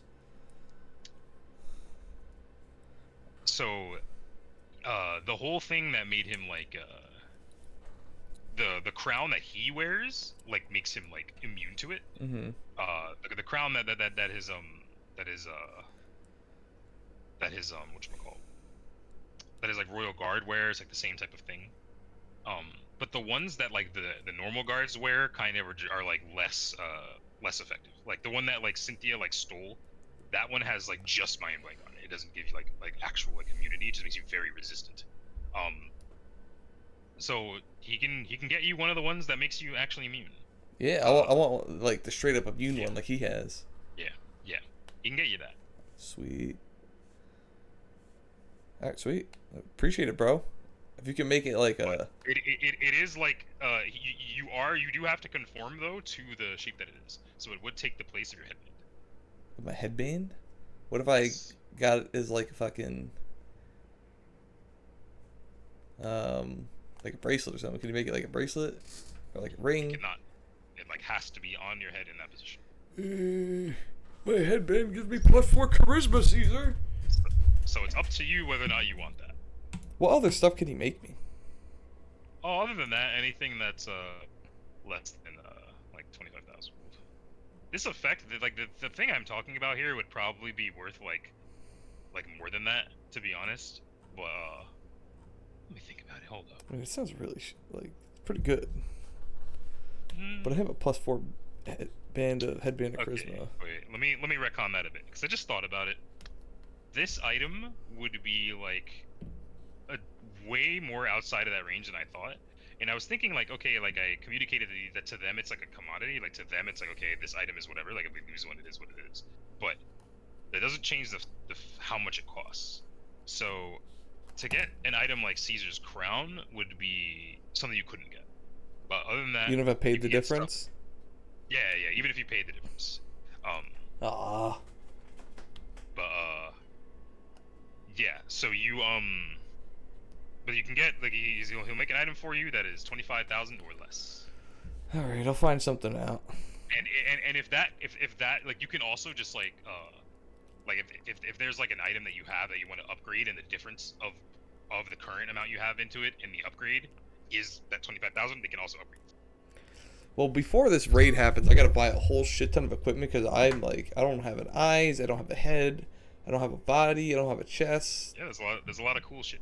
Yeah, tell him to hold that thought. I'll let him know. Okay. But that at least mind affecting resistance with a blank mind and all that shit. If he can make that a head item and not a headband, that'd be pretty sweet. Yeah, that is unfortunately not a thing they do. What the fuck? Thought the lizard folk craftsmanship was the shit, yo. Hey, it's cool, bro. Fucking, but they make what they make in the shapes that they make them. Hey, yo, Caesar. You know anybody who knows how to bend a demon to their will if you had their true name? He does not. They are bad at magic. All right, I'm gonna go see the fucking potioneers. I give them the shit that Eliana gave me. Okay. So, you give them the plant that's in this jar, and then, like, they just sort of ask you, like, like, did your friend enjoy our gift? She said yes. And she said that she enjoyed it so much she wanted to give you guys something back. And as she said, any alchemist worth their weight in gold should know this, or I don't know what the fuck the saying goes. Yeah. any alchemist worth their salt should know what this is and how it works. And they the alchemist just sort of like the arcanist, I guess, just sort of looks at this jar and says, just like tongue just flickers out and says, "Thank you." And one of them, and they just go to open the jar. In the moment, like, the ecosystem in the plant inside this jar comes into contact with the air, the plant just starts to like crumble and like just emit this like gas. Oh god. And the gas just sort of like comes out of this like jar, and it just like fills the entire like. Back it up. Back it up. Yeah. And you literally see that this arcanist just falls over, drops the jar, and just passes out. What the fuck?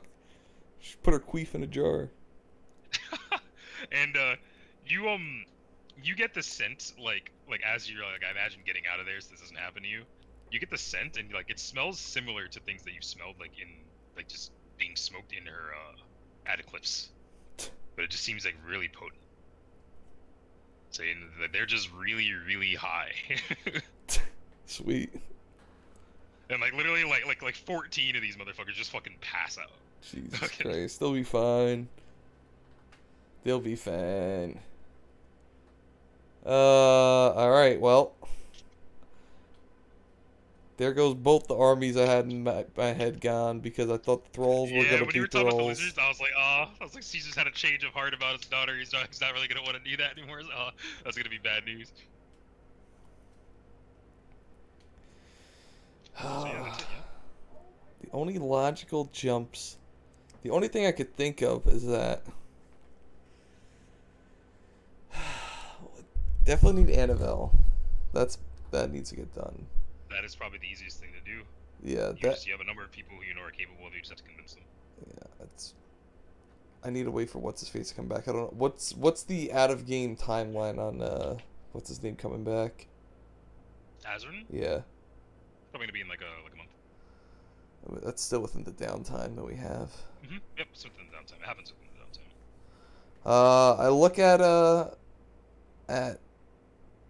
whatever the fuck his name is, Conrad, and I go, we are going, looks like plans have changed. This invasion is going to have to be delayed for some time. Oh no. Unless you can think of any other way to amass a force.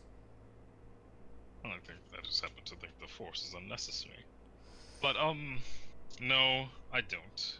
I'm no necromancer. Do you know one? No. Any I knew a time ago I've killed. I used to be a paladin.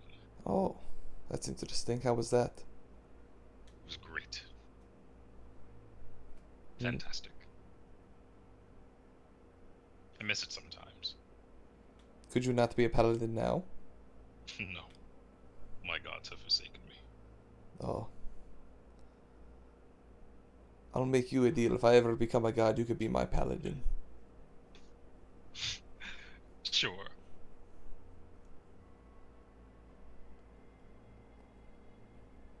I think that's fucking hilarious.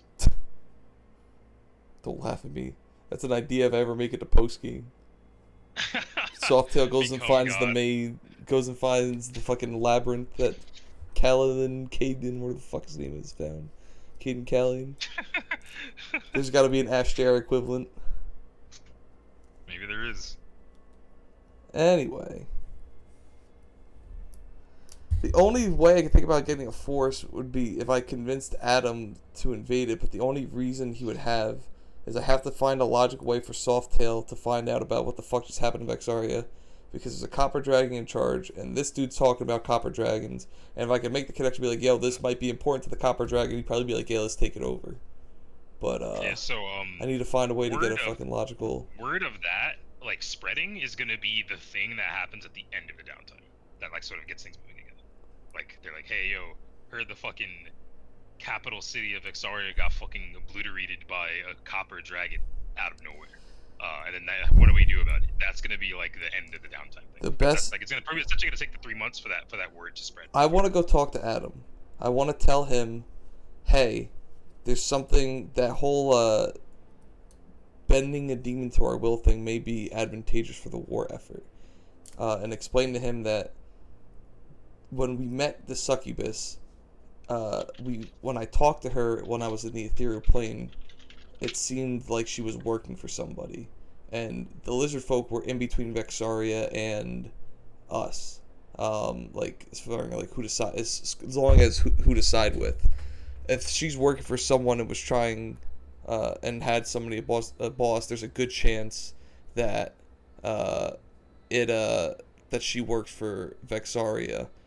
So it would be that's the demons whose name I have. It would be advantageous if I bent her to our will so she could tell us all she knows. Okay. Roll me a diplomacy check.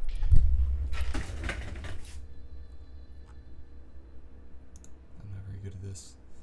Oh no, I got a +6. Ooh, Okay. 15. So and by the way, I gotta recon this a little bit. Technically, the planar binding is within Adam's power, but he's just like not a caster who prepares spells, so he just doesn't know it. And he can't learn it. So yeah, So all he's the like, because spells he's a are- sorcerer, right? He's like a sorcerer. Yeah, so he's he like a he sorcerer. chose his spells already. He just yeah. didn't choose Yeah, planar binding. he just doesn't have that yet. But it's within his power to. He could have, but he doesn't have it. And Calvira is also a sorcerer. It's out of her power, but she's also a sorcerer, etc. You essentially need someone who can like learn it, either already knows it or can prepare it. There's a The spell very handsome, tall tiefling out there. but yeah, to that end, he thinks that that's like a probably a worthy venture if it's true that there's a succubus that like is that close to that like works for Vexaria, like if that succubus actually works for Vexaria. Mhm.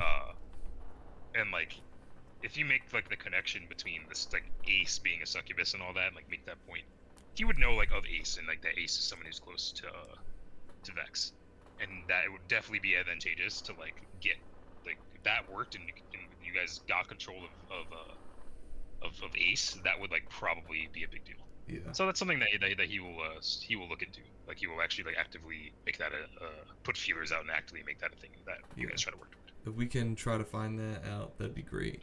Otherwise, I gotta talk to fucking. Yeah. So he'll probably like put Vince Azrin Vaughn. on that like when Azrin gets back. Okay. Okay, yeah, I can live with that. I'll talk to. Eventually, I'll tell. I apologize to Conrad. I tell him I'm very sorry. I understand that you think we could do it, and honestly, there's a good chance. But I don't want to leave this to chance. I want You to wanna be be sure. Completely sure. I completely understand that. If you know, I'll come get you if you don't mind, when the time has come for us to officially make this an invasion. Understood. Don't keep me waiting too long. I will try not to.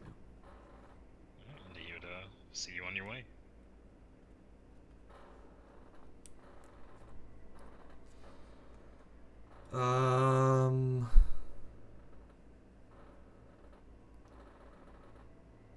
I guess the only thing left I would do is I'll go talk to Vernon. Like, hey, I saw Sig. What's this fucking lady he's talking about that's down south? He told me to ask you, he said you'd know. Alright, so you catch Vernon at the Crush Peppa, and he's just, working the tables, doing his vibes, having a good time. Hey And then, Serge, hey Sasuke. and she's annoyed that you said her name wrong again. And then Serge daps you up like, "Hey, what's good? How you doing?" And that type shit. Okay. And then but yeah. So you just say, how do you say hi to Vernon? Hello, long time no see. I'll say Vernon's on break. He's just like sitting at his at a little table in the corner with his tea and his like little treats. I'll pull up with my warm milk that I keep Yeah, getting he for just says, free. yeah, he's just like, Softail, greetings. How has the peaceful life been? Good. I've been enjoying it. It's been peaceful. Occasionally, Annabelle still visits me, and I allow myself to indulge. Does A she? part of me still loves her. Wait, what? That was a thing? Yeah. Do you remember that the very last thing after the Softail arc, where's that Ace as Annabelle kissed Vernon and then turned into, and you were like, ha, gay. You remember that?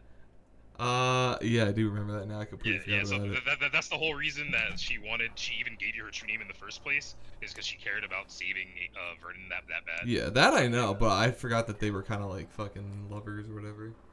Yeah. And then you didn't know this until this point, but Sig knew this or whatever, but he just explains that Annabelle still visits him from time to time, and they kind of just like, they're kind of still a thing. Oh, Like, kind of. interesting. I didn't know that. How is she? Good. She seems I certainly see a side of her that she doesn't show anyone else, I believe. She's soft, caring, ostensibly. And well, I just know that she has a lot more going on than what I see of her. It is an inner battle every day as to whether or not I should continue seeing her, given how linked she is to a past I'm trying to forget.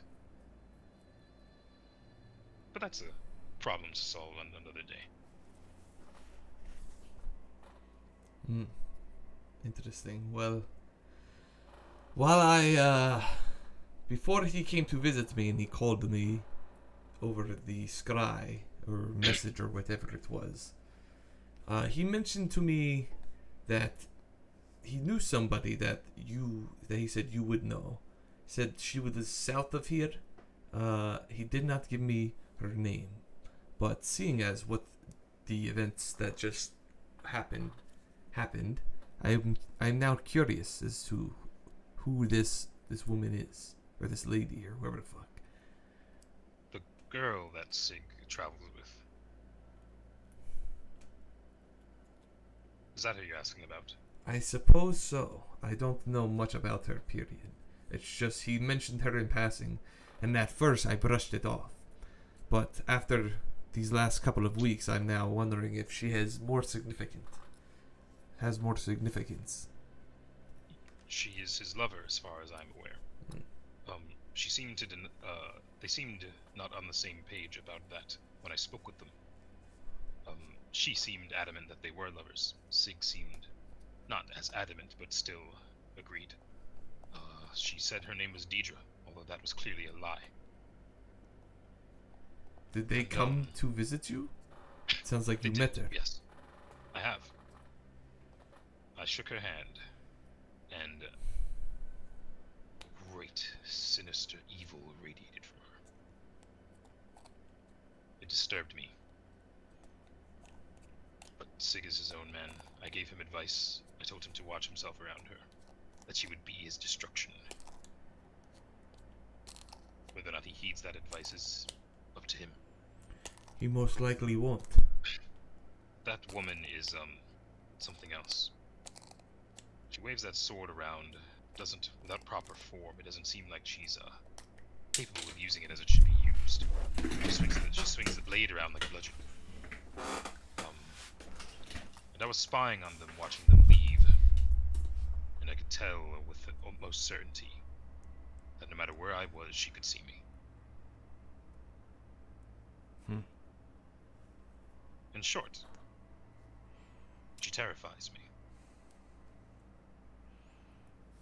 Interesting. I'm scared for Sig. She would destroy him, and he is not wise. He's not a good listener. Although I suppose that would be for the best. One less What would headache be? to deal with. If she destroyed him, Yes. I suppose that could have its advantages. And he just takes a sip of his tea and he goes, "Who's to say? Not I."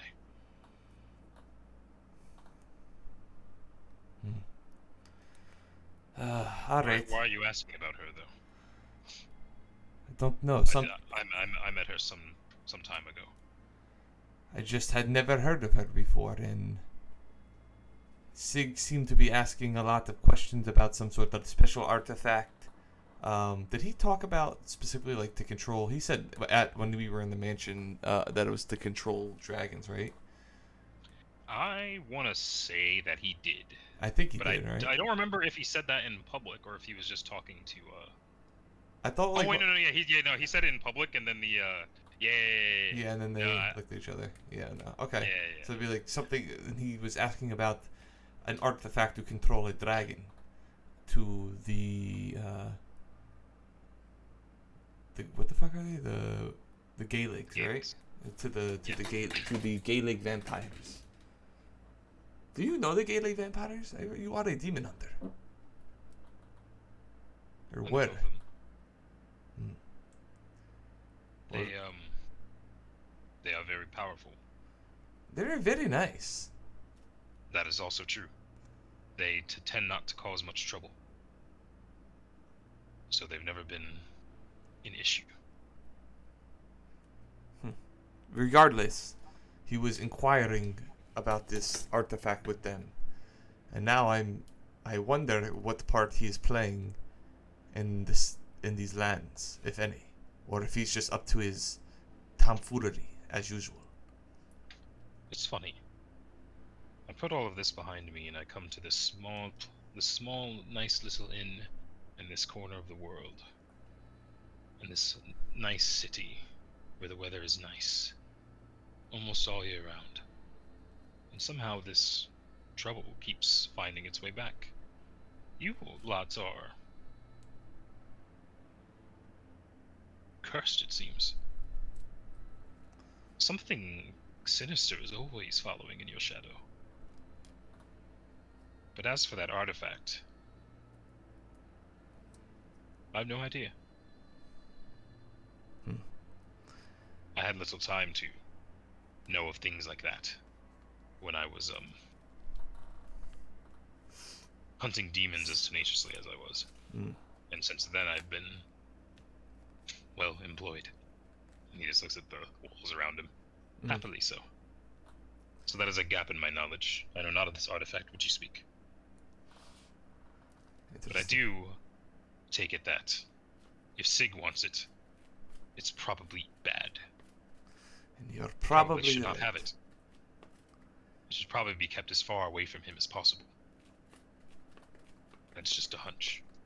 My hunches are seldom incorrect. Perhaps I will ask Adam about this artifact, seeing as he rules a kingdom built upon dragon riders. Perhaps you should. Next time he's in Maybe we should do Talmaraz, I will ask. Is he still in Ifringar?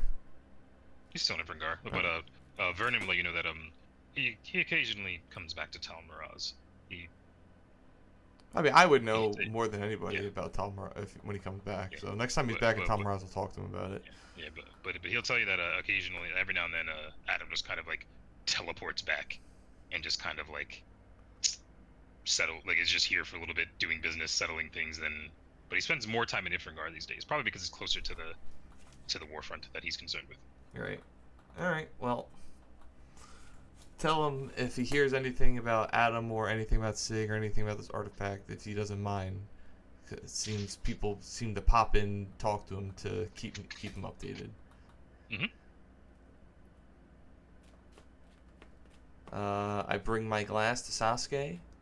Thanks for the milk, Sasuke. You have a wonderful day, Serge. I'll see you around. Serge daps you up again. Sasuke lets you go. I think that's enough right now. I guess the next Oh, sweet. one-off session would be when Asgrin, or if Asgrin can fucking give me whatever. Yep. When Azrin comes back, if he can work on that for you, and then other than that, I think it's just Just main session stuff, right? it's just Can of Anarchist training Kenzen, Oh, I'm so excited. I can't wait to play as Kenzen, man. Oh, it's gonna be so much fun. and then if